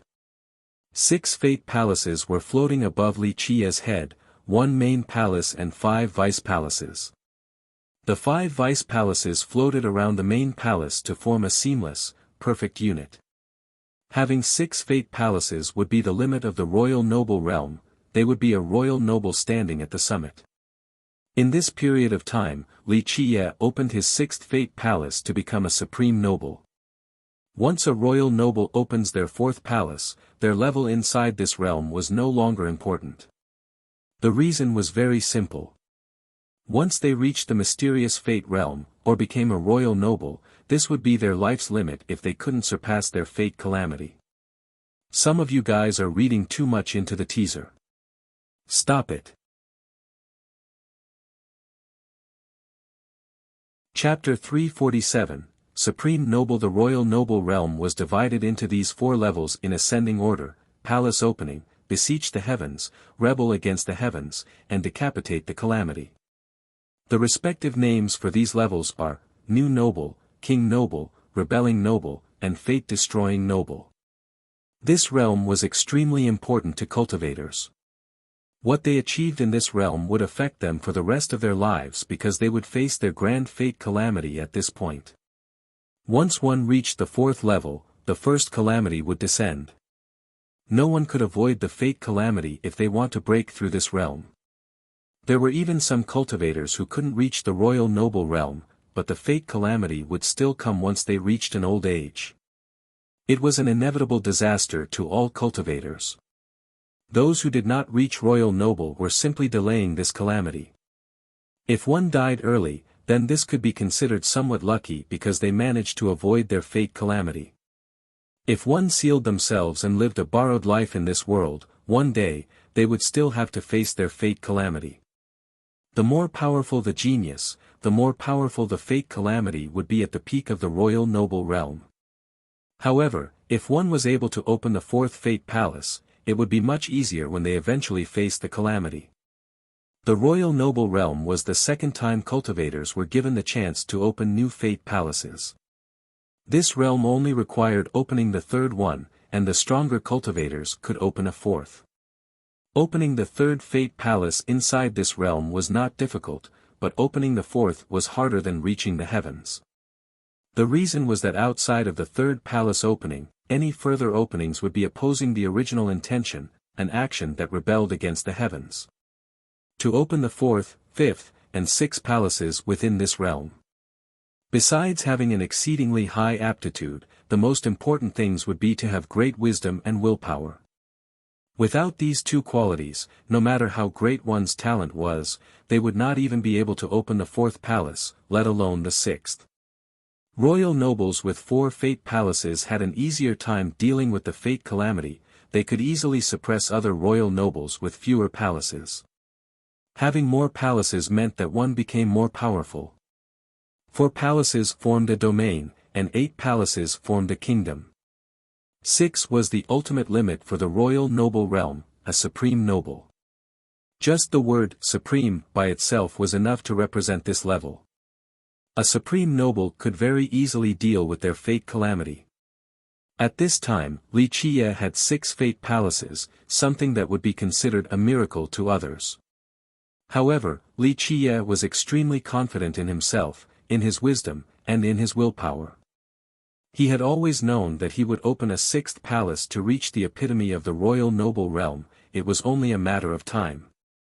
However, there was an unexpected change that allowed for him to open a 6th palace in such a short amount of time. Even Li Qiye couldn't help but emotionally sigh, this was truly a miracle. The worldly prime liquid had changed everything. After a complete refinement, Li Qiye now possessed a primordial body instead of his previous mortal fate and mortal physique. At this moment, in Li Qiye's eyes, a saint fate, a saint physique, and a saint life did not matter, all of them were inadequate. The primordial chaos was the original source, so it was the most precious of all. Li Qiye slowly absorbed all the primordial air around him with a deep breath. He was very satisfied and couldn't help but murmur, the worldly prime liquid is indeed amazing. Unfortunately, I couldn't find some of this for little Blackie in the past. Otherwise, his single body would not have just 2 physiques. Li Qiye felt a deep sense of regret after uttering these words. That year, he tried to find this liquid for the Black Dragon King to no avail despite his best efforts. If the Black Dragon King obtained this liquid at a young age, then everything would have been different. Immortal emperors would have been nothing. Li Qiye calmed himself and intended to stay longer. Although the liquid had been completely absorbed, this place was still a treasure earth that was very suitable for cultivation. 1 year went by in a flash. Those who obtained treasures and fortunes did not linger behind as they quickly departed. Even those who climbed the world tree and won their prizes were eventually sent out by the tree. Those who were sent out by the tree quickly left with the protection of their sects so that others wouldn't know what kind of prizes they obtained. And then there were the types who were not in a rush to leave, they happily showed off their fortunes. Of course, the majority of these people were the ones who obtained a new creation instead of treasures. Although these creations were coveted by others with bad intentions, they couldn't forcefully seize these creations. For example, a great power's descendant from the western desolate wasteland obtained a decent creation that turned his eyes into a yin-yang gaze. He quickly showed it off after being kicked out by the world tree.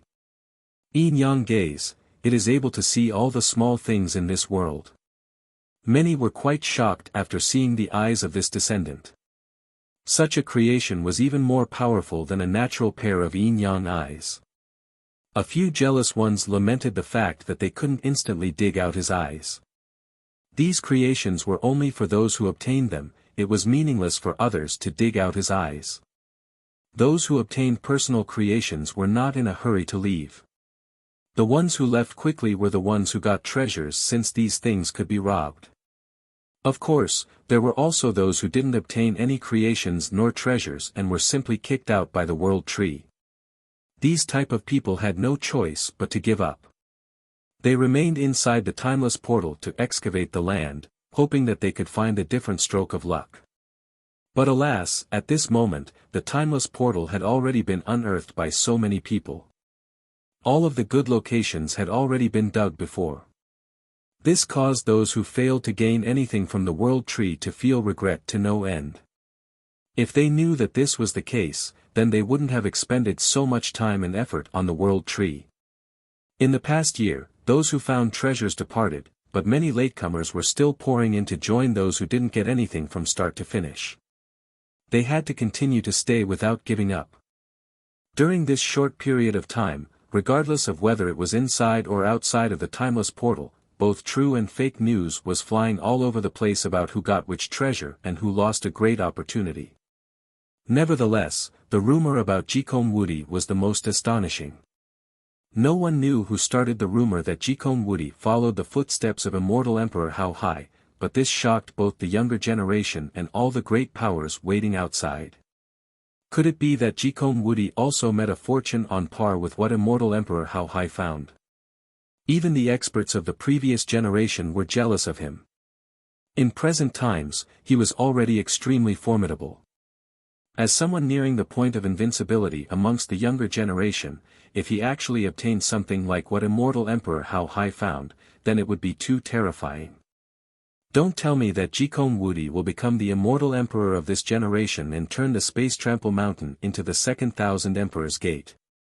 After this piece of news traveled to the outside, countless experts from the great powers were jealous to the extreme. Sigh, my son once found immortal Emperor Hao Hai's footsteps, but he lost sight of it in the end. A grand sect master from the southern barren earth lamented with incomparable remorse. People had heard that a few young geniuses with heaven-frightening origins were capable of finding the marks left behind by immortal Emperor Hao Hai on the world tree, but alas, they were not able to follow them like Jikong Wudi. I wonder what goddess Mei Suyao, who also went with him, encountered. One couldn't help but bring up Mei Suyao after having talked about Jikong Wudi. A person who tried to find out more information replied, I heard that goddess Mei Suyao aimed for the top of the world tree. The top of the world tree? Having heard this, even heavenly kings took cold breaths while one of them said, too difficult. I heard that due to the world tree's suppression, even virtuous paragons cannot reach the top. However, a lord who had some understanding of the Eternal River School emotionally said, I'm afraid she really can do it. The Eternal River School's power is very great. They have a few immortal emperor true treasures, and they might have even given her something that could help her reach the peak. Chapter 348, The Void Gate. What kind of fortune could be found at the top of the world tree? A person became absent-minded as they murmured about this matter. Maybe the fortune at the top will not be any less than immortal Emperor Hao Hai's fortune. This year, the Eastern 100 Cities was extremely lively, allowing many people to see the prosperity of a grand era. After the battle between the Black Dragon King and immortal Emperor Ta Kong that resulted in the destruction of the Heaven's Will, the 9 worlds' connections were severed. The world was sent into a deep silence since the 5 domains were far away from each other while all the experts lived in seclusion. The difficult Tao era had ended more than 10 years ago. Now, the 5 domains were boiling with excitement, allowing spectators to see the coming of a new age of prosperity. Prodigies will come into being and geniuses will traverse the heavens. This will become a brilliant era. There were both happy and sad folks in this one year. There were those who were flushed with success and others who were downtrodden with bad luck. All of this was due to the opening of the timeless portal, allowing a chance for great fortunes to fall into the hands of all the disciples and geniuses. At this moment, in a mysterious place, Li Qiye's body was emitting Tao hymns like an exalted god sitting in a meditative pose. Although he was only a royal noble, his breath was extremely frightening, especially the inner physique by his chest. Its air was capable of trampling the heavens and killing gods and devils. A bright light shot out from his body as his true fate suddenly became bright. During this split second, an evil energy hovered around as if his true fate had fallen into an evil state. However, this only lasted for a brief moment. This sudden emergence of evil energy was immediately destroyed by the true fate. Under the bright light of the true fate, this evil energy was like an insignificant candle, not enough to reach the apex. After all the trouble, Li Qiye's mind returned from a seemingly immortal state. He stroked his chin and then smilingly murmured, the fate calamity has finally come, how should I cross this? To the current Li Qiye who had 6 palaces, surpassing his fate calamity was not difficult at all. The challenge lied with how to go about it in the most perfect manner in order to avoid any imperfections or evil remnants in his true fate. Even those who cultivated saint and immortal physiques couldn't avoid their fate calamity and life reduction. The fate calamity was a demon of the heart, and the life reduction was the withering from the heavens. These were the 2 great disasters that troubled cultivators. To many geniuses, surpassing the fate calamity was not an issue, but it was an ambitious challenge to not leave behind any heart demons. Throughout the ages, countless heroes and wise sages defeated their fate calamities, but their heart demons still reappeared many years later. These heart demons were a nightmare to cultivators. These demons were things that could haunt them for life. The life reduction was perhaps even worse. Many prodigies were helpless in the face of their life reduction. Li Qiye had very high personal standards. The day he severed his fate calamity would be the day he completely obliterates his inner demon, not leaving behind any potential troubles. A heart with an inner demon was not a good thing for cultivators. In fact, he could sever the calamity right at this moment, but he still used his true fate and powerful Tao foundation to suppress it instead. He was waiting for a chance to slay the inner demon in its entirety. A trembling sound appeared while Li Qiye was contemplating. The spatial area was shaken and a surprising scene occurred. Not only was Li Qiye caught off guard, but everyone else in the timeless portal were struck with astonishment by the unfolding scene. At this time, anyone who was inside this realm, no matter if they were digging underground or somewhere on the world tree, could see this amazing scene unravel before them. With a flashing light, a gate appeared inside the timeless portal. This gate was faint to the point of being non-existent, creating a vague and unclear image for the spectators. When many people saw the subtle sheen of this gate, their first reaction was to rub their eyes. Someone asked the people around him, "Do you see it?" "I see it." The person standing next to him answered. Now, the questioner knew that it was not just him imagining it. The subtle light was very mysterious since anyone inside the timeless portal could see it no matter where they were. The gate was in front of them, but when they wanted to touch it, nothing would be there.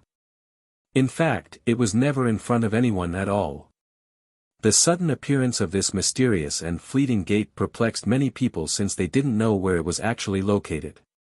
At this point, people stood frozen in place as they stared at this mysterious gate, this gate. How do we go inside? However, no one could provide an answer to this question. This mysterious gate was before their very eyes and well within their reach, but once they tried to touch it, the portal would simply not be there. Many people quickly began to try different methods.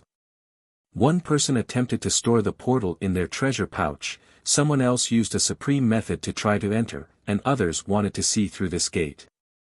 Alas, despite their methods, they could not get close to this mysterious gate that was right before them. The Void Gate. Li Qiye immediately stood up and exclaimed after seeing this gate that exuded a faint light. He, who always managed to stay calm and composed, couldn't contain his surging emotions. The Void Gate, one of the 9 grand heavenly treasures recorded in the eternal legends. Many have attempted to find them, but they were ultimately unsuccessful. Eventually, the world no longer believed in the authenticity of their legends. For millions of years, people assumed that the 9 grand heavenly treasures were just rumors and that they did not exist. Later on, many people didn't even know what they were.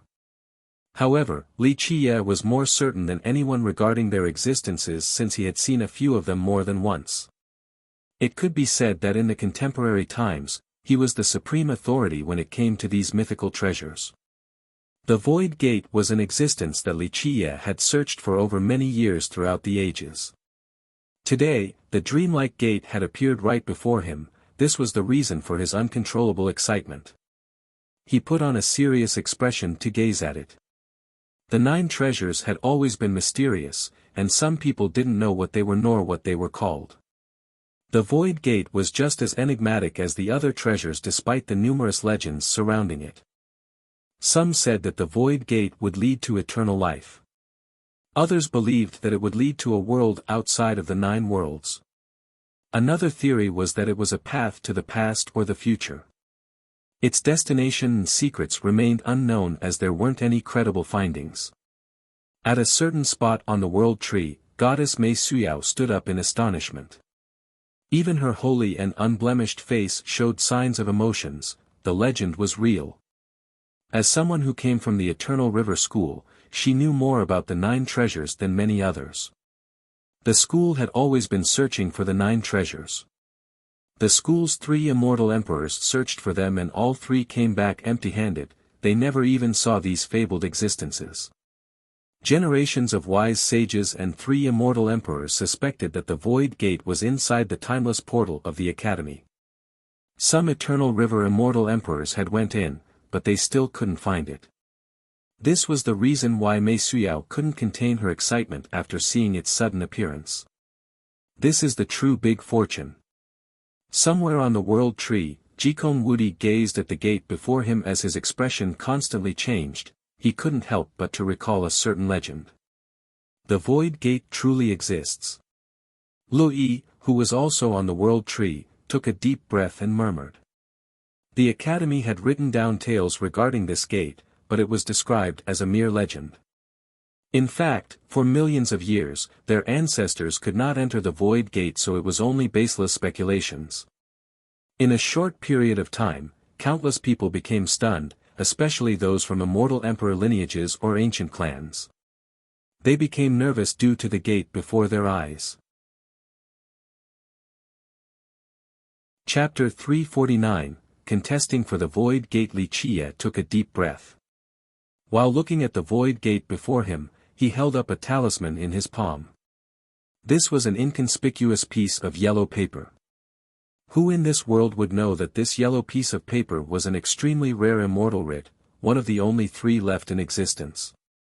At this time, he dripped a drop of longevity blood onto the talisman while chanting a true mantra: use my soul to build a bridge, unblockable by even the gods and devils, to myriad domains. The talisman immediately sucked the blood dry. The moment the chant concluded, the talisman burst out in flames. Before its ashes hit the ground, clanking noises suddenly appeared. A divine lotus law and supreme immortal orders combined together to build a bridge that pierced the sky as it headed towards the Void Gate.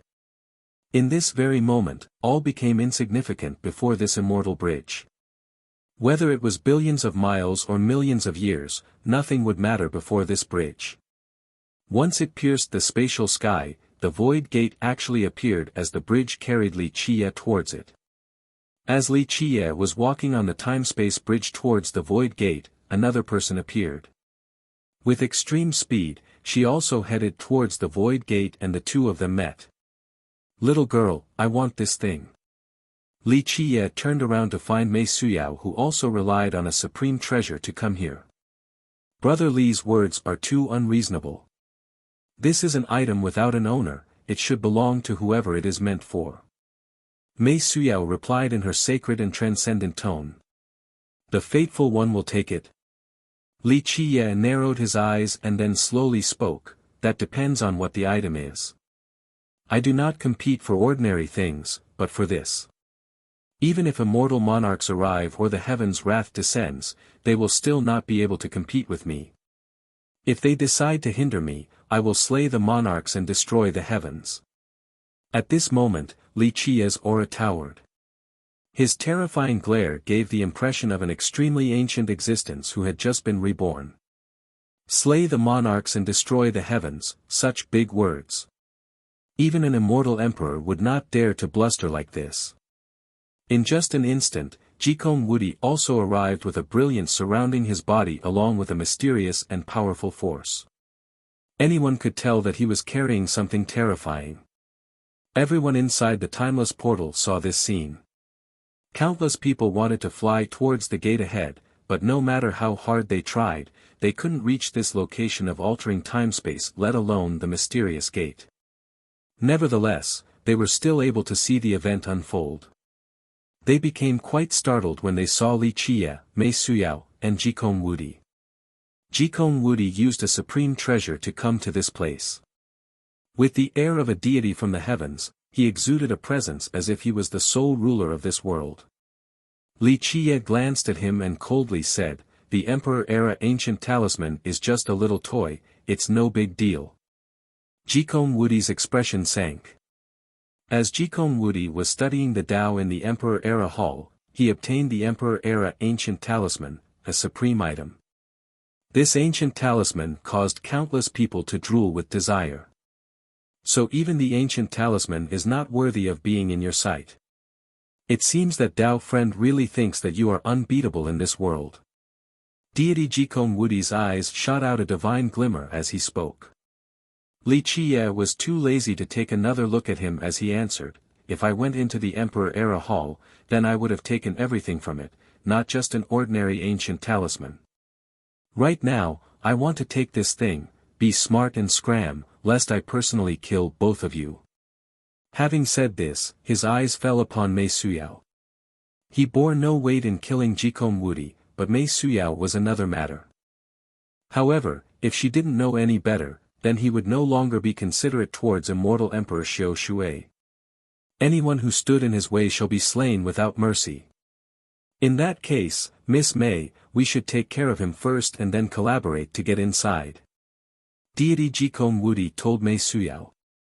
He wanted to work with her to kill Li Qiye before taking the Void Gate. You want to kill him? With a meager strength like your own. At this time, a beautiful voice appeared. A woman rode a wave in the air. The wave fluttered back and forth beneath her feet like a true dragon. This woman was like a sea goddess, the master of the oceans. The heaven protector goddess. Seeing this woman, many people in the portal were alarmed. Heaven protector goddess Zi Queening also used a supreme treasure to come here. Mei Suyao became quite surprised. Miss Zi also came. Although others referred to her as a goddess and despite her natural immortal bone, she didn't dare to underestimate Zi Queening. Rumor has it that Zi Queening was the successor chosen by the Black Dragon King himself. No one would dare to treat her lightly. When the Black Dragon King was alive, even immortal emperors kept their distance. Despite the fact that the invincible Black Dragon King was no longer here, as his chosen inheritor, Zi Queening carried considerable prestige. Jikong Wudi became more serious after he saw Zi Queening's arrival. His eyes squinted as he focused his thoughts to unleash a terrifying aura as if a god had possessed his body. After witnessing this awe-inspiring scene with these four gathered at one place, someone quietly whispered, "Brutal Li Qiye, Goddess Mei Suyao, Deity Jikong Wudi, and Heavenly Protector Goddess Zi Queening."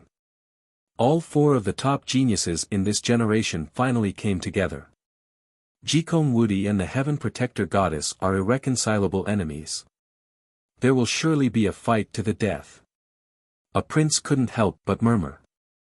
Everyone in the 9 worlds knew about the story between immortal Emperor Ta Kong and the Black Dragon King. After that battle, both of them disappeared along with the Torn Heaven's will, and the two sects swore that they would never coexist in harmony. Jikong Wudi was the descendant of the Space Trample Mountain while the goddess was the descendant of the Heaven Protector City. As the saying goes, one's gaze would be especially reddened from the meeting of one's enemies. Jikong Wudi and Zi Queening, they would surely fight to the bitter end. While riding her majestic wave and wielding the Black Dragon Spear, she pointed straight at Jikong Wudi and Mei Suyao and declared, "The both of you can come together." Such domineering words intimidated countless spectators. This was Mei Suyao and Jikong Wudi, yet Zi Queening wanted to take on both of them at the same time. She had such a supercilious aura that allowed for one to sweep through the world. "I am not interested in fighting." The pure Mei Suyao spoke.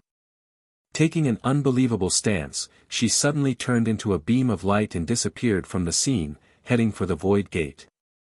The Heaven Protector Goddess wanted to take action but Li Qiye was a step faster. He slightly shifted his body and used the Immortal Bridge to chase after Mei Suyao, only leaving behind a "Leave her to me." Jikong Wudi also wanted to go, but Zi Queening soared to the sky and blocked his path in an instant. "Today, you will not be leaving. Do you think my Space Trample Mountain is afraid of trouble?" Deity Jikong Wudi uttered a cry as universal laws opened up the heavens with an oppressive immortal power. "The Space Trample Mountain is nothing." Zi Queening attacked with the Black Dragon Spear that issued continuous dragon roars. Everyone saw an illusion as if the Black Dragon King had come back to life. This single spear strike annihilated all the bright stars and a myriad of Tao. The face of any genius would become discolored from this terrifying strike. One was a deity while the other was a goddess. One was the 6th-generation grandson of an immortal emperor while the other was the chosen inheritor of a paragon. The two attacked at the same time and shattered the earth in order to compare their techniques. Even the heavenly kings from the previous generations were taken by surprise before their arts. On the other side, Mei Suyao rushed into the void gate as Li Qiye followed right after her. The two of them both disappeared into the gate. When Li Qiye stepped into the void, it did not teleport him to a different location. To be more exact, after having stepped inside, one would find that this was a dead end. This place was like a room without any doors besides the entrance. The entire void gate was built by a supreme law that was naturally formed as if it was created from the primordial beginning. There were no dazzling lights nor gorgeous colors. The void gate consisted of simplicity, returning to the beginning of all things. There was only one thing inside, a rune the size of a fist. It was a simple and ancient rune, however, even the most knowledgeable contemporary runemaster would not understand its meaning. This rune's head and tail were connected together, the right and left hugged each other while the top and bottom were interlinked. The entire rune was just one seamless existence without a beginning nor an end.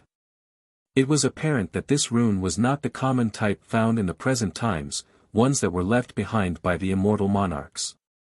It was born from the heaven and earth and came together naturally. Such a simple rune represented the profound mysteries of the heaven and earth and the knowledge from endless years. Li Qiye was mesmerized by this rune.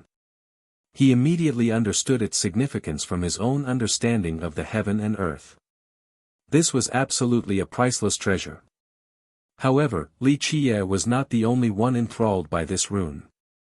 Mei Suyao, who came before him, was also astonished by this wondrous rune. Chapter 350, Profound Mysteries of the Void Gate. At this point, Mei Suyao looked back and revealed a kingdom-toppling smile as she asked, "Does Brother Li want to examine this rune with me? If we were to research this rune together, it will benefit both of us. Is that so?" Li Qiye smilingly answered, but before he could finish, a bright brilliance shot out from Mei Suyao's forehead. The moment it hit Li Qiye's body, he became frozen in place.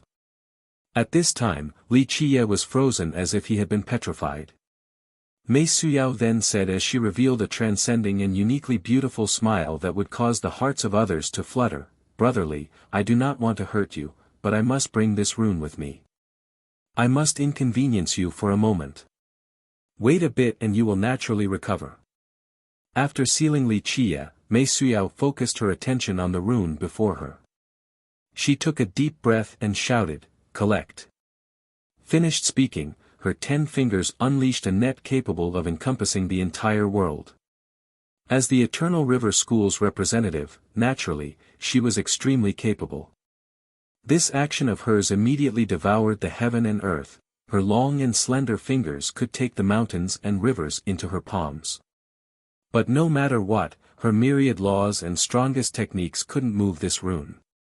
She did not give up and quietly uttered once more. Suddenly, the air of an immortal emperor appeared as Mei Suyao wielded a weapon to suppress this rune. It was as if an immortal emperor actually appeared. She carried an immortal emperor true treasure that made the gods and mortals bow down in worship. Once this weapon appeared, only she would be invincible across the ages. Boom! However, something incredible happened. Even her true treasure could not suppress this rune and was bounced back. Her face greatly changed as she caught the true treasure, but a whisper as soft as the wind appeared by her ear. Being so direct isn't the correct method. Li Qiye had been standing next to Mei Suyao for who knew how long. He was smilingly observing her. The always pure Mei Suyao suddenly became frightened and her forehead shot out another immortal light. However, amidst the chaos of battle, Li Qiye's finger reached out. This was a finger capable of exceeding eternality, even the immortal light could not catch up with it. Mei Suyao's immortal light was a supreme law, but Li Qiye's finger easily evaded the immortal light and then touched the most vulnerable spot of her immortal bone.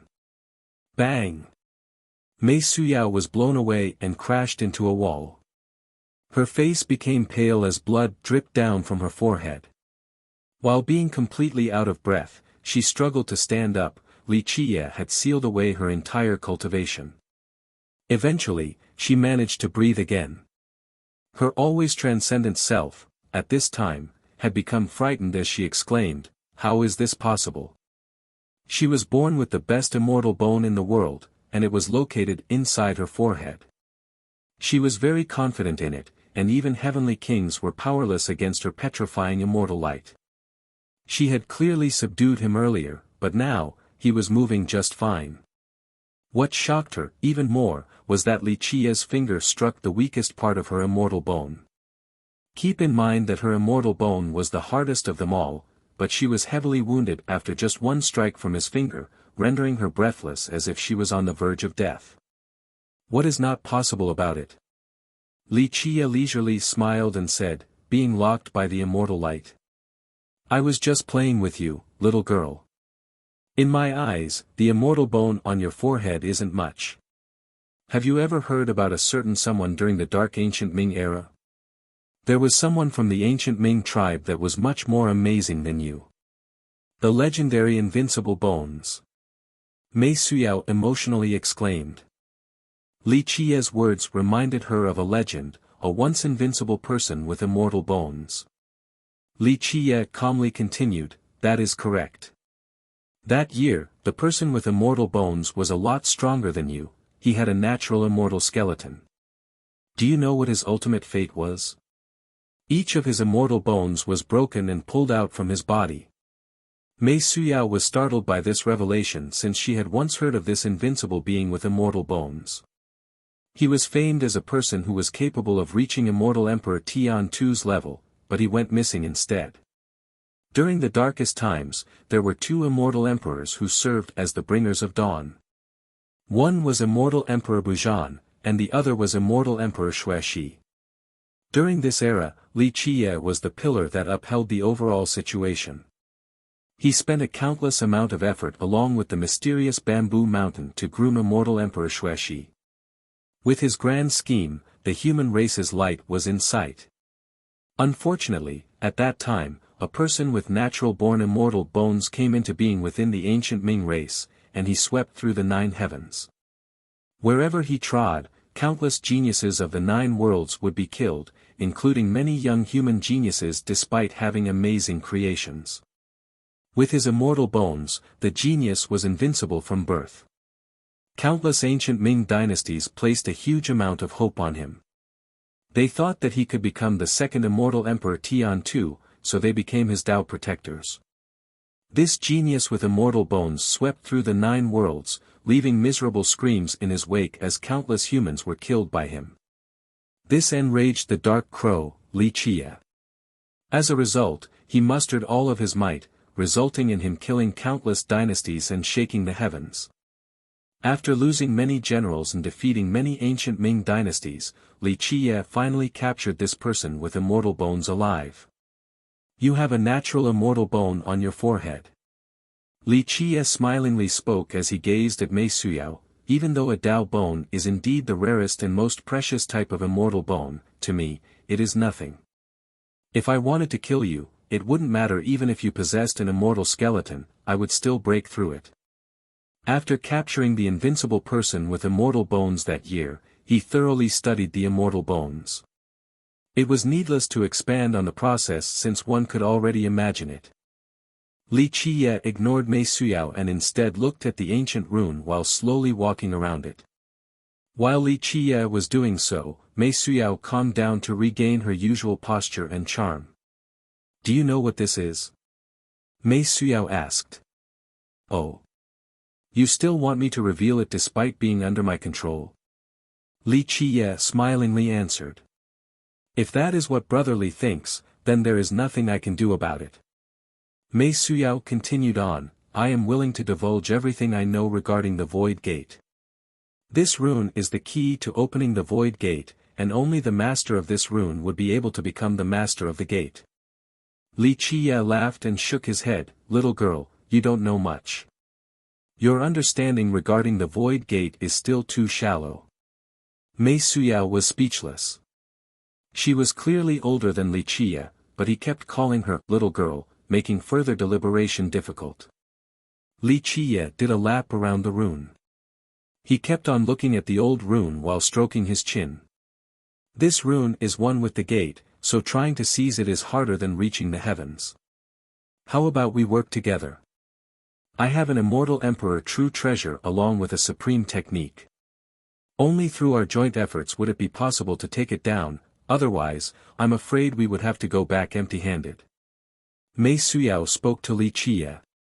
Little girl, sometimes immortal emperor true treasures are not omnipotent. Look carefully at how I will take it down. Li Qiye turned around to face Mei Suyao as he smilingly responded.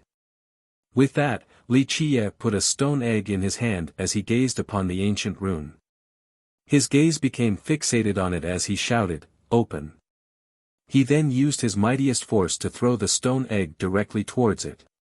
Bang! After a deafening explosion, the stone egg heavily smashed into this ancient rune. Suddenly, the entire gate shook as the light extinguished. The unbelievable happened, this ancient rune was blown away by the stone egg. Come! Li Qiye shouted again as his 6 palaces appeared and turned into a domain that immediately encompassed this rune. Within this split second, his main palace devoured this rune, disappearing inside. This scene stunned Mei Suyao. She tried to use a true treasure to suppress this ancient rune, but it did not move one bit and even repelled her weapon. However, Li Qiye actually used a stone egg to blow away this ancient rune. Just what was the origin of this stone egg? Unfortunately, her immortal bone was sealed by Li Qiye. Otherwise, the technique given to her by the Dao bone would have allowed her to see through the mysteries of the stone egg. At this time, Li Qiye's main palace exploded with a boom as his pillar of life rose up high. It sucked in the ancient rune, and strange images appeared alongside noises. The ancient rune then hovered above the pillar of life, resonating in a way that lit up all of the pillar's runes. Countless runes rushed into the ancient rune as if they had their own consciousness. Chapter 351, Teasing the Goddess, Boom. With a deafening noise, the ancient rune immediately became stretched as the runes on the pillar of life entered it in order to solve the profound mysteries contained within. This scene resembled that of the opening of an ancient treasure. With this, the pillar became even brighter, and it even underwent an incredible change. Not long later, due to being channeled by the pillar, the rune became a profound truth and disappeared inside the pillar as all of its mystical meanings were absorbed. After the successful absorption, Li Qiye's body suddenly vibrated as he felt an inexpressibly wonderful feeling. Eventually, he took a deep breath and smiled. This feeling was great since he understood the void gate even more at this moment. Mei Suyao watched as Li Qiye sucked the ancient rune into his fate palace. She could only gently sigh, one wrong move lost her the entire match. However, Mei Suyao was still a peerless individual, so she smiled and congratulated Li Qiye. Congratulations, brotherly. You are the first to obtain the 3 young leaves from the world tree, and you even obtained the ancient rune from the void gate. This time, you have gotten creations far beyond that of what immortal Emperor Hao Hai found. Li Qiye laughed and then stared at Mei Suyao in an imposing manner. Now, how should I deal with you? Ruthlessly pluck the flower. At this point, his eyes narrowed as he said in a serious manner, but to you, dying is not the worst fate. How about I strip off your clothes? Or maybe I should eat you, then imprison your true fate and confine your body. Maybe this would be the most terrible thing for you. Mei Suyao's expression slightly changed, but her sacred and noble grace remained. An immortal light encompassed Mei Suyao as if she was a transcendent goddess from the heavens, no one would dare to taint her. She then slowly said, Brother Li is a hero of the contemporary times, the exemplar of our generation. I'm sure you would be opposed to doing something so vulgar. The calm voice carried a mysterious rhythm. Although she was confined by Li Qiye at this moment, her aura prevented others from having dirty and disrespectful thoughts towards her. Only thoughts of reverence would remain. Little girl, you really don't know life from death. Li Qiye focused his gaze as it became extremely frightening. In the blink of an eye, Li Qiye's true fate floated up and down as if it was about to open an ancient portal that would extend to everlastingness. He had completely changed. He now showed a pair of eyes that gave the impression that he would devour the 9 heavens and 10 earths. Before his eyes, all in this world became trivial, the heaven and earth was meaningless and all existences were mere dogs. Before his eyes, everything changed. There was no longer a distinction between beautiful and ugly nor rich and poor. What was considered sacred and pure all became smoke dissipating in the sky. Mei Suyao was horrified. She was not only smart but also someone amazing in this generation. In this instant, she understood what was considered to be real danger, ferocity, arrogance, and cruelty. All the prodigies, geniuses, brutes, all were trivial before Li Qiye's sudden change of persona. She felt that she was stripped naked to her bare jade-like body. And it was not just her body, she even felt that her true fate and soul were laid bare before his eyes. Right now, a goddess, a heaven's proud daughter like Mei Suyao became a lamb that was helpless in the face of slaughter, and Li Qiye was the most terrifying butcher this world had seen across the ages. His gaze could devour all things in this domain. Right now, he was the heavens. He indifferently and emotionlessly said, "Girl, you are still so naive. You still want to use the Alaya Dao to influence me at this moment? You want to become sacred so that others would not dare to taint you, but you cannot affect me. Instead, you are simply asking for trouble. Today, I'll let you have a taste of fear." Li Qiye spoke like a ruler from the heavens above as his hands reached into her dress. "Don't," Mei Suyao shouted out in shock. Despite all of her peerless qualities, she was unable to stop Li Qiye's approach.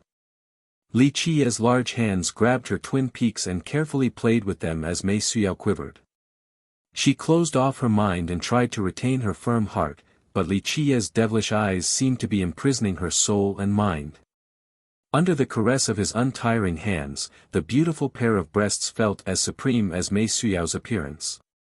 A bit more was too large, but a bit less was too small. The breasts that were being caressed by Li Qiye's hands were the most perfect masterpiece in this world, they would garner countless gasps of admiration. At this moment, Mei Suyao was frightened with a strange feeling.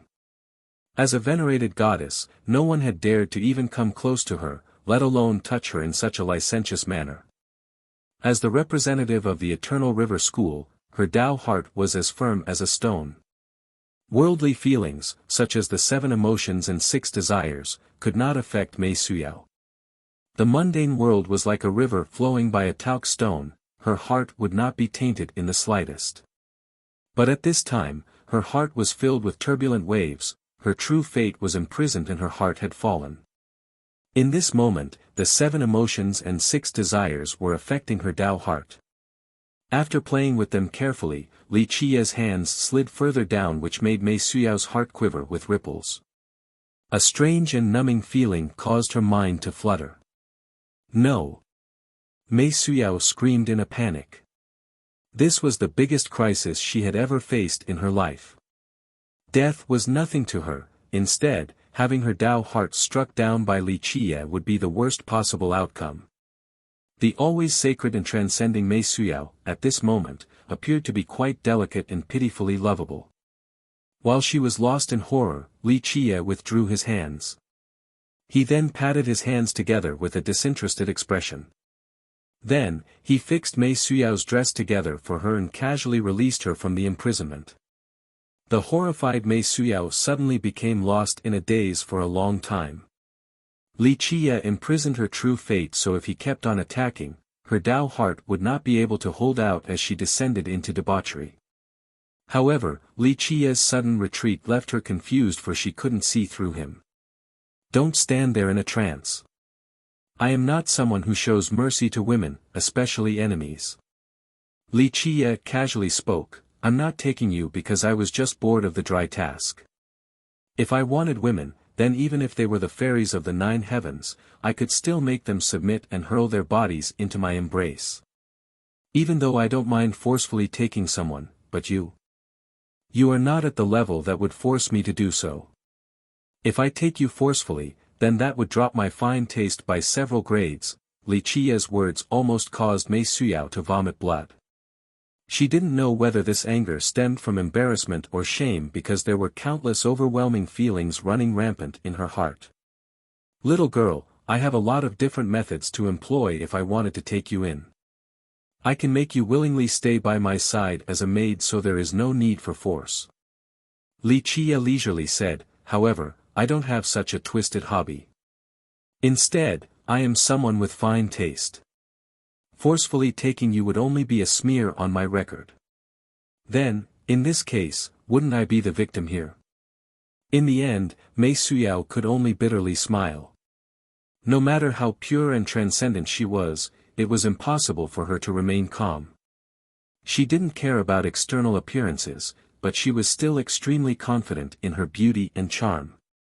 With her rare features and temperament, she was absolutely an unparalleled genius in the contemporary times.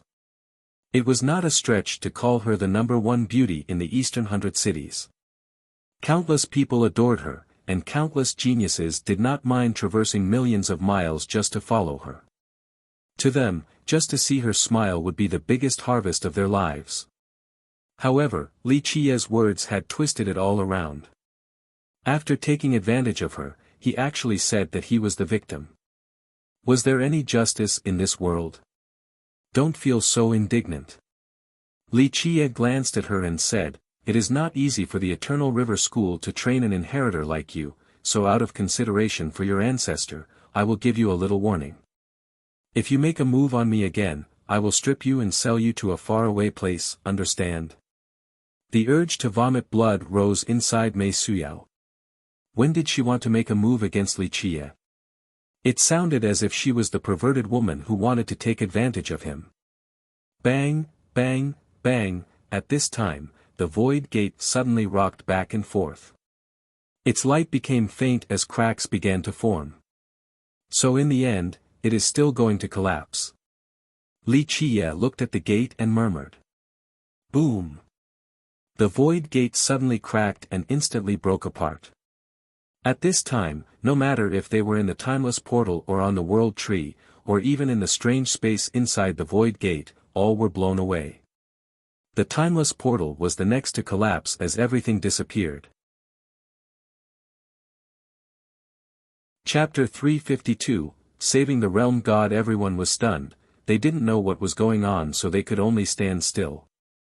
The moment they regained their minds, they were already standing inside the Heavenly Tao Academy. Many of them had been digging in full swing while others were in other dimensions to study the mysterious Grand Tao on the World Tree, yet they were suddenly ejected from their respective locations inside the timeless portal. No one was exempt from this sudden and confusing ejection. What happened? Many people looked at each other and couldn't help but ask. However, no one could give a definite answer. At this point, many people turned crazy from indignation. Just a moment ago, they were excitedly digging to see if they could find a supreme treasure, so how could they not become enraged from this sudden eviction? However, whether it was anger and craziness, it was meaningless at this time because the timeless portal had already collapsed.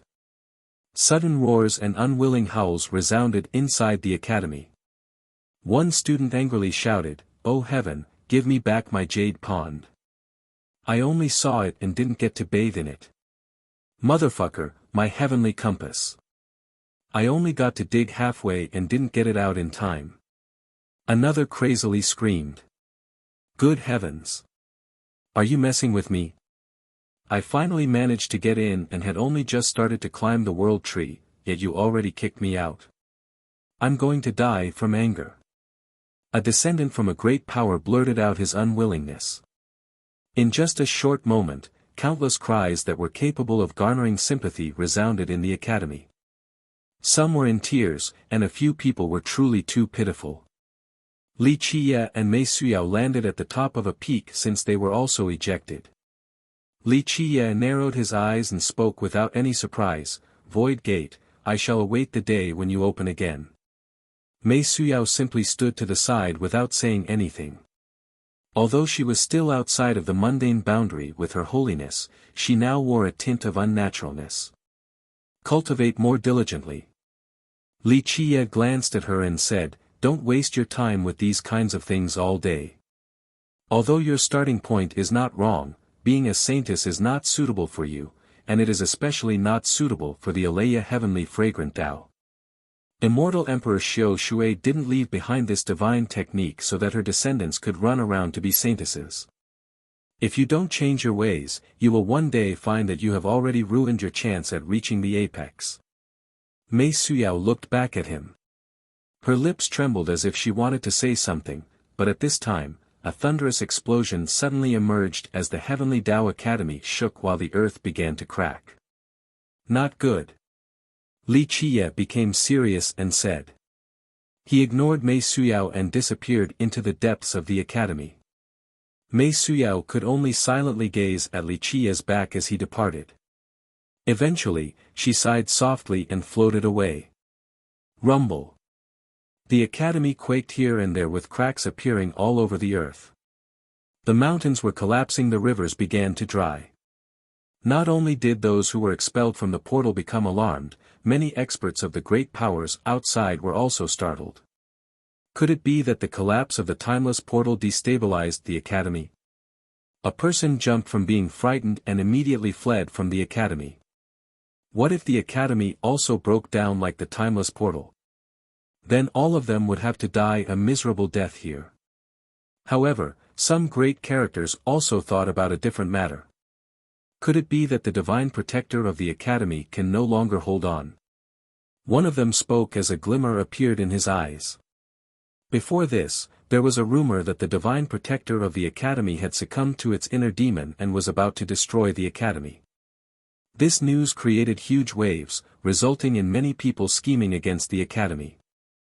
What happened afterward was known to everyone. The academy destroyed the alliance's plan and killed all of their troops. Along with the loss of 3 immortal emperor life treasures, 11 old undyings died inside the academy. The plotting alliance suffered heavy losses from this battle. They gave away a bride and also lost their army on top of it. If we can't make it, then I'm afraid the billions of miles of our academy will turn into ruins. Old Daoist Peng bitterly said. Li Qiye calmly said, frankly speaking, your academy brought this upon itself.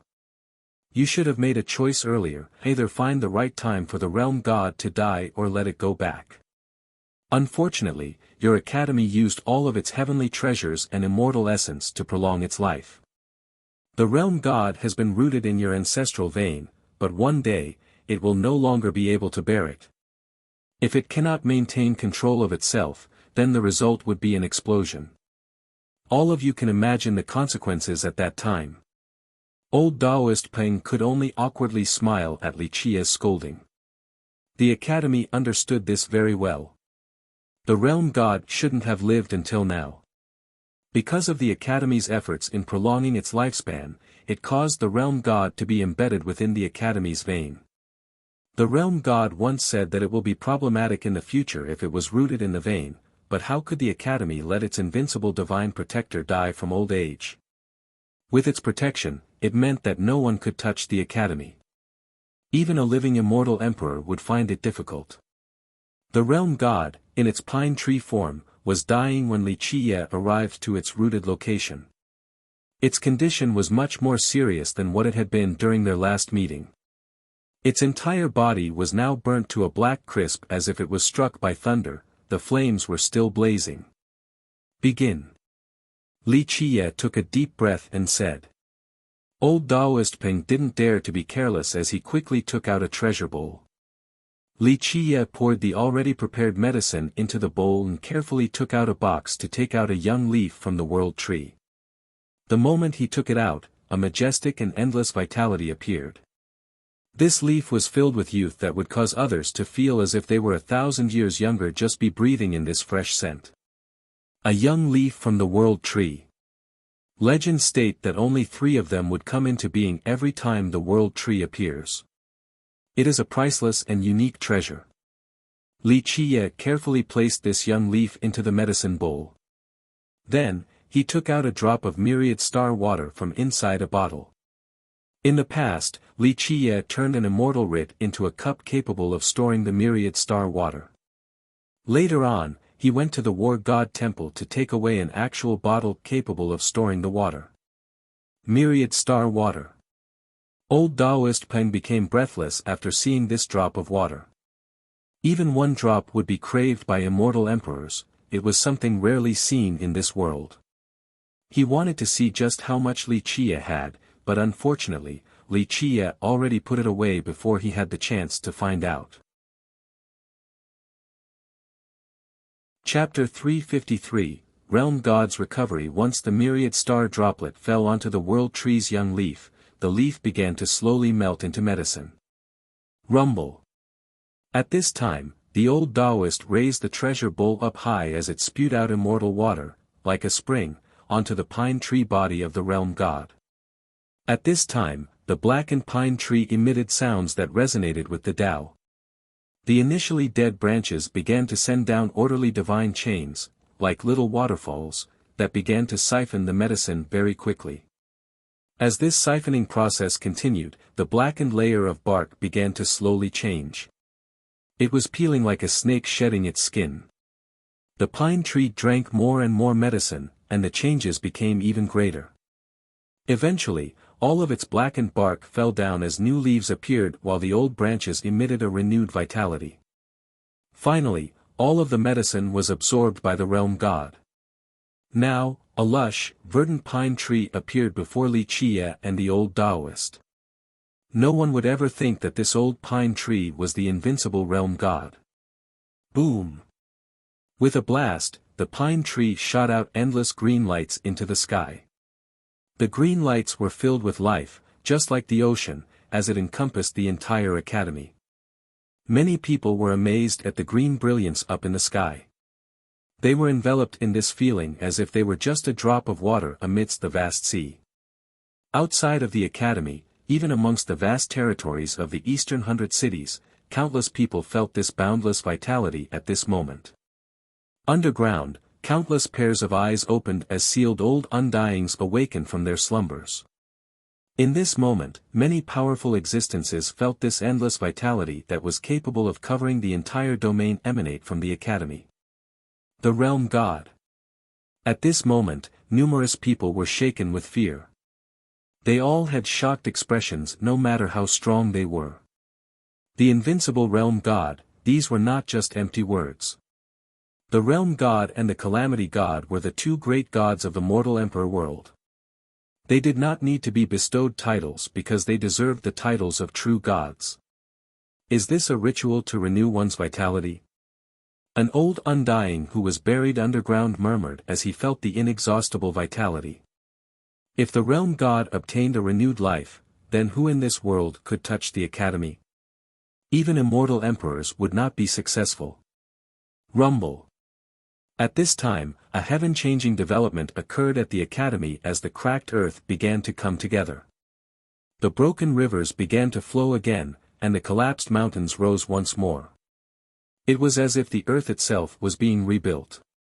Such an invincible power horrified others, and experts felt their legs giving out before this unraveling scene. Destroying mountains and rivers was not difficult for great characters.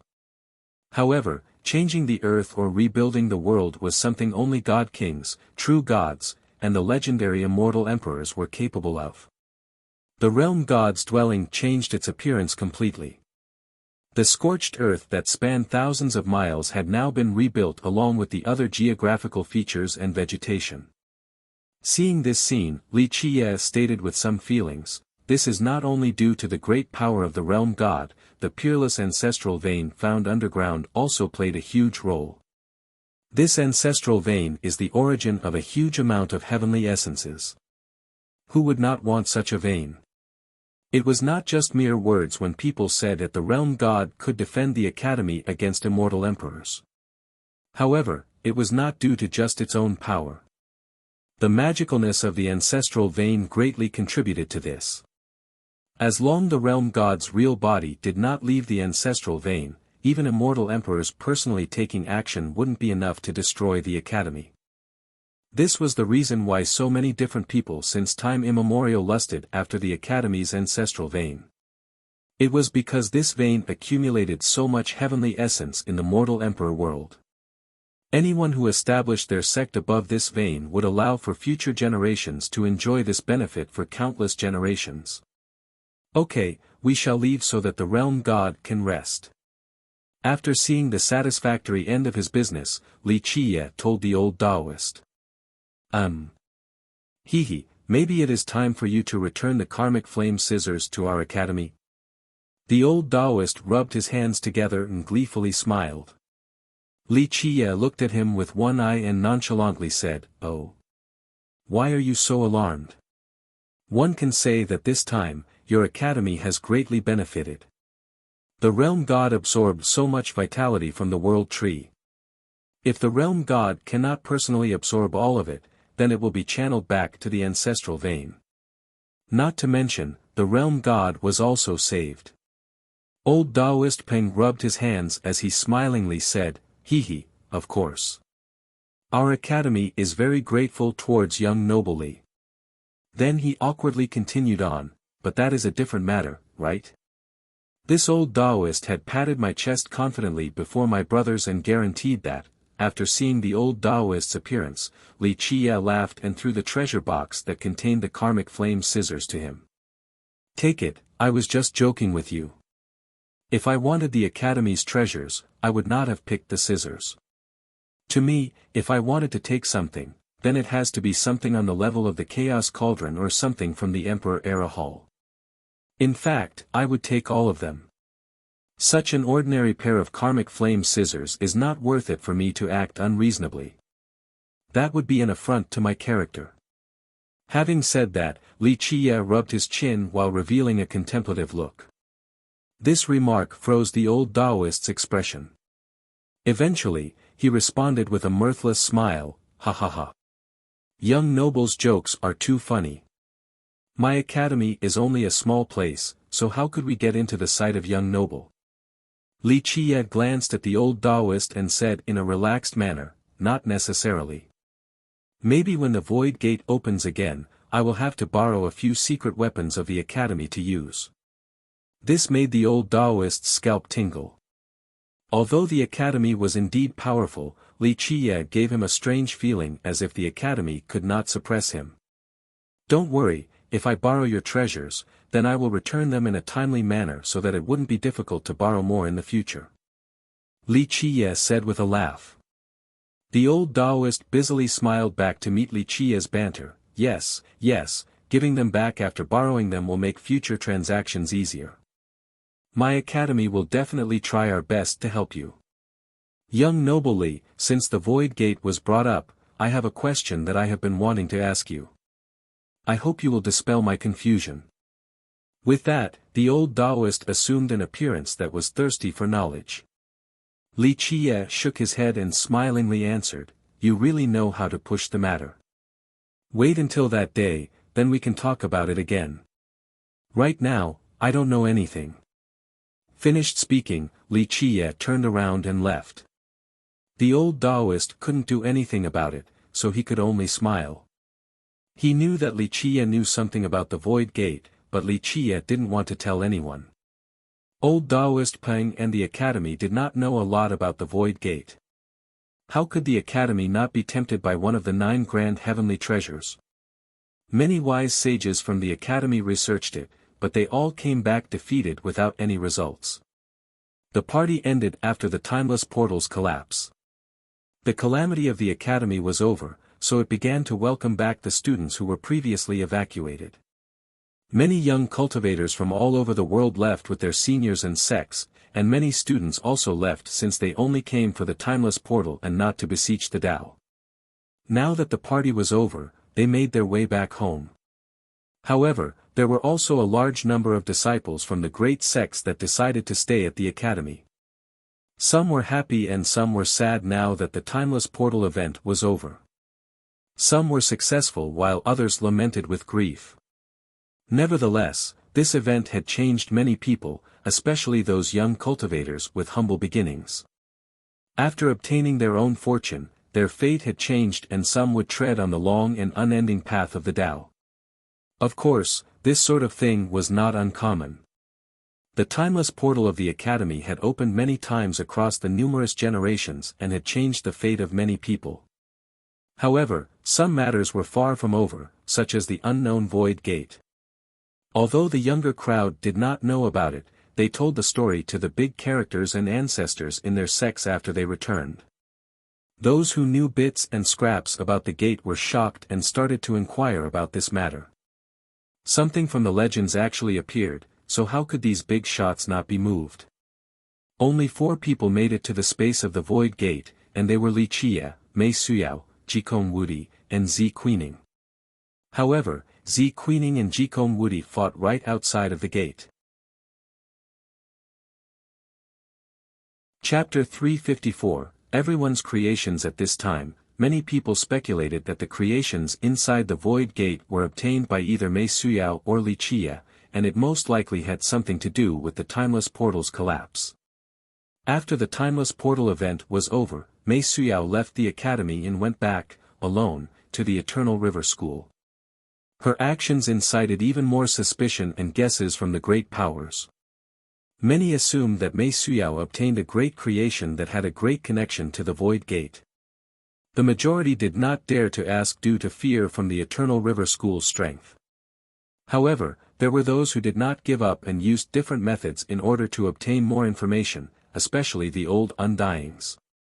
Li Xuanyan and the other girls also returned safely along with many cleansing incense disciples who were kicked out from the Timeless Portal. After the event was over, Li Qie didn't let the cleansing incense disciples nor the 9 saint disciples stay behind in the Eastern 100 cities. This was not the territory of their sects, so Li Qie told the academy to open a Tao portal so that the disciples could return. Only Li Xuanyan and Chen Baojiao stayed behind by his side. This trip to the World Tree left all of them with creations. The most excited was Little Autumn. It came back and immediately chattered the moment it saw Li Qie. "Holy shit, I can't take it anymore. I will go back to my realm to hibernate." Having said that, it immediately faded away into nothingness. Its entire body was golden as if it was wearing a suit of armor. Others couldn't tell that it was a worm at all. Li Qie nodded his head and understood that Little Autumn had obtained a great creation. It was like a carp leaping over the dragon gate. It was a qualitative leap forward in its quintessential essence. Sikong Taotian did not come back to see Li Qie. Rumor has it that after being blown out of the Timeless Portal, he didn't have time to put on a disguise so others recognized him. A group of experts from the Eastern 100 cities chased him out of the academy. Li Qie could only shake his head after hearing this message. This little brat stole and swindled from everyone all over the place, and he even dug up the ancestral graves of others. One day, Sikong Taotian would definitely fall into the hands of others. Bing Yuxia also came back to say goodbye along with Yi Chuyun from the Pure Lotus School. Bing Yuxia looked at Li Qie and arrogantly declared, "Little demon, I found a great creation, so I will go into secluded meditation now. Wait until I come out. Then, I will definitely put you down so bad that you would not be able to enter the reincarnation cycle." Pat. Li Qie slapped her fragrant butt in place of an answer. Then, he said with a smile, "You want to put me down?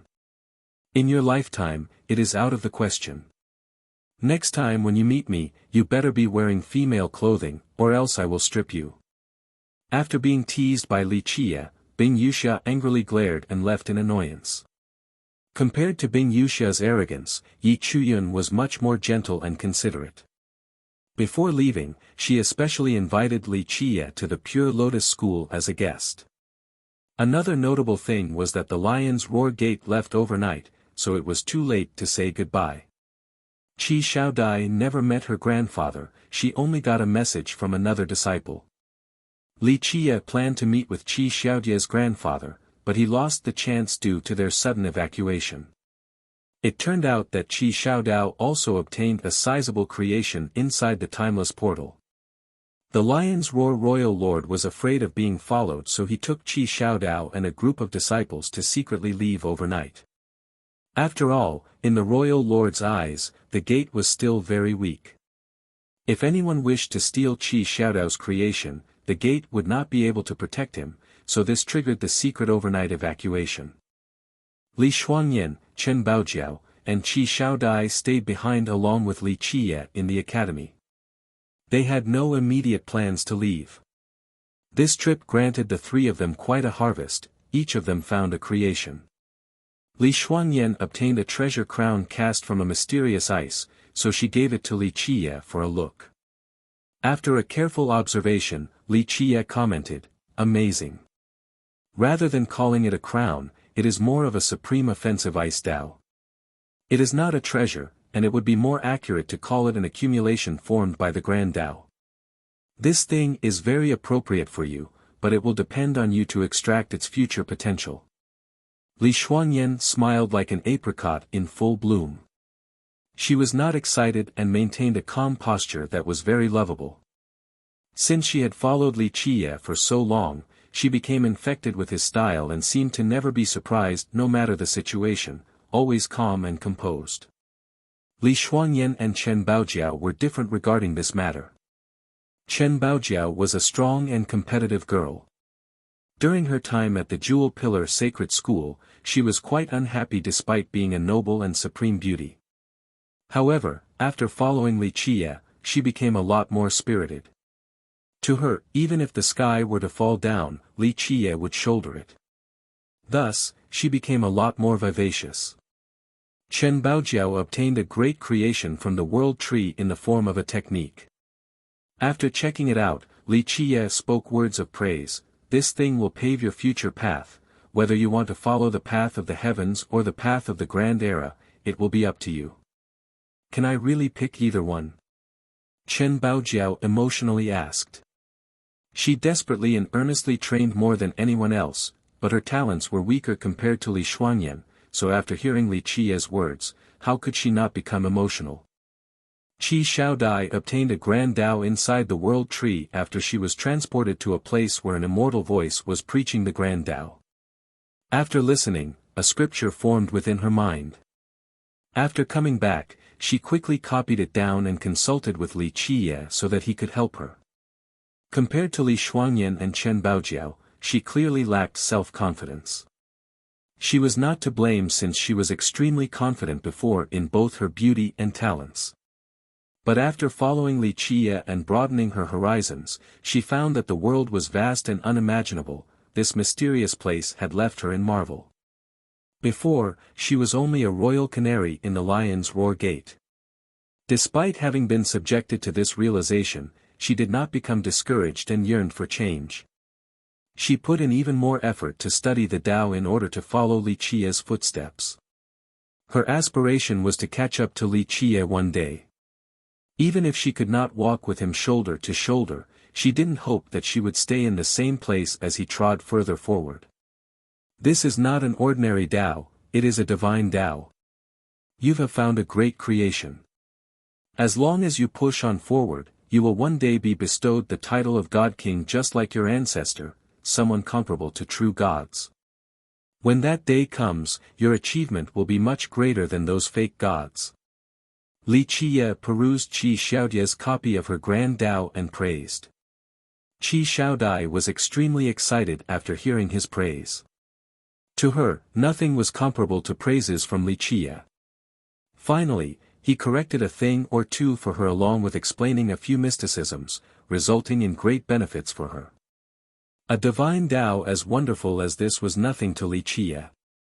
Throughout the ages, Li Qiye had seen too many grand Tao, whether it was Tao of immortal emperors, Tao of the true gods, or even mysterious grand Tao from the legendary era, all had been read by him. However, Qi Xiaodai's visible effort and progress earned Li Qiye's favor. If she still acted as a golden canary like before, then Li Qiye would not waste so much effort to teach her. One tried her best to progress while the other happily taught her in hopes that she could reach the peak just like her ancestor, the 100 Battles God King.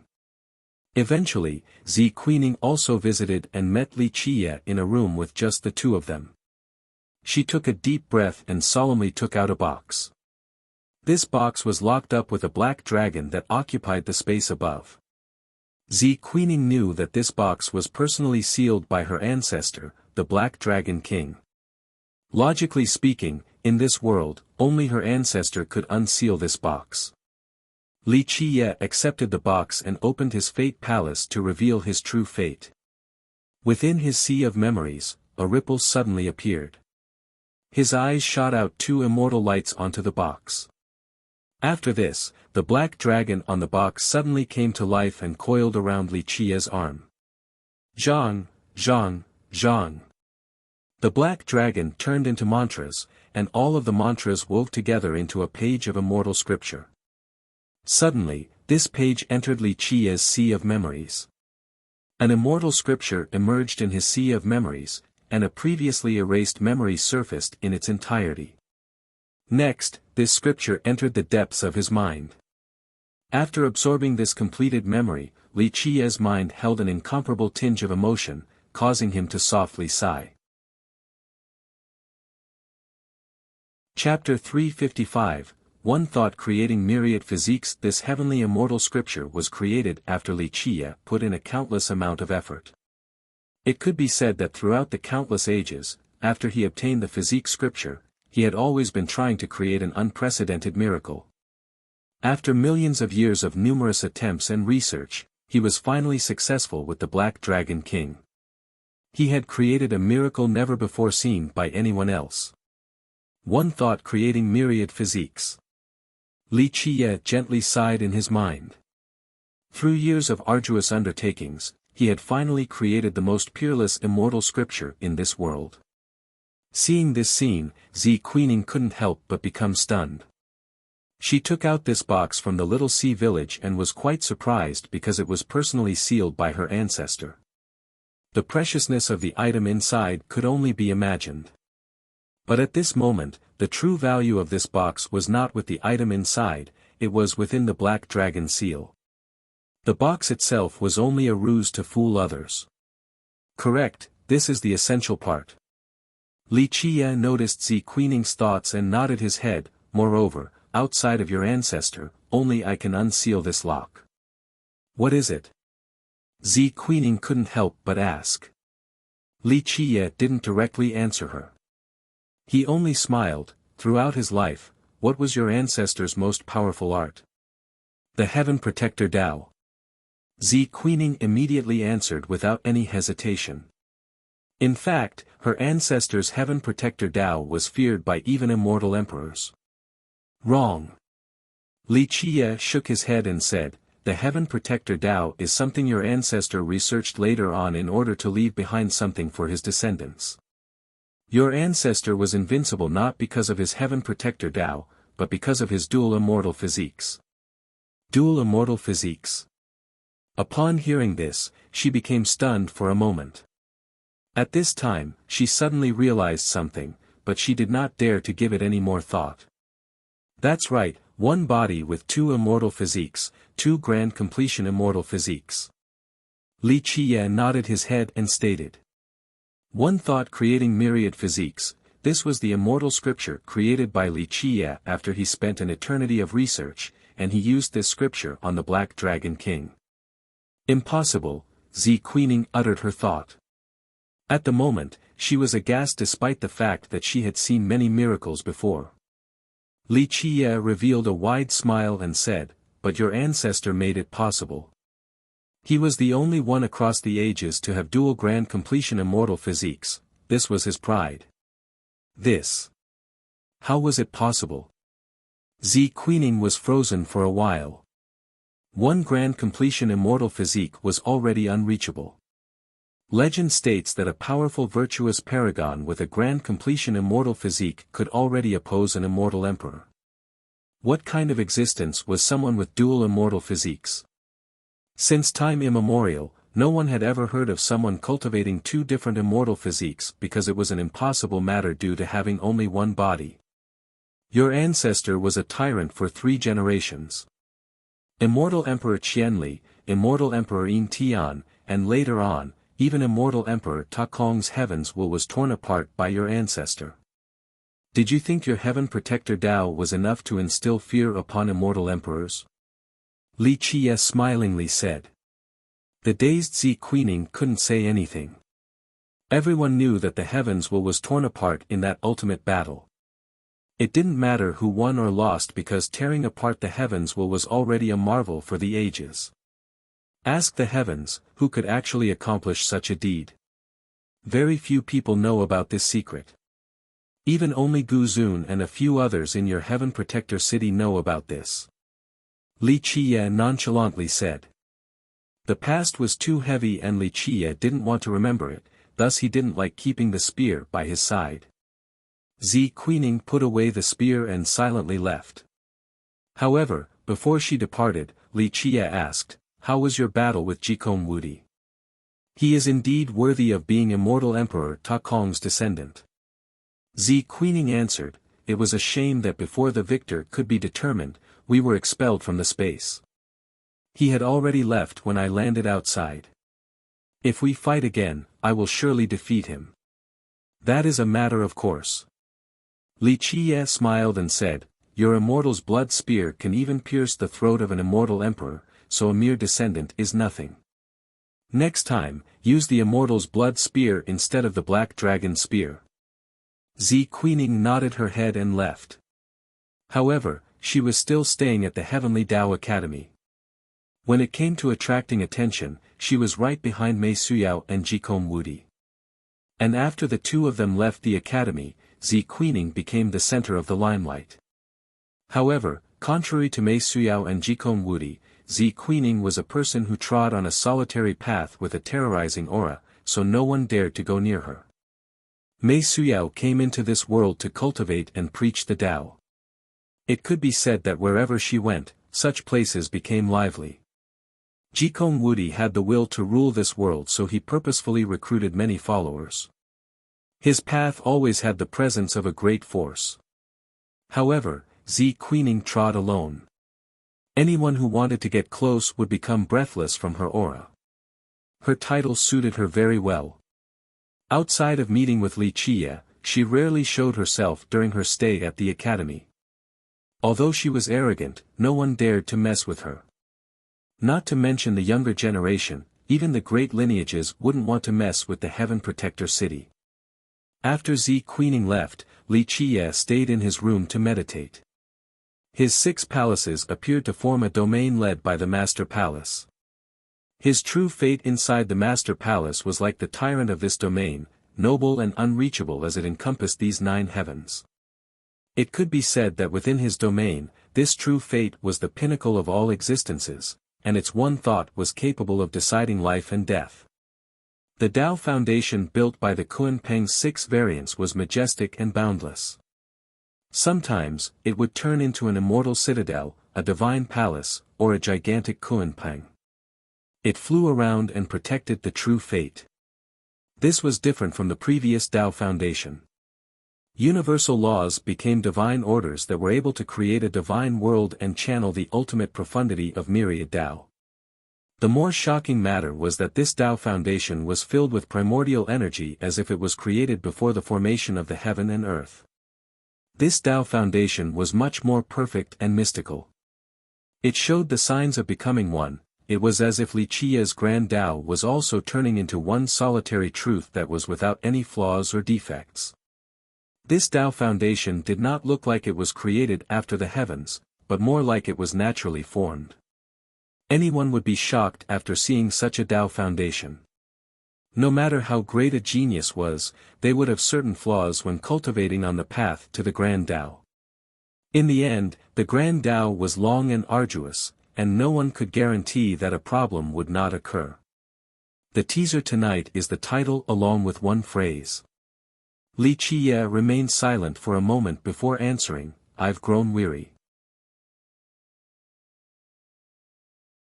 Chapter 356, One Body Two Physiques. However, Li Qie's Tao Foundation strived for perfection. No one was more experienced than him regarding cultivation since he had trained numerous invincible characters, including immortal emperors. Right from the beginning, he aimed for a defect-free Tao Foundation. After basking in the worldly prime liquid, his Tao foundation was refined even further, causing it to head towards a natural Tao foundation that was formed by the world itself. Without this liquid, his Tao foundation would still have blemishes despite being near perfect. Maybe one day, it would become one with the grand Tao through a natural process. Not to mention that it was also filled with the primordial chaos that only existed before the creation of the heaven and earth. This primordial force tore apart all things to create a new 6 Tao and 3,000 worlds. The Kunpeng that was formed by this Tao foundation was flying around as the primordial force cascaded downward like a waterfall. The endless primordial chaos was like an ocean that drowned the true fate. This was no longer the Kunpeng's 6 variants since the Kunpeng had undergone a qualitative change. It should be called a primordial Kunpeng, something much stronger than what it was previously. An immortal scripture appeared in his sea of memories. This was the one thought creating myriad physiques created by him, the embodiment of all of his past efforts. At this moment, the immortal scripture turned into mantras that hovered around the dazzling true fate that was swallowing an endless amount of worldly energy. The life wheel also appeared and started to rotate as longevity blood in the shape of dragons began to flow. All of these things combined into one as the true fate began to communicate with the 4 images within the palace. At this very second, the 4 images resonated together in a response. The tree of life fluttered as countless leaves that were filled with vitality radiated green lights that eventually entered the longevity blood and the worldly energy in order to give it the power of life. The spring of life shot out a stream of water more than 3,000 miles long that flooded the longevity blood and worldly energy as if it was nourishing a new source of life. Grand Tao runes appeared on top of the pillar of life. Countless runes soared forward to embed the meaning of the heavens and myriad signs of life into this new source of life in order to form a new universal law. Finally, the cauldron of life poured down fire endowed with vitality. It was not meant to burn, it was meant to grow. At this moment, the combination of the longevity blood and worldly energy came together like a newly crafted piece of ceramic with the help of the fire solidifying it. Clank, clank, clank. During this whole refining process, Li Qi's inner physique by his chest emitted a brilliance that was created by universal laws. These universal laws locked the new creation together and connected it to his inner physique. In just a brief moment, these laws allowed for the inner physique, the true fate, and the body to link together to become one. At this moment, Li Qi's body emitted a blinding light that illuminated the whole room. One could see that his bones, muscles, and even his blood were all engraved with complex and enormous heavenly Tao runes. It was as if these runes were the true origin of his flesh. Clank! The endless light came crashing down as the inner physique, the true fate, and the body became one. The longevity blood and the worldly energy condensed into one as it devoured the endless lights. These lights that carried the mark of his body were swallowed and engraved into this new essence. After a long time, this new essence escaped from his fate palace and was also pulled by the universal laws into Li Qi's chest. Li Qi's hell-suppressing inner physique was no longer situated in his entire chest, instead, it moved to the side to make some room. Next, an unbelievable thing happened. The newly crafted essence began to take the form of a new inner physique. It and the hell-suppressing inner physique were both placed in Li Qi's chest. This process was very long, but Li Qi patiently waited and nurtured the new inner physique. He could only sigh in relief after this new inner physique was formed. One body with 2 inner physiques, this was something the world could not imagine. However, Li Qi's ambition far exceeded this. Since the beginning of time, the Fate Palace's 4 images were a mystery to cultivators. Many tried to reveal their true profundities and discover their true use. In this regard, Li Qi had traveled very far. After so much research, he eventually founded the foundation for him to create an invincible existence like the Black Dragon King with 2 immortal physiques. Other cultivators only had 1 inner physique, but Li Qi could create another. After researching the truths of the four images and spending countless years to create his immortal scripture, he was finally able to create the one thought creating myriad physiques. It used the four images to craft a second inner physique, maybe even a third. Longevity, blood and worldly energy from the true fate would be the base. Then, use the tree of life to give it life. Following that, utilize the spring of life to nurture it before letting the pillar of life provide laws for it. Then, he would use his original inner physique to combine the body, the true fate, and the original engravings onto this new creation. After countless refinements and thorough nurturing, it would result in a new inner physique. This process was extremely difficult and required the support from a great life energy. This meant that in order to create a new inner physique, there was a strict requirement regarding the physique and the four images of one's fate palace. Before this, Li Qiye had a mortal physique and mortal fate.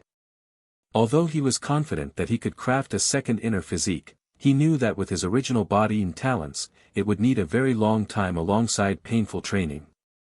However, he absolutely believed that he could endure this arduous process. Now, after obtaining a creation in the form of the worldly prime liquid, it was no longer difficult for him to create a new inner physique. However, his aspiration did not stop here. In the past, the Black Dragon King's talents were quite amazing at a young age. Later on, Li Qiye used countless heavenly treasures to change the Black Dragon King, but he couldn't find the worldly prime liquid.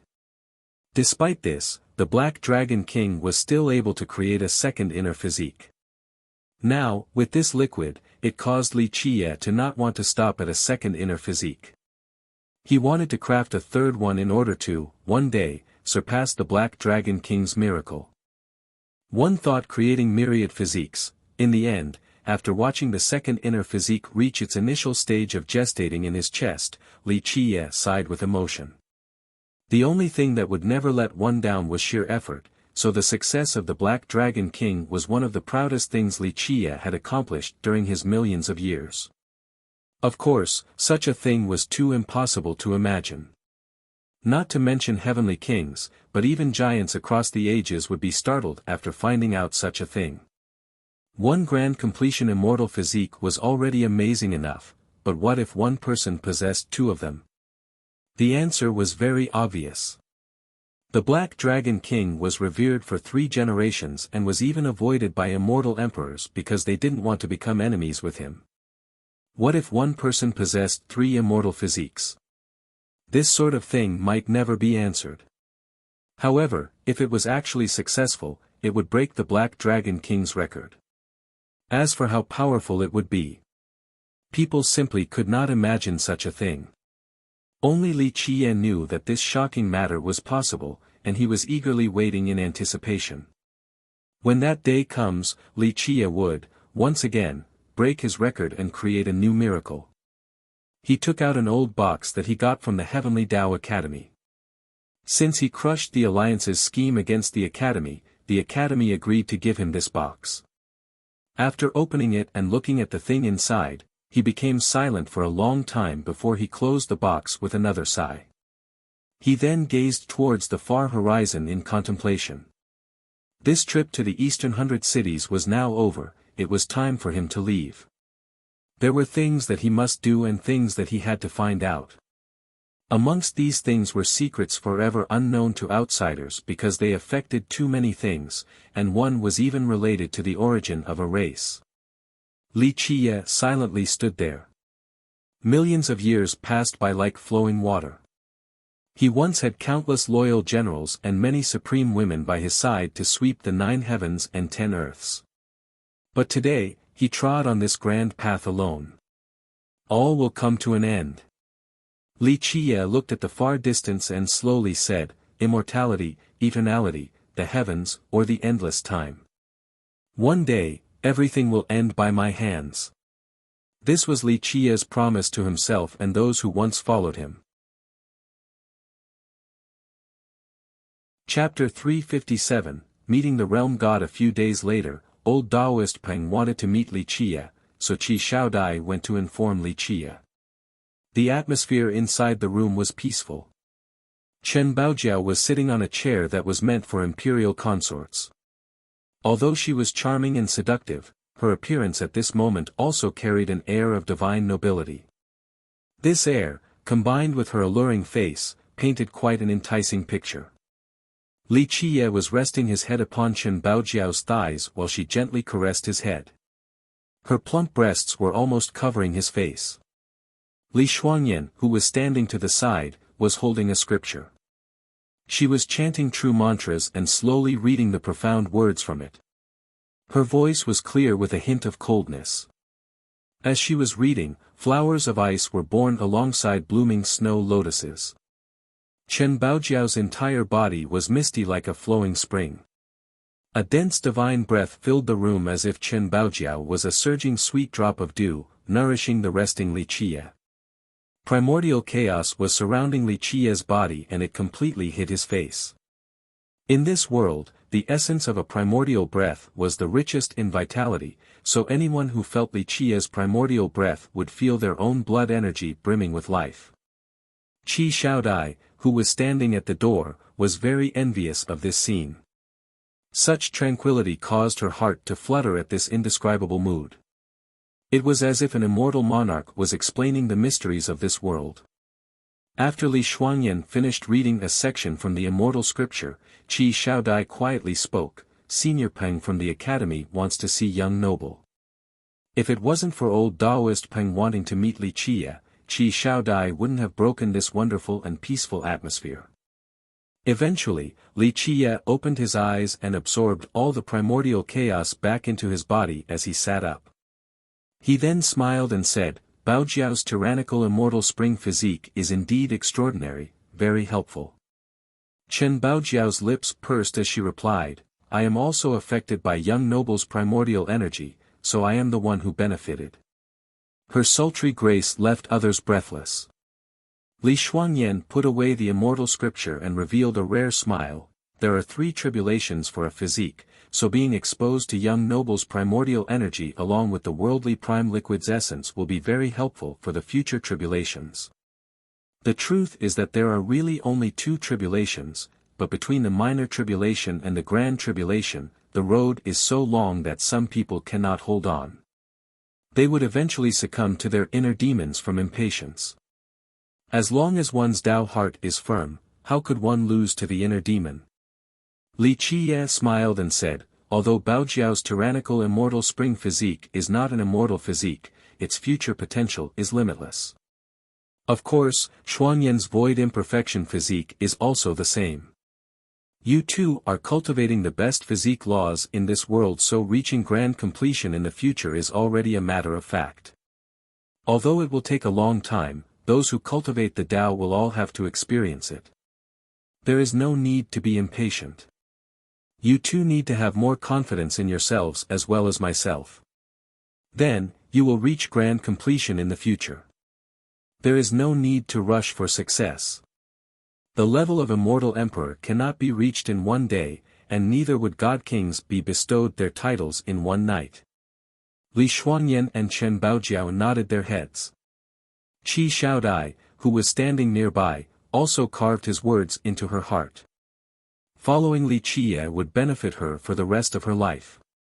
Li Qiye turned around and left. "Okay, I will go see the old Daoist." In another room, Li Qiye met the old Daoist. He was still dirty like before, but there was a lively smile alongside his cheerful demeanor. Seeing his happy mug, Li Qiye understood, the disaster has passed, and it is time for your academy to reap the rewards. The realm god is doing just fine. It could be said that it obtained a great fortune out of this disaster. His reverence will survive in this generation without any problems. I understand your academy's wish. Of course you want the realm god to continue living, but what's the need? Li Qiye shook his head and smiled. Old Daoist Peng could not answer Li Qiye. This was a knot with no solution. The realm god once wanted to leave, but the elders beseeched it to stay. Since it grew up in the academy, in the end, it couldn't forget the great kindness and decided to stay here to guard the academy. Li Qiye didn't harp about this matter any longer. This was an impassable matter of the academy, and they had discussed this for many generations. What did you want to see me for? Li Qiye glanced at the old Taoist and asked. The realm god has completely recovered, and his reverence agreed to your condition. It will carry out the promise at any time. Old Taoist Peng said with a smile. The day will come. Li Qiye smiled and said, however, I want to meet the realm god right now. I have a small matter that I need to trouble it with. How small? The old Taoist's heart started to beat faster.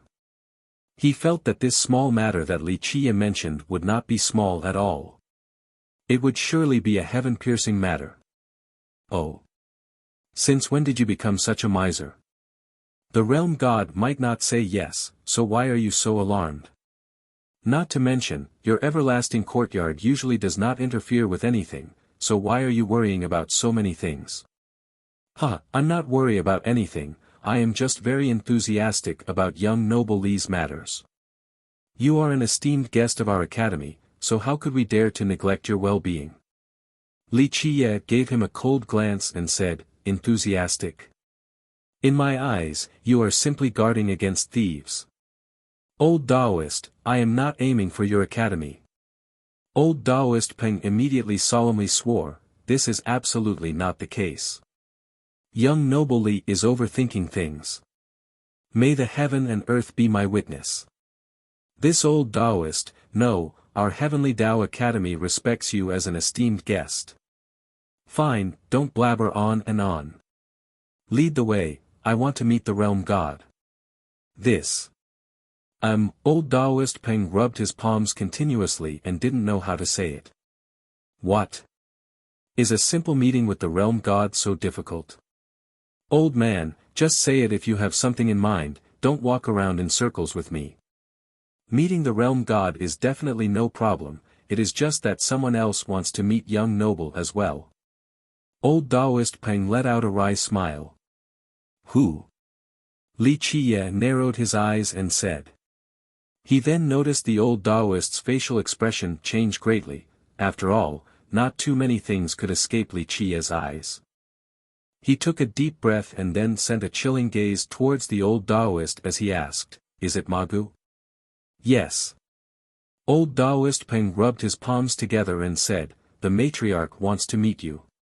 You told her? Li Qiye glared at him and spoke. The old Taoist's heart shivered as if a fierce beast was stalking him. After becoming an ancestor, he had not felt this sensation for a very long time.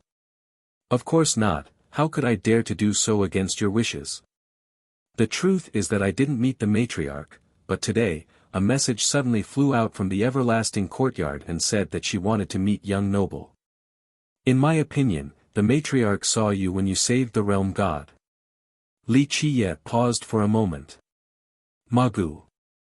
The passage of time has eroded many matters, there were so many memories that should have just faded into the dust.